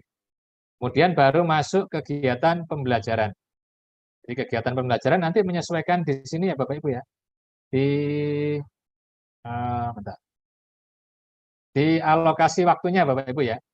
Di alokasi waktunya Bapak Ibu harus menyesuaikannya ya. Jadi kalau 14 JP Misal nanti kalau di kelas berapa? Kelas 10 itu kan 3 jam ya di struktur kurikulumnya ya. Kemudian di kelas 11, 12 nanti berapa jam di struktur kurikulumnya. Nanti Bapak Ibu menyesuaikannya di kegiatan pembelajaran. Jadi nanti Bapak Ibu sudah mendapatkan bentuk ada berapa pertemuan untuk tujuan pembelajaran yang pertama tadi ya Bapak Ibu ya. Ini kita buat tujuan pembelajaran, kegiatan pembelajaran pertemuan ke-1. Bahas ini ya Bapak Ibu ya. Doa, ya, absensi seperti biasa. Kemudian memotivasi siswa, ya, sesuai dengan profil Pancasila. Kemudian kegiatan inti. Nah, kegiatan inti nanti di sini Bapak Ibu silakan. Disinilah nanti bentuk Bapak Ibu melanjutkan apa namanya diferensiasi pembelajarannya, ya Bapak Ibu ya. Kemudian diferensiasi proses materi, ya. Nanti akan nampak pada saat di kegiatan inti, ya. Kemudian modelnya juga nanti Bapak Ibu menyesuaikan, ya. Apakah model problem based learning atau discovery dan lain sebagainya, nanti akan nampak di kegiatan ini. Oke, ini ada kegiatan pertemuan 1, pertemuan 2, ya Bapak Ibu ya, karena ada 14 JP. Kemudian pertemuan 3. Kemudian lanjut pertemuan 4. Oke. Jadi intinya kalau di pertemuan ya ada pendahuluan, kegiatan inti sama penutup ya Bapak Ibu ya, hampir sama ya. Tinggal nanti Bapak Ibu elaborasi sendiri nah Bapak. Kemudian setelah itu, setelah kegiatan pembelajaran, kegiatan inti selesai, ya Bapak Ibu masuk di asesmen. Di asesmen penilaian. Di sini ada asesmen diagnostik, ya ini adalah asesmen untuk formatif ya Bapak Ibu ya. Mengetahui kondisi awal mental para peserta didik. Boleh, dipersilakan. Berarti ini adalah diagnostik non-kognitif. Pertanyaannya sederhana Bapak Ibu. Ya, misalnya apa kabar hari ini? Kemudian bagaimana hari ini menyenangkan atau bagaimana ya. Nah, ini silakan Bapak Ibu create sendiri nah Bapak ya. Tidak harus mencontoh seperti ini. Kemudian asesmen formatif. Jadi di dalam proses pembelajaran itu nanti Bapak Ibu juga bisa melakukan asesmen formatif. Ya, artinya Bapak Ibu bisa melihat kriteria-kriteria peserta didik ya dalam berketerampilan ya. Jadi di asesmen formatif dijauhkan untuk memberikan sebuah angka ya, sebuah nilai dijauhkan. Tapi kalau memberikan kriteria silakan ya. Jadi format penilaian formatif misalnya nama peserta didik, misalnya untuk materi 1 skor nilai kita buat 1 sampai 4. Ya Bapak Ibu ya. Seterusnya kalau ada materi 1, 2 dan 3 seterusnya. Kemudian setelah itu bisa kita total skor, kemudian kita bisa buat nilainya. Kemudian asesmen sumatif.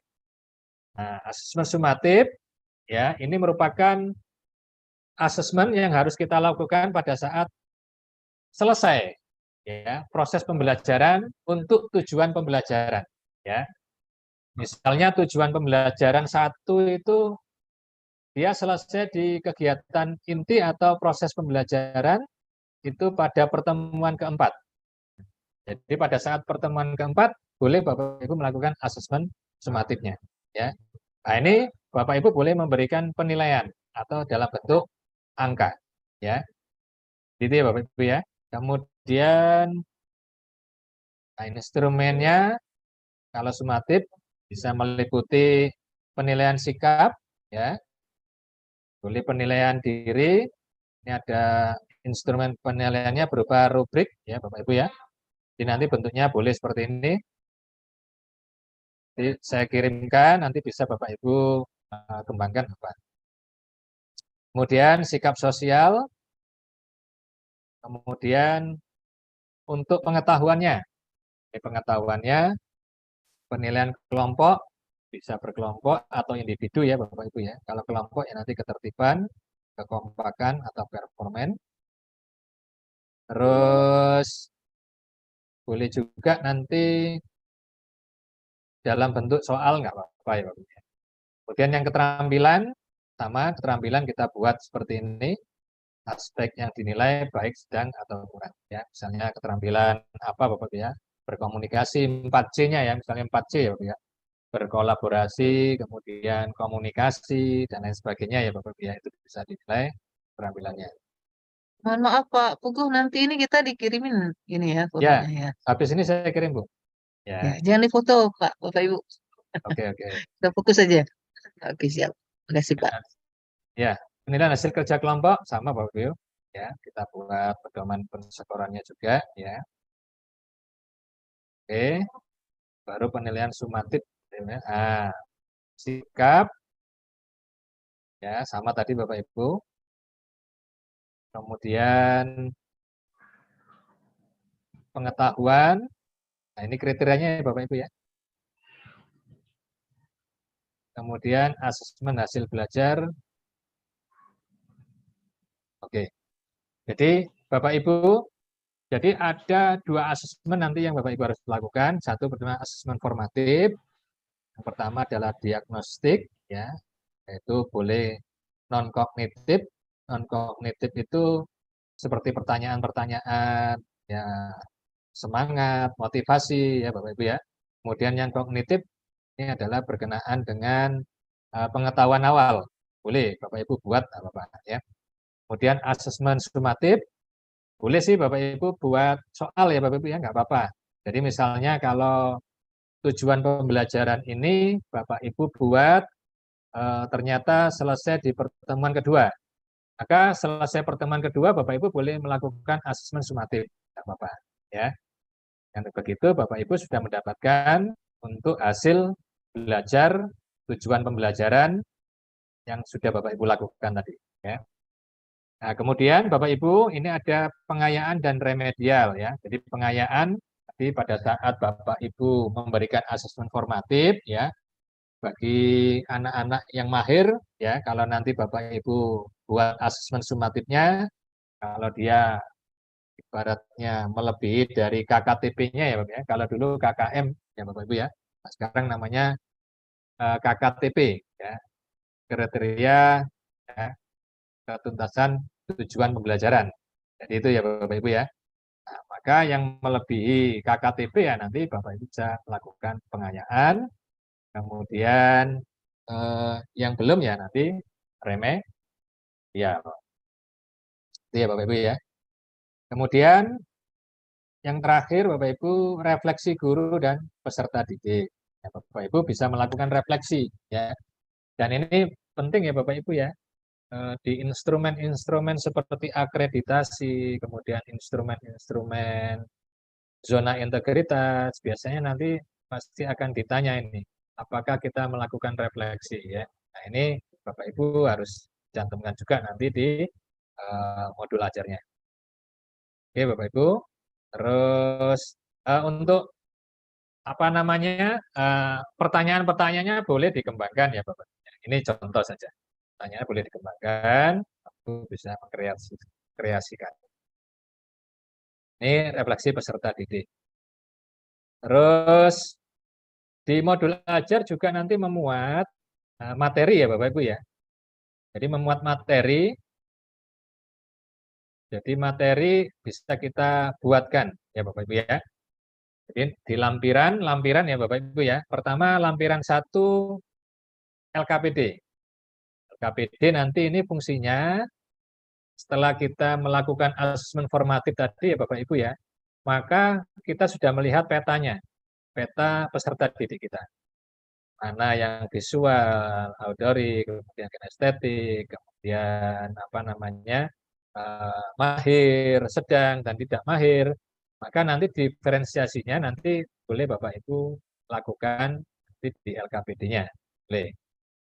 Jadi dengan melakukan LKPD masing-masing peserta didik, Bapak Ibu buat diferensiasinya ya. Sehingga seperti tadi ya Bapak Ibu ya.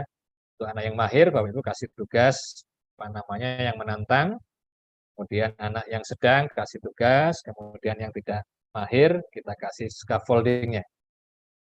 Ini untuk SKPD, lampiran 1. Kemudian lampiran berikutnya, nah ini ada teks ya Bapak Ibu ya, literasi untuk membangun literasi peserta kita ya untuk bisa menjadi bahan bacaan ya. Jadi ini untuk tambahan di modul ajarnya. Oke. Boleh pokok-pokok penting saja nggak Bapak-Bapak. Kemudian lampiran 3 glosarium. Glosarium ini kayak kamus ya Bapak Ibu ya. Jadi operasi fungsi apa, komposisi fungsi apa, boleh dituliskan nggak apa-apa ya. Karena ini merupakan komponen yang harus ada pada modul ajar. Kemudian yang terakhir adalah lampiran 4 yaitu daftar pustaka. Ini Bapak Ibu. Jadi kalau daftar pustaka, misalnya Bapak Ibu LKPD merujuknya di mana, kemudian soal-soalnya merujuk di mana, boleh Bapak Ibu tampilkan di daftar pustakanya. Jadi ya Bapak Ibu, sampai di sini kira-kira Bapak Ibu untuk modul ajar memang ini komponennya sudah lengkap ini Bapak Ibu ya untuk modul ajar. Kemudian Bapak Ibu tinggal nanti mengembangkan ya. Ini nanti saya kirim ke chat ya, kemudian saya kirim juga LK-nya, latihan kerjanya. Nanti Bapak Ibu silakan meng-create ya dari tujuan pembelajaran dari CP-CP yang Bapak Ibu per mata pelajaran tadi. Oke, terbayang kira-kira Bapak Ibu? Itu berarti Pak satu Ya. modul untuk per elemen atau untuk 1 tahun? Baik, kalau satu modul bebas ya Bu ya. Misalnya kalau dia di fase F itu kan 2 tahun itu. Ya. Jadi kalau 2 tahun tinggal dibagi saja, enggak apa-apa Bapak ya. Tinggal dibagi, kemudian kolaborasi dengan guru yang kelas 12. Ya, makanya nanti untuk fase F ini perlu dipikirkan bersama ya. Karena nanti untuk membuat alur ATP-nya itu sampai di mana, gitu Bapak ya. Jadi TP-nya dalam 1 tahun itu dibagi 2 kelas itu, kelas 11 sama kelas 12. Nah, kalau mau motong di mana, di TP mana, untuk alur tujuan pembelajaran di kelas 11 silakan, ini dirumuskan bersama. Jadi makanya Bapak Ibu semuanya tidak akan mungkin sama antara satu madrasah dengan madrasah yang lain. Disinilah unsur kemerdekaannya Bapak Ibu ya, unsur kemerdekaannya di situ. Gitu ya, Bu Juli ya. Baik Pak, terima kasih Pak. Oke, Bapak Ibu akan saya share dulu ke chat.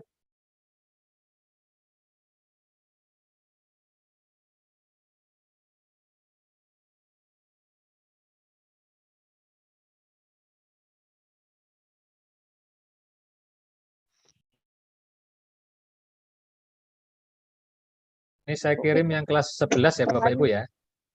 Saya kirim kelas 11 khusus matematika. Yang bidang studi lain nanti bisa ATM ya Bapak Ibu ya. Amati, tiru, modifikasi ya Bapak Ibu ya. Saya kirim yang kosongan. Semua ya. Ibu.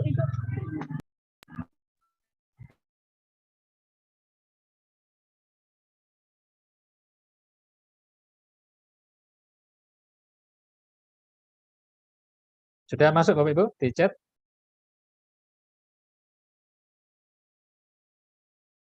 Silakan di-download. Kemudian LK modul ajarnya Bapak Ibu bisa meng-create ya, sesuaikan dengan fase dari Bapak Ibu mengajar untuk IKM sekarang ya. Apakah di fase E,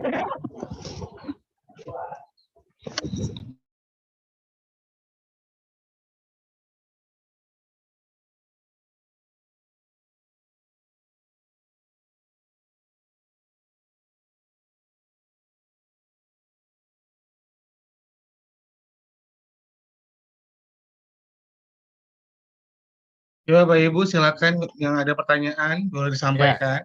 Silakan Bapak Ibu, kalau ada yang perlu disampaikan, kita sharing saja Bapak Ibu ya.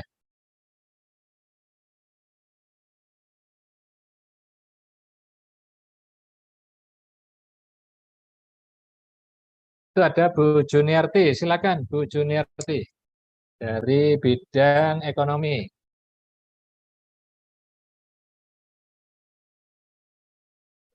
Silakan Bu. Assalamualaikum Pak. Waalaikumsalam. Assalamualaikum. Pak izin Waalaikumsalam. Bu. sedikit. Ya, silakan Bu. Saya dari Mas Nurul Huda. Ini kan Pak, kami kan namanya baru nih Pak. Belum Ya. berpengalaman untuk di bidang kurikulum merdeka. Biasanya kami kan buat perangkat pembelajaran itu K13. Jadi di kurikulum merdeka yang tadi dibuat modul ajar itu pengganti perangkat ya Pak. Itu yang pertanyaan pertama. Pertanyaan keduanya, dalam membuat modul ajar ini, tadi di awal Bapak kan ada mengatakan bahwa ada P5 pelajar Pancasila sesuai kurikulum merdeka dan rahmatan lil alamin Pak. Itu kita masukkannya di mana gitu Pak, di dalam modul ajar. Yang ketiga, maaf ya Pak banyak. Ya, enggak apa-apa. Karena kurang paham memang Pak. Selain itu untuk alokasi waktu Pak. Alokasi waktunya itu cara menentukannya apakah sudah ada ketetapannya atau kita hitung lagi seperti K13 dulu. Itu gimana Pak dalam untuk masukkan ke modul ajarnya Pak? Satu lagi yang terakhir Pak kan untuk asesmen tadi Pak, asesmen formatif kan kalau tadi yang awal ada diagnosis sama formatif, kita ini sumatifnya kan yang terakhir Pak. Di sumatif itu seandainya sumatifnya kita tidak buat itu, boleh nggak Pak? Karena kan sudah ada di formatif. Kita nggak payah buat lagi tes-tes di terakhirnya. Itu aja dulu Pak. Izin Pak. Oke, ya baik. Terima kasih Bu Juniarti. Juniarti. Pak Pugu mau menanggapi apa langsung jawab Pak? Boleh, nggak apa-apa. Langsung saja ya Bu Juniarti ya. Ya, terima kasih banyak ini Bu Juniarti ya. Jadi pertama, apakah modul ajar sama dengan RPP? Ya. Kalau di kurikulum merdeka sih diberi kebebasan ya Bu ya. Apakah mau membuat RPP, ya silakan. Tapi kalau mau menggunakan modul ajar juga dipersilakan. Jadi modul ajar itu sebetulnya di dalamnya ada rencana pembelajaran di sananya. Ya. Jadi kalau modul ajar dia lebih lengkap, ya Bapak ya. Dia lebih lengkap dibanding RPP. Hanya saja kalau di kurikulum merdeka, ya kita diberi kebebasan sebetulnya. Kalau tidak mau menggunakan modul ajar, berarti kita harus membuat RPP-nya. Ya, RPP-nya ada beberapa komponen yang harus terpenuhi, seperti pendahuluan, kemudian kegiatan pembelajaran, kemudian asesmen. Jadi kalau sudah memenuhi 3 kriteria itu, maka sudah bisa disebut RPP. Ya. Tapi kalau kita misalnya tidak mau rekoso itu maksudnya susah, payah. Nah, kita bisa mengambil modul ajar yang sudah ada di perangkat kurikulum merdeka ya. Itu ada itu ya Bapak Ibu ya. Boleh silakan nanti diambil dari situ. Bapak Ibu tinggal menggunakan ya. Cuma harapannya begini Bapak Ibu. Harapannya kita sudah harus terbiasa membuat juga ya Bapak Ibu ya. Terbiasa menciptakan sebuah modul ajar karya kita sendiri ya. Dengan cara bagaimana ya? Dengan cara ya ATM tadi, tidak apa-apa Bapak Ibu ya. Amati, tiru, kemudian modifikasi ya. Dengan begitu semakin lama nanti semakin kita terbiasa, maka semakin kaya pengalaman kita. Dan ini menjadikan kita terampil nanti di dalam membuat pelajar. Itu ya Bu Juni ya. Kemudian ada P5 sama P2RA ya Bapak Ibu ya. Ya, itu bisa dimasukkan di bagian proyek penguatan Pancasila. Dijadikan satu enggak apa-apa Bapak Ibu ya. Jadi kan itu saya adaptasi dari Kemdikbud ya Bapak Ibu ya. Cuma kita kan ada di madrasah ya. Jadi di madrasah ada tambahannya yaitu profil pelajar rahmatan lil alamin. Ya gitu ya Bapak Ibu ya. Jadi boleh itu nanti kita tambahkan di bagian yang proyek Pancasilanya, kita tambahkan di situ P2RA-nya. Tidak apa-apa Bapak Ibu ya. Kan sebetulnya begini Bapak Ibu. Yang di modul ajar itu ya, itu adalah di dalam proses pembelajaran kita supaya nanti anak kita memunculkan karakter profil pelajar Pancasila dan profil pelajar rahmatan lil alamin. Cuma itu nanti ada bagian sendiri pada saat nanti di P5 P2RA-nya nanti. Karena itu juga bagian dari bentuk intrakurikuler karena dia merupakan jam tersendiri ya Bapak Ibu ya. Ada alokasi khusus untuk P5 P2RA itu sebanyak 20 sampai 30% dari jam intrakurikulernya. Itu ya Bu Juniarti. Kemudian alokasi waktu. Alokasi waktu nanti tentunya menyesuaikan dari struktur kurikulumnya Bu Juniarti. Ya. Misalnya di kelas 10 untuk kurikulum merdeka, struktur di dalam kurikulumnya matematika itu ada berapa jam satu minggunya? Kan ada 3 itu ya, Bu Juniarti ya? Iya Pak, 3 jam. Oke, jadi ada 3 jam. Nah, 3 jam itu kita kalkulasi dalam satu capaian pembelajaran selama 1 tahun. Nah, kemudian dari situ nanti Bapak Ibu lihat lagi tujuan pembelajaran yang sudah Bapak Ibu susun. Jadi Bapak Ibu bisa membaginya, tidak harus sama rata ya Bapak Ibu ya. Bapak Ibu harus melihat juga komponen dari materinya. Kira-kira komponen materi ini bisa kita lebihkan jamnya atau lebih sedikit. Gitu ya Bapak Ibu ya. Jadi tidak harus dibagi sama persis, kita total 1 tahun, kemudian kita habis setiap TP, tidak begitu ya Bapak Ibu ya. Jadi Bapak Ibu harus menyesuaikan tingkat juga dari konten atau materinya. Jadi alokasi waktunya di situ nanti ya Bu Juniarti, disusun dari situ. Kemudian asesmen formatif kan sudah dibuat, apakah boleh tidak membuat asesmen sumatif? Nah ini sekali lagi Bapak Ibu, di IKM, kurikulum merdeka harus dibedakan. Harus ada 2 asesmen. Yang pertama adalah asesmen formatif, yang kedua asesmen sumatif. Kalau Bapak Ibu untuk mengambil nilai di rapor, maka wajib membuat asesmen sumatif. Ya Bapak Ibu ya. Tapi kalau Bapak Ibu untuk melihat prestasi atau kinerja Bapak Ibu dalam proses pembelajaran, Bapak Ibu harus melakukan asesmen formatif. Jadi dibedakan 2 asesmen itu ya Bu Juniarti ya. Kalau Bapak Ibu ingin membuat nilai di rapor, ya maka harus melakukan asesmen sumatif. Ya.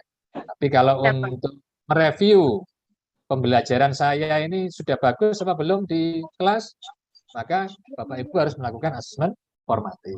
Ibu hidup mikrofon. Itu ya Bu Juniarti ya. Ya Pak, terima kasih Pak. Ya, mudah-mudahan memuaskan ya Bu Juniarti. Insya Allah Pak, nanti kok kurang sharing kembali Pak. Boleh. Karena Oke. kami masih belajar Pak. Ya, tak apa-apa Bu Juniarti. Ya. Oke, mungkin ada yang lain Bapak Ibu, saya persilakan. Ya, Bapak Ibu yang lain seperti dipersilakan. Ekonomi sudah, tadi kimia sudah, bahasa Inggris sudah, MTK udah. Yang belum berarti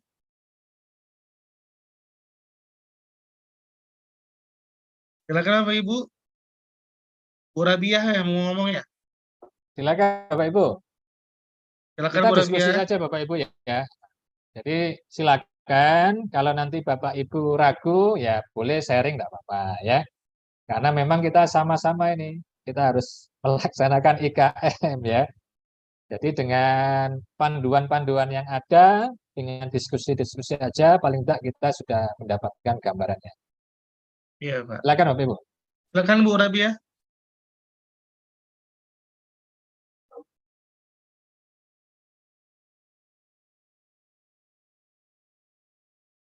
Bu Deviana mungkin.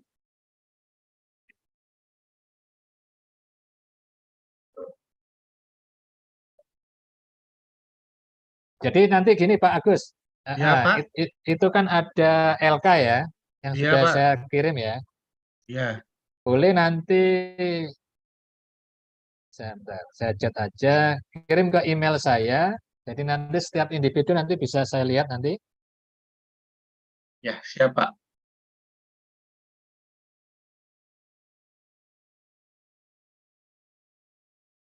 Jadi Ya, yang ya sudah Bapak Ibu nanti yuk. silakan Bapak Ibu ya. Saya mau bertanya masalah ini Pak, masalah kenaikan kelas. Saya pernah dengar di kurikulum Merdeka tidak ada di anak yang tinggal kelas lagi gitu, dan tidak ada lagi yang namanya ranking-rankingan gitu Pak. Itu bagaimana Pak? Ya, baik Bu Juli ya. Ya. Jadi, nah ini harus ini dia masuk di asesmen sebetulnya Bu Juli ya. Iya. Masuk di asesmen ya. Oke, bolehlah saya buka asesmen dulu ya Bapak Ibu ya. Jadi nanti Bapak Ibu biar tahu nanti.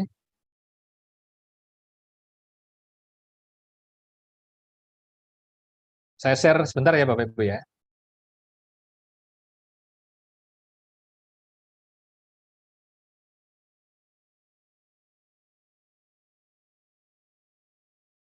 Nah ini, nampak sudah Bapak Ibu? Nampak Pak. Pak, nampak. Oke. Nampak Pak. Jadi ini begini nih Bapak Ibu. Mekanisme kenaikan kelas. Ya, kenapa di IKM tidak ada yang tinggal kelas? Karena memang di dalam IKM ini harapannya namanya adalah master learning. Jadi pembelajaran tuntas. Tidak ada yang tertinggal. Ya. Kenapa? Karena Bapak Ibu sudah melakukan upaya, salah satu upaya tadi Bapak Ibu ya, yaitu pembelajaran berdiferensiasi itu merupakan upaya. Ya. Jadi upaya kita sebagai guru bagaimana anak yang di dalam kelas yang berbagai macam gaya belajar, berbagai macam pengetahuan awalnya, ini bisa kita dampingi, bisa kita arahkan supaya mencapai tujuan pembelajaran bersama. Nah, itu Bapak Ibu ya. Sehingga maka di dalam IKM ini memang tidak ada yang tidak naik kelas. Jadi semuanya naik kelas. Jadi ini Bapak Ibu ya. Mekanisme kenaikan kelas. Jadi pembelajaran dilaksanakan menggunakan prinsip mastery learning yang sangat sesuai dengan pembelajaran berdiferensiasi atau pembelajaran sesuai tahap capaian. Jadi setiap peserta didik mempelajari tujuan pembelajaran yang sama dalam setiap pertemuan. Namun bagi peserta didik yang tidak dapat mencapai kriteria ketercapaian tujuan pembelajaran atau KKTP atau KKM yang biasanya ya Bapak ya, perlu ditindaklanjuti dengan memberikan perlakuan khusus agar dapat mencapainya. Dengan kata lain, tindakan untuk peserta didik ya yang beresiko tidak seharusnya menunggu hingga tahun ajaran, tetapi perlu segera diberikan. Nah ini ya. Terus apabila terdapat TP atau tujuan pembelajaran pada mata pelajaran tertentu yang tidak tercapai sampai saatnya kenaikan kelas, maka pada rapor peserta didik tersebut dituangkan nilai aktual yang dicapai. Dan dideskripsikan bahwa peserta didik tersebut masih memiliki TP atau tujuan pembelajaran yang perlu ditindaklanjuti di kelas berikutnya. Jadi nanti dia nyambung ya, Bu Zuli ya. Iya Pak, benar. Jadi dia nyambung. Jadi dalam proses penentuan peserta didik tidak naik kelas, perlu dilakukan musyawarah dan pertimbangan yang matang, sehingga opsi tidak naik kelas menjadi pilihan paling akhir. Jadi ada kemungkinan, Bu Zuli, ada kemungkinan tidak naik kelas, ya. apabila seluruh pertimbangan dan perlakuan telah dilaksanakan. Jadi memang hati-hati ya Bapak Ibu ya. Harus melalui Apa? proses dulu gitu ya, Pak. Betul ya. Jadi effort kita, upaya kita di dalam pembelajaran itu sudah optimal apa belum? Nah, kalau belum, hati-hati. Gurunya nih berarti yang harus belajar lagi. Iya, makanya. Jadi nanti, misalnya nanti pengawas datang ya Bapak Ibu ya, pasti akan ditanya, mana asesmen formatifnya? Nah, kan pasti ditanya itu nanti. Nah, pada saat kita tidak melakukan, nah itu berarti kita kan proses pembelajarannya belum optimal itu loh. Nah, pasti akan ditanya, asesmen diagnostiknya mana, formatif awalnya mana, di setiap tujuan pembelajaran pasti akan ditanya itu. Asesmen sumatifnya bagaimana, terus pembelajaran diferensianya bagaimana, nah itu. Jadi pasti akan ditanya, percaya saya, ya, akan ditanya oleh pengawas. Jadi itu ya Bapak Ibu ya, Bu Juli ya. Baik Pak. Ini isu-isu terkait kenaikan kelas, ini juga penting di Bapak Ibu, ya. Jadi pengetahuan. Peserta didik mempunyai TP yang belum tuntas. Ada TP tujuan pembelajaran yang hasilnya belum memenuhi pencapaian minimum. Yang KKTP tadi Bapak Ibu. Pertimbangan yang diambil sekolah atau madrasah, peserta didik dapat dipertimbangkan naik di kelas berikutnya dengan pendampingan tambahan untuk menyelesaikan TP yang belum tercapai atau tuntas. Itu contoh kasus pertama. Kedua, peserta didik mempunyai masalah, mungkin ketidakhadiran banyak, ya. Kemudian dapat dipertimbangkan dengan mengetahui alasan ketidakhadiran. Jika peserta didik tidak hadir karena kondisi keluarga, ya, maka dapat dipertimbangkan naik dengan catatan khusus. Jika alasan ketidakhadiran karena malas, meskipun kecil kemungkinan untuk naik kelas, nah ini perlu digarisbawahi juga nih Bapak Ibu ya. Peserta didik tetap dapat dipertimbangkan naik dengan catatan di rapor bagian sikap. Perlu ditindaklanjuti di kelas berikutnya. Alangkah merdekanya Bapak Ibu ya, kurikulum kita ini. Ya, memberikan keleluasaan kepada peserta didik kita. Artinya begini Bapak Ibu, bahwasanya kita tidak menghambat anak untuk sukses. Nah itu, kita memberikan upaya yang luar biasa ini. Ya. Jadi itu ya Bapak Ibu ya, untuk yang ditanyakan Bu Zuli tadi berkenaan dengan kenaikan kelas. Jadi kenaikan kelas kalau tidak naik itu opsi terakhir Bapak Ibu ya. Kalau sudah upaya effort kita maksimal, tapi ternyata tetap aja tidak bergerak anaknya ya sudah ya. Tuh ya, Bu Zuli ya. Bapak boleh sedikit Pak? Boleh, Izin silakan. Pak sedikit. Bu Nazalali, silakan. Ya, sedikit ya. Saya tertarik nih dengan naik kelas dengan tidak lulus, saya sangat tertarik. Seringnya di situ guru-guru kan sering bersih tegang. Anak ini boleh naik kelas, boleh naik gitu kan. Jadi begini Pak, jadi kalau bagaimana di kurikulum Merdeka ini ada nggak sesuatu hukumnya, maksudnya aturannya yang mengedepankan apa namanya lebih kepada proses dan nilai karakternya Pak. Jadi artinya siswa ini katakanlah secara akademis dia mungkin kurang mampu, tapi dia punya kemampuan di sisi lain, misalnya di bidang ekstrakurikuler, di bidang apa namanya intrakurikulernya, atau katakanlah ekstrakurikuler saja.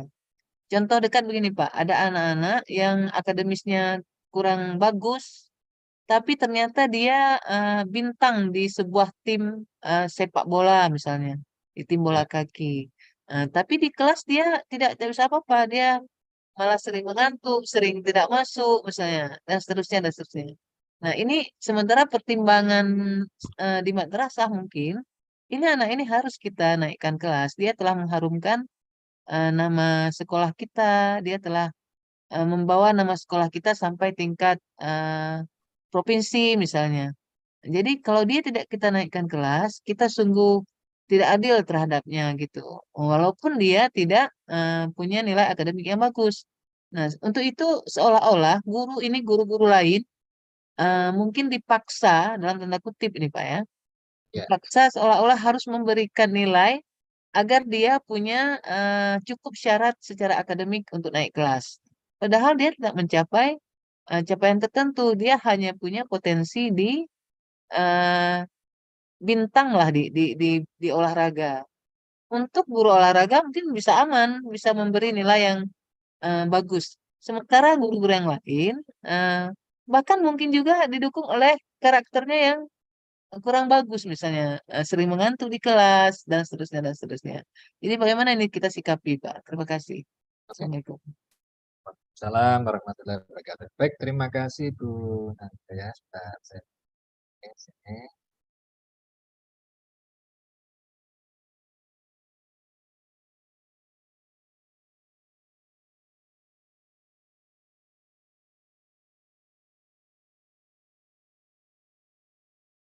Oke. Baik, Bu Nazaledi ya. Jadi untuk kenaikan kelas Bapak Ibu semuanya ya. Jadi memang tidak bisa kita lari dari kegiatan intrakurikuler ya Bapak ya. Karena apa? Karena memang di kegiatan intrakurikuler inilah kita ada yang namanya capaian pembelajaran ya Bapak Ibu ya. Capaian pembelajaran itu diturunkan menjadi tujuan pembelajaran ya. Kemudian dari tujuan pembelajarannya lah itu nanti kita tahu Bapak Ibu semuanya anak ini ya mencapai enggak dengan tujuan pembelajaran. Nah itu ya Bu Najalaili ya. Memang Iya Pak. Iya Pak. agak sedikit berat ini ya. Kalau misalnya anak ini di satu sisi akademisnya, kalau akademis kan berarti kita membicarakan tujuan pembelajaran ya. Benar, capaian pembelajaran. Akademisnya di tujuan pembelajaran ini nggak tercapai, nah ini tentunya nanti menjadi problem ya. Maka di kurikulum 2013 mau tidak mau memang tetap pasti melibatkan yang namanya intrakurikuler, yaitu di kegiatan akademis, Bu ya. Jadi kenapa TP ini harus dicapai ya karena memang dia akademis dan disitulah nanti CP, capaian pembelajaran untuk setiap fase anak ini bisa kita lihat keterukurannya ya. Jadi untuk yang non akademis ya Bapak Ibu ya, kalau non akademis mungkin ini sebagai pertimbangan saja Bapak Ibu ya, pertimbangan saja ya. Tapi yang pokok adalah yang akademis Bapak Ibu. Karena pada saat kita melakukan proses pembelajaran ya, karena kita itu mencari ya apa namanya anak ini mencapai enggak dengan tujuan pembelajaran. Itu ya Bu ya. Jadi Bu Najalaili memang ini agak berat ya. Jadi memang dia dilema, harus Pak, ya, harus di akademisnya juga ini Bu Najalaili ya. Ya. Kalau untuk yang non akademis saya rasa itu tambahan ya, tambahan. Jadi misalnya kalau di akademis anak ini enggak terlalu parah ya, bisa kita bantu di non akademis apa ya. Itu nanti kan juga dari musyawarah dewan guru kan pada saat rapat kenaikan kelas ya. Ya, sebab ada kasus itu Pak, bagaimanapun Ya. si guru bimbingan ekstrakurikuler tadi kan mempertahankan habis-habisan. Ini anak ini bintang dia membawa nama madrasah kita. Yang membuat harum nama madrasah adalah dia. Kenapa sekarang dia tidak naik kelas hanya gara-gara nilai di rapornya itu rata-rata mungkin di bawah KKM-nya. Sekarang apa namanya? Sekarang apa namanya? KKTP. Oh iya ya. betul. Ya. Kalau enggak gini aja Bu Najalaili. Kalau di kami itu kita masukkan di dalam dokumen satu. Nanti dimasukkan juga di komnya itu Bu Laili ya. Untuk anak-anak yang memang dia memberikan nama baik madrasah, kenapa tidak kita buat hal khusus ya? Misalnya kita kasih tambahan nilai di akademiknya. Ya, tapi itu harus dimasukkan di dalam dokumen satu atau komnya itu. Jadi itu sudah menjadi bentuk dokumen legal dari madrasah bagi anak-anak yang memberikan nama harum madrasah. Jadi kalau tidak begitu nanti kasihan. Kenapa? Karena anak tidak mau lagi nanti untuk berbuat harum ke madrasah. Karena nggak ada bantuan, kan gitu Bu Leli. Ya? Benar. Jadi itu kita backup dengan cara seperti itu. Kan anak seperti itu kan tidak banyak Bu Leli. Ya benar Pak. Nah, paling 1 sampai 5 lah katakan kan. Nah, kan kasihan memang betul. Jadi kalau di kami kita di dokumen 1 kita sebutkan untuk anak-anak yang membawa nama harum seperti Olimpiade dan lain sebagainya. Nah, di dokumen 1 kita kasih tambah nilainya. Karena anak ini harus fokus ke sana dan pasti dia akan meninggalkan pembelajaran, pasti akan meninggalkan kelas. Nah, bentuk dia belajarnya prinsipnya sama, cuma dia belajar untuk menggabungkan sama madrasah. Mungkin begitu sarannya Bu Leli. Baik, Nanti baik, Pak. dimasukkan di dokumen 1 atau di komen. Baik, terima kasih, Pak. Ya, sama-sama Bu Leli. Oke, terima kasih Bu Najah dan Pak Puguh. Yang lain Bapak Ibu, silakan yang mau bertanya. Bu Putriana mau bertanya? Silakan Bapak Ibu, enggak apa-apa. Ucut Nurul Aini mungkin?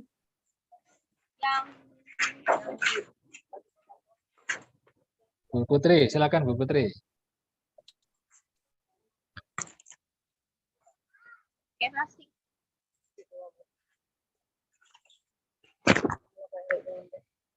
Bu Yusnita mungkin? Boleh Bu Yus?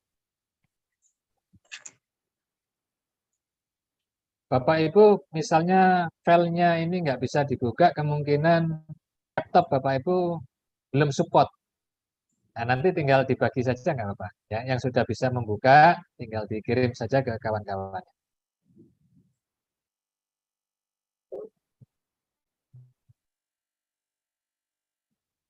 Bapak Ibu silakan yang mau bertanya lagi. Apakah sudah jelas tadi yang disampaikan oleh Pak Puguh? Oke, silakan Bu. Cukup kira-kira? Nanti yang sudah Pak Agus, nanti yang sudah selesai itu di LK-nya boleh dikirim ke email saya tadi. Iya, siap Pak. Boleh Pak. Jadi bisa saya ya kasih komen-komen sedikit. Bagus, bagus itu, Pak. Atau dibuat drive ya.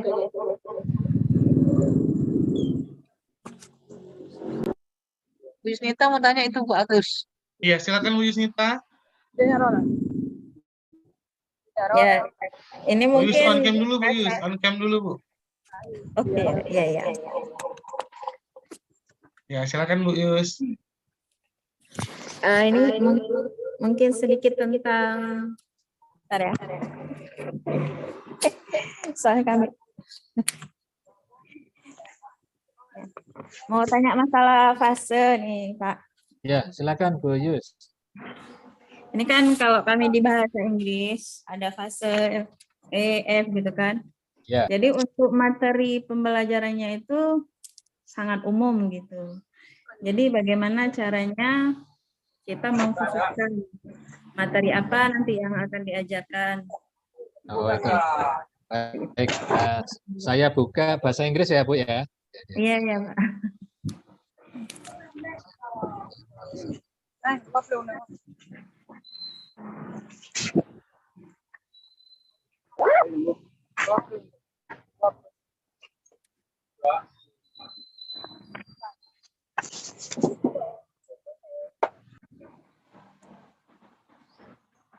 Oke, sudah nampak Bu Yus? Ya, sudah Pak. Oke. Jadi ini CP untuk bahasa Inggris ya. Kita lihat di fasenya. Halaman 19. Ya. Bentar ya, Bu, ya.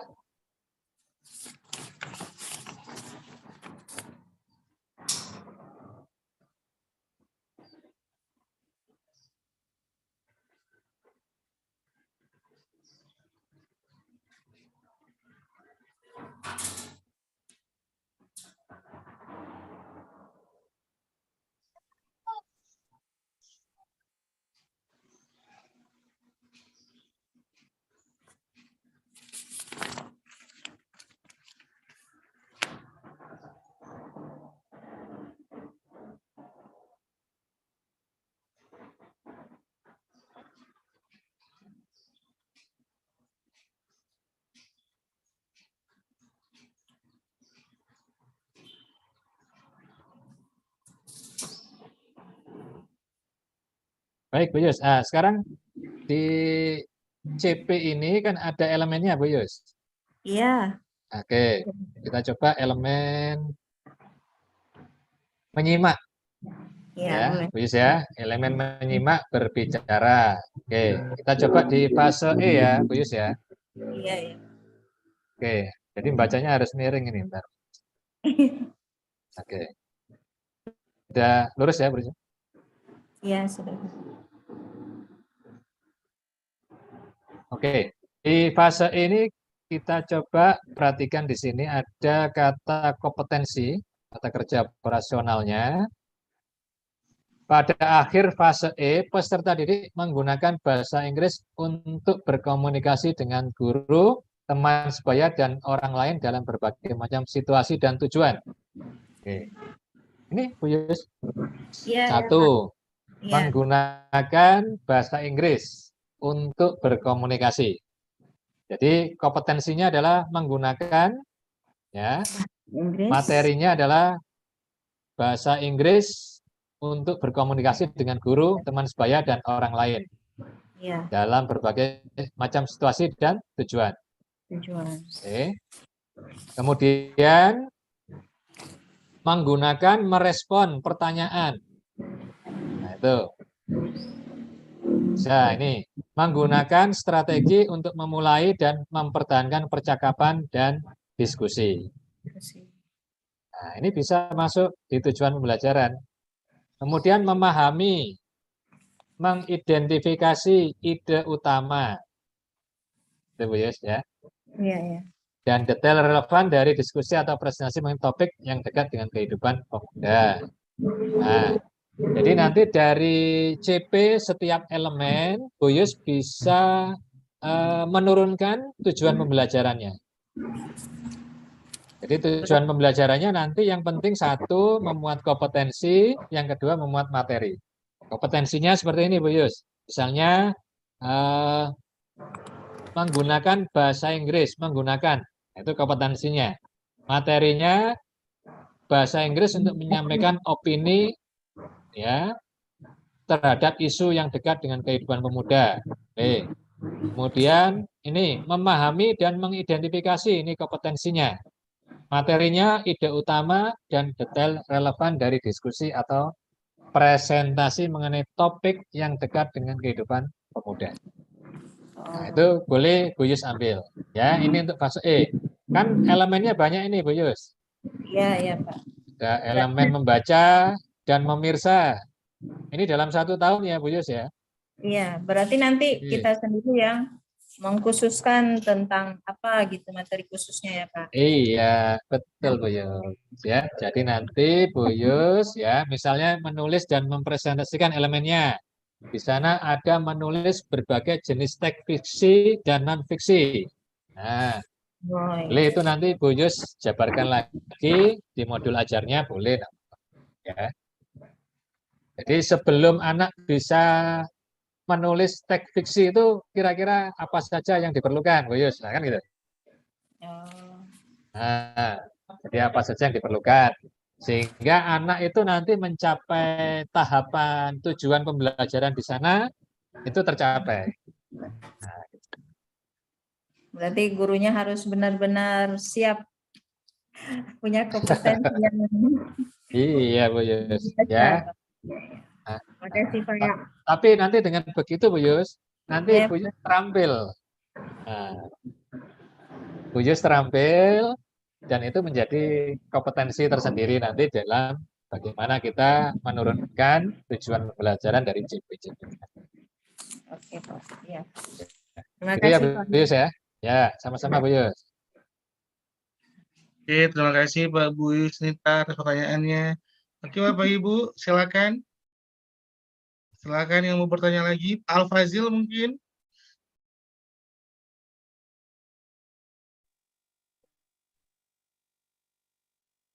Setia.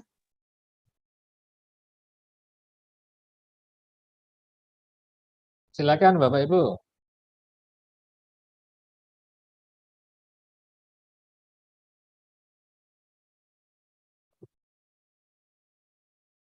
Bu Tuti Alawiyah, silakan. Ya. Bu Tuti. Ini pada malu-malu bertanya nih. Ya, Pak Agus. Ya, Pak. Ya, kita kan sampai jam 4, Pak Agus ya. Ya, Pak, benar. Nah, nampaknya memang ini tidak terkejar, Pak Agus, karena masih ada 2 materi lagi, yaitu asesmen, ya. Yang kedua nanti P5, P2RA. Iya, Pak. Cuma nanti saya kasih contohnya, ya. Tidak apa-apa ya, Bapak Ibu ya. Saya kasih contoh, kemudian panduannya, ya. Contohnya ini sudah teknis nanti Pak Agus ya. Jadi siap. Boleh di ATM, tidak apa-apa ya Bu Nazalaili ya. Boleh Pak, siap. Boleh Ya. Pak. Jadi nanti tinggal di ATM saja Bapak Ibu, ya sesuaikan dengan madrasah Bapak Ibu sekalian, ya tidak harus sama, ya. Jadi dengan Waktunya begitu, nggak harus pas-pas sekali Pak. iya. Pak, waktunya nggak harus pas-pas sekali. Lebih-lebih dikit boleh lah. Ya. Ya. Mungkin gini Karena- Pak, ya. usul sedikit buat teman-teman, seperti Bu Yusnita tadi sangat bagus saya rasa.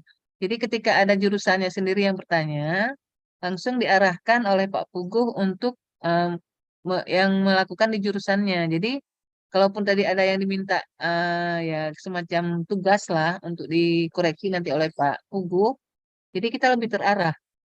Kalau matematika tadi kan sudah menjadi contoh memang. Ya alhamdulillah kami yang matematika. Tapi yang jurusan lain ini, yang kimia, bahasa Inggris tadi sudah dicoba sama Bu Yusnita. Mungkin ekonomi, bahasa Indonesia, silakan boleh diminta langsung sama Pak Puguh, nanti diarahkan dari mana, apa CP-nya, apa TP-nya, modul segala macam. Sekira itu lebih lebih terasa ya ke gurunya langsung gitu. Itu saran untuk guru-guru. Tapi Pak, kalau memang nggak ada yang nanya, ya nggak apa-apa Pak, diisi aja seberapa mungkin Pak. Kami juga maklum nih, kami tahu Iya, ini iya, iya. sebenarnya materi teman-teman guru sekalian. Saya kemarin refreshment tuh sampai 6 hari kita Pak ya. Oh 6 hari. berapa hari ya? 4 Ya. hari yang kurikulum merdeka aja. Jadi memang lumayan lama ya. Jadi kita yang 4 hari kami di refreshment tadi sekarang cuma 4 jam. Kebayang nggak sih apa yang didapat gitu. Jadi kami maklumi juga Pak.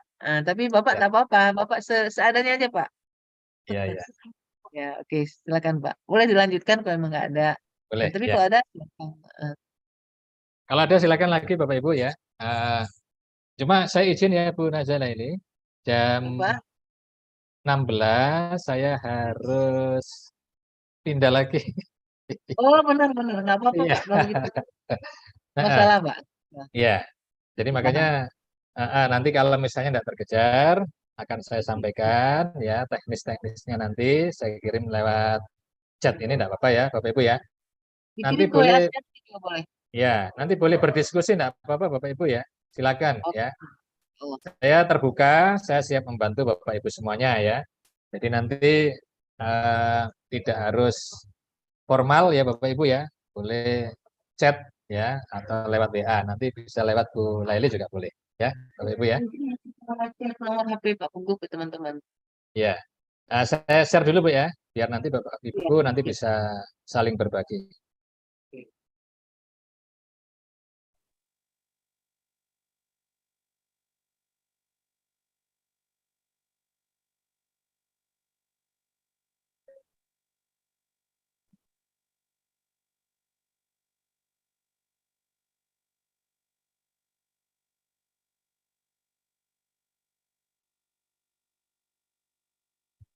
Sambil menunggu, boleh kalau ada yang bertanya Bapak Ibu, silakan.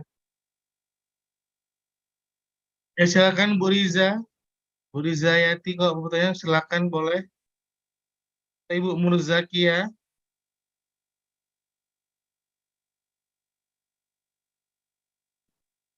Bu Intan, boleh Bu Intan silakan. Bu Agus Syakrina, boleh mau menyampaikan sesuatu? Pak Agus silakan. Panas boleh panas, boleh panas.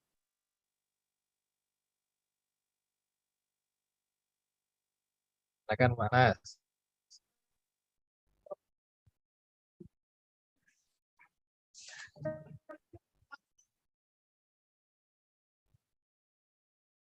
Aman, Pak, sudah.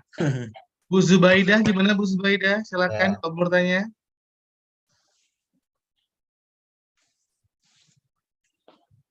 Dari senyum aja Bu Zubaidah. Bu Asma udah sampai rumah?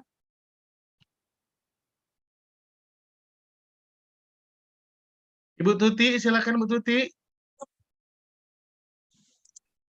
Nah, itu sudah saya kirim di chat Pak Agus. Ya, siapa? Jadi untuk asesmen, kemudian pembelajaran diferensiasi, kemudian panduan P5, P2RA, dan panduan pelaksanaan ya. Teknis itu nanti bisa di ATM Pak. Siapa?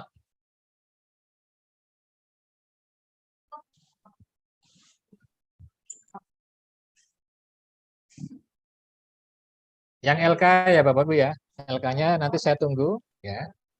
Jadi untuk pembuatan modul ajarnya ya.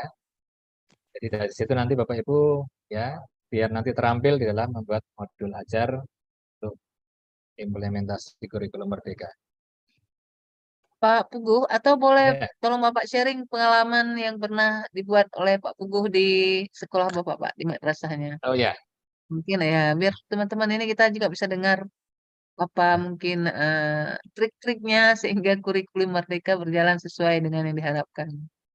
Ya, memang awalnya kebetulan di IC Jambi Bapak Ibu semuanya ya, kita itu langsung diamanai kemarin ya, KSKK ya, untuk jadi pilot implementasi kurikulum merdeka. Jadi sebetulnya kita berjalan bersama kemarin dengan Kementerian Pendidikan dan Kebudayaan Ristek ya. Jadi mereka jadi apa namanya pilot project, kita pun juga mendampinginya di belakangnya ya. Jadi sama-sama kemarin pada saat kita di IC ini melaksanakan IKM, ya sama kita juga berdiskusi dengan orang-orang Kemdikbudristek ya. Sebelum kita muncul panduan dari kementerian kita sendiri ya. Jadi dengan adanya diskusi, kolaborasi, mulai dari struktur kurikulumnya, kemudian pembelajarannya, kemudian asesmennya sampai P5 kemarin P5, P2RA-nya belum ada. Ya. Di pada saat panduan P5 P2RA sudah muncul, maka kita langsung mengikuti daripada panduan tersebut ya. Jadi Bapak Ibu ya, sebetulnya di kurikulum merdeka ini kita memberikan akses yang luar biasa, terutama bagi satuan kerja ya, atau madrasah kita masing-masing ya Bapak Ibu ya.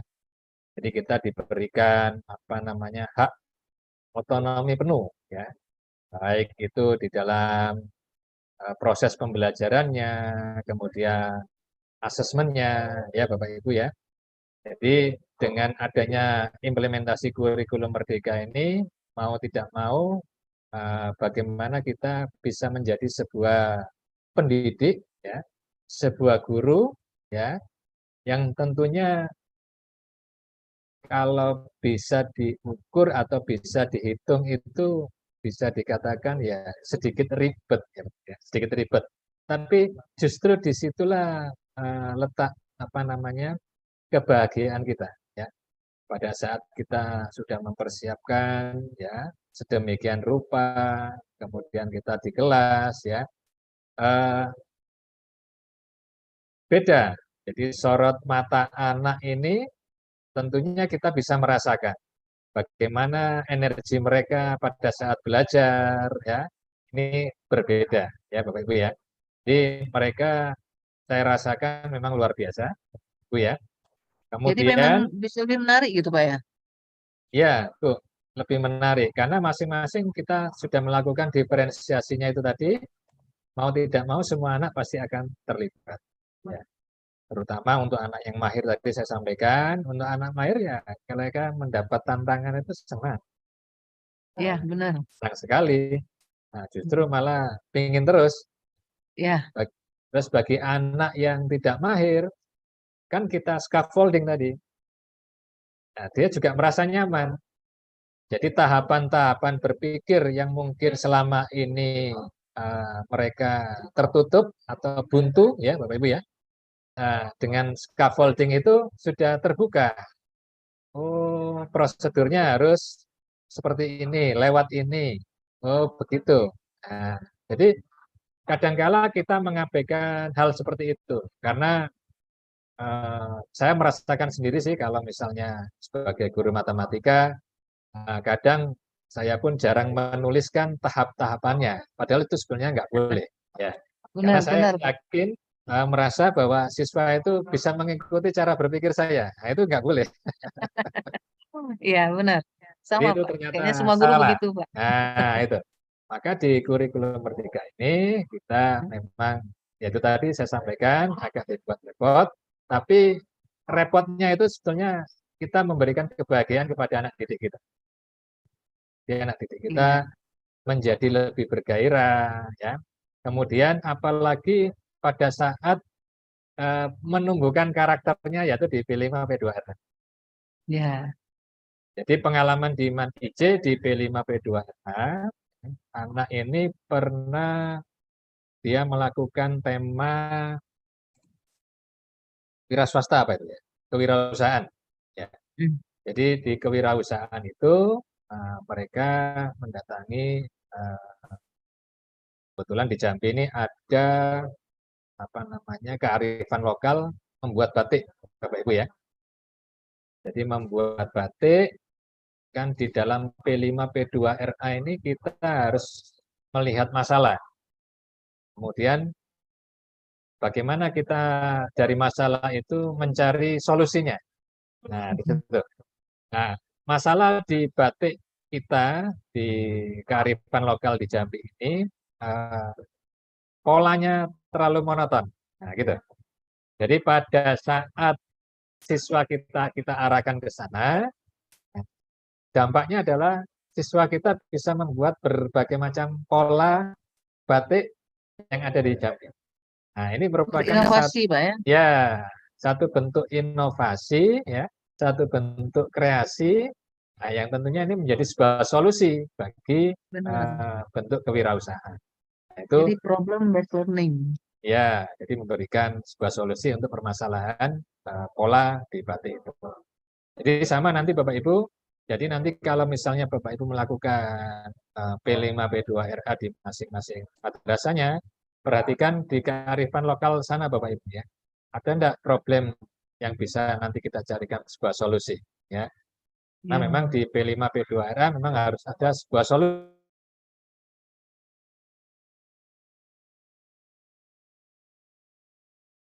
Siapa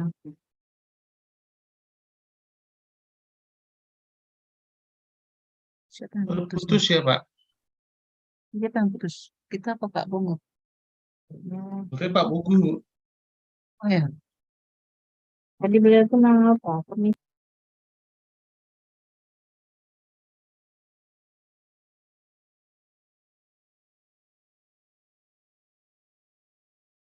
Kita nggak enak. Terus ya nih.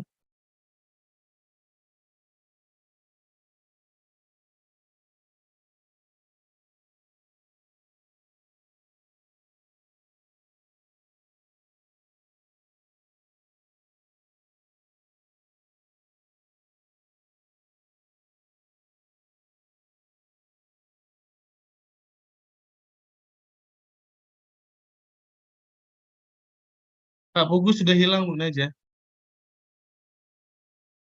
Jadi gimana nih Bu Lali? Pak Pugu listriknya mati Pak Agus. Oh, siap. Aha. Hilang Pak Agus. Ya. Jadi saya sambutnya nanti aja ada apa ya? Oh, boleh. Nah, Ya, datang. Oke. Aduh, coba saya buka penutupnya. Bisa Pak, bisa. Oh, saya pakai HP. Benar, boleh Pak. Silakan. Mungkin untuk Oh ya bisa Pak. Pak Agus, Pak Pugu mau pakai dengan HP, laptopnya mati karena Ya, listrik. boleh, sangat boleh. Ya, silakan. Nanti kita juga Pak Agus mungkin foto dengan Pak Pugu, jangan lupa Pak Agus. Iya, siap Bu. Belum akhir. Teman-teman siap-siap ke kamera ya.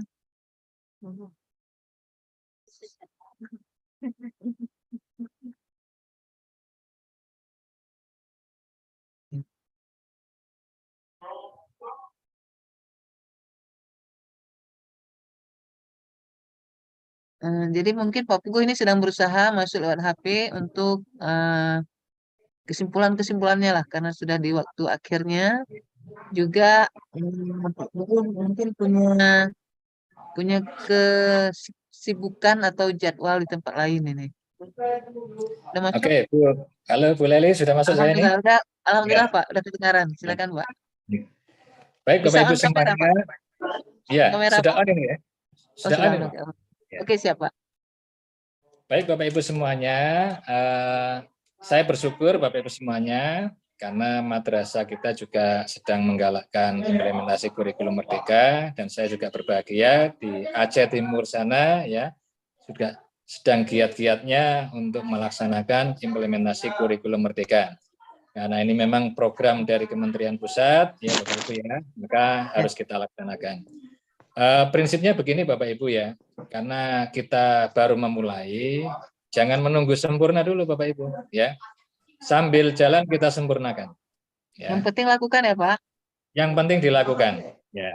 Kemudian Bapak Ibu sambil melakukan tentunya nanti ada bersinggungan, berdiskusi dan lain sebagainya. Nah itu nanti untuk memperkuatkan bagaimana implementasi kurikulum merdeka di madrasah kita.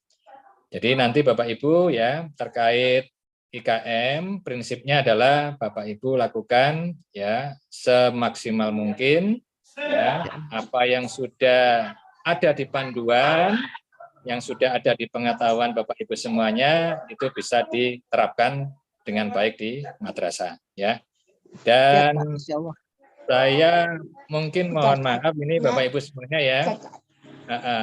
Kalau memang sebetulnya bisa lebih dari 2 hari mungkin bisa saya egokan ya. Saya sempatkan ya. Cuma karena memang dikasih waktu sehari dan memang materi ini harusnya banyak hari nih Bu Nazaleli ya. Benar Pak. Saya paham Pak. Jadi mau tidak mau nanti Bapak Ibu semuanya perbanyak diskusi enggak apa-apa. Materi sudah saya sampaikan tadi di chat ya. Mudah-mudahan itu bisa memberikan nuansa literasi, pengetahuan dari Bapak Ibu semuanya. Amin. Pengetahuan ini tidak akan berarti apa-apa kalau kita tidak lakukan Bapak Ibu ya. Jadi dengan melakukan pengetahuan ini akan semakin tajam. Mungkin itu Bu Nazalaili, Pak Agus dan Bapak Ibu semuanya. Si Bang Fadlin. Terima kasih banyak. Ya, mudah-mudahan sedikit tapi bisa memberikan manfaat dan keberkahan terutama bagi pelaksanaan IKM di madrasah Bapak Ibu semuanya. Amin ya rabbal alamin. Assalamualaikum warahmatullahi wabarakatuh. Waalaikumsalam warahmatullahi wabarakatuh. Terima kasih banyak Pak Pugu atas materi hari ini. Semoga materi yang disampaikan tadi bisa dipraktekkan bagi teman-teman semua. Sama-sama. Sebelumnya Pak, kita foto bareng dulu boleh Pak? Boleh, silakan Pak Gus. Ya, kita foto bareng. Oke, ini itu dulu ya di sambil foto nomor bareng. 1 dulu layar pertama. Bapak Ibu tunjukkan senyum termanisnya. Yang masih yang off cam boleh on cam. Ya, yang belum pakai lipstick boleh pakai lipstick dulu. Pak Agus. Ya. Halo Pak Agus, sabar Ya, sebentar. Ada kawan-kawan yang lagi on cam ini, disabar sebentar. Sambil itu saya juga mau mengucapkan banyak terima kasih kepada Pak Pugu. Kami mewakili MGMPM. Terima kasih banyak Pak kesempatannya, waktu luangnya. Kami tahu Bapak tidak tidak puas juga karena waktu yang sedikit sehingga ilmunya tidak tersampaikan semua. Begitupun kami Pak. Insya Allah terutama matematika nanti, MA matematika insya Allah jika kita ini kami akan menghubungi Bapak lagi insya Allah ya Pak, kita lihat keadaan. Siap. Pokoknya siap membantu saya Bu. Kalau jurusan lain mungkin juga mereka akan mencari yang khusus ke jurusannya biar lebih mantap mungkin, lebih langsung prakteknya. Jadi kami mohon maaf juga Pak, mungkin selama pertemuan hari ini banyak kekurangannya dari tingkat-tingkat kami, dari sikap-sikap kami mohon maaf. Jangan diambil hati Pak. Oh ya, enggak Bu Nazaleli. Saya senang Bu Nazaleli ya.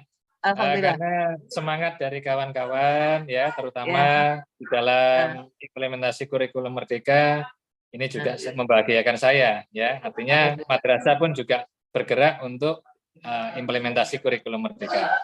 Jadi saya support kepada kawan-kawan Bu Naja Lili. Saya juga menyampaikan salam Pak Kemenak, Pak. Bapak tadi kirim japri ke saya.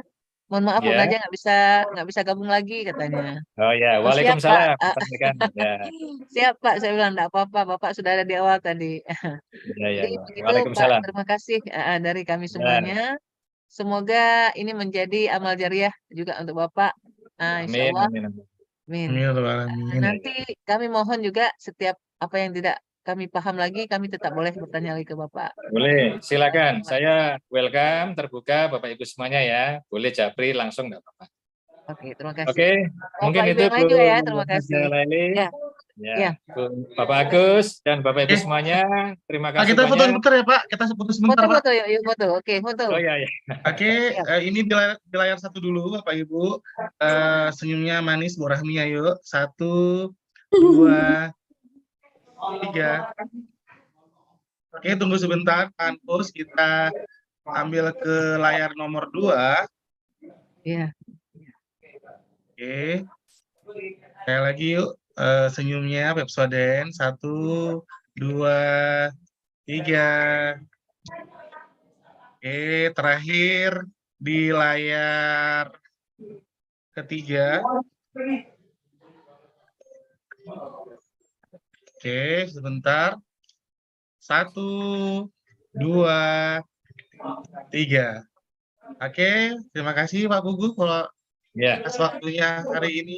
Mohon maaf apabila kami ada salah kata. Sama-sama Pak. Bagus, Bapak Ibu dan terima kasih. Mohon Terima kasih, diri. Pak. Ya, sampai ketemu Terima di kasih, kemudian hari. Bapak. Assalamualaikum warahmatullahi wabarakatuh. Waalaikumsalam. Waalaikumsalam. Terima kasih ilmunya ya Pak. Ya Pak, Ya, boleh sama-sama, ditutup Bu. Pak Agus. Ya. Mohon izin ya Bapak Ibu ya. Ya, Mas silakan dulu. Pak, silakan. Ya, semoga terus berkarya ya Pak. Amin. Sama-sama Bapak Ibu. Ya. Terima kasih Bapak Ibu sudah bergabung hari ini. Jangan lupa absen. Absen sesi kedua jangan lupa. Ibu yang mau ambil ini udah bisa coffee break ya. Siap. Kopinya udah disiapin nih. Yang ambil apa? Coffee break, Bu. Oh, coffee break. Ya, Pak Agus siapkan coffee break tuh. Silakan diambil di Langsa. Terima kasih Bapak Ibu semuanya. Pak Agus sudah bisa ditutup? Ibu Mungkin? Najwa. Oh ya sayang, sayang. Ibu Najwa izin Ibu. Ini kan Oh ya, ada guru-guru baru yang baru masuk, tetapi belum bergabung ke grup mapelnya Bu. Hubungi siapa ya Bu? Guru mana ini Bu? Guru Guru saya mapel apa? dari Guru Mas mapel apa? Muda, ada bahasa Indonesia. Rizka apa? Rizka Adinda Mardani. Kemudian dari mapel, satu aja, Novia ya. Udah Bu, satu tuh kami bahasa Indonesia Ya. Bu, belum masuk. Ya, nanti saya sampaikan ke Bu Rus. Atau Bu Rus ada di sini, Bu Rus silakan dengarkan Bu Rus. Yang bahasa Inggris, Bahasa Novita Inggris Haryanti Pak nggak ada Surya. lagi, Bu. Novita tidak ada Ya, lagi. Novita Haryanti nggak ada lagi Bu. Oke, siap Bu, siap. Nanti Ibu Ya, Bu, bisa japri terima- saya. Siap Bu. Ibu bisa japri saya, nanti saya sampaikan ke masing-masing bidang studi. Ya Bu. Terima Ya, kasih. makasih ya Bu. Nomor HP-nya Ya. Semangat. Ya, makasih Siap, ya Ibu-ibu Bu. semuanya. Assalamualaikum. Waalaikumsalam. Yang dikasih tugas sama Pak Buku tadi, kalau bisa dikerjakan biar kita bisa lihat sampai di mana nanti dioret-oret atau diperiksa sama Pak Buku. Ya, terima kasih Bapak Ibu ya. Pak Agus, sudah mulai tutup Pak Agus. Terima Bu. kasih Pak Agus.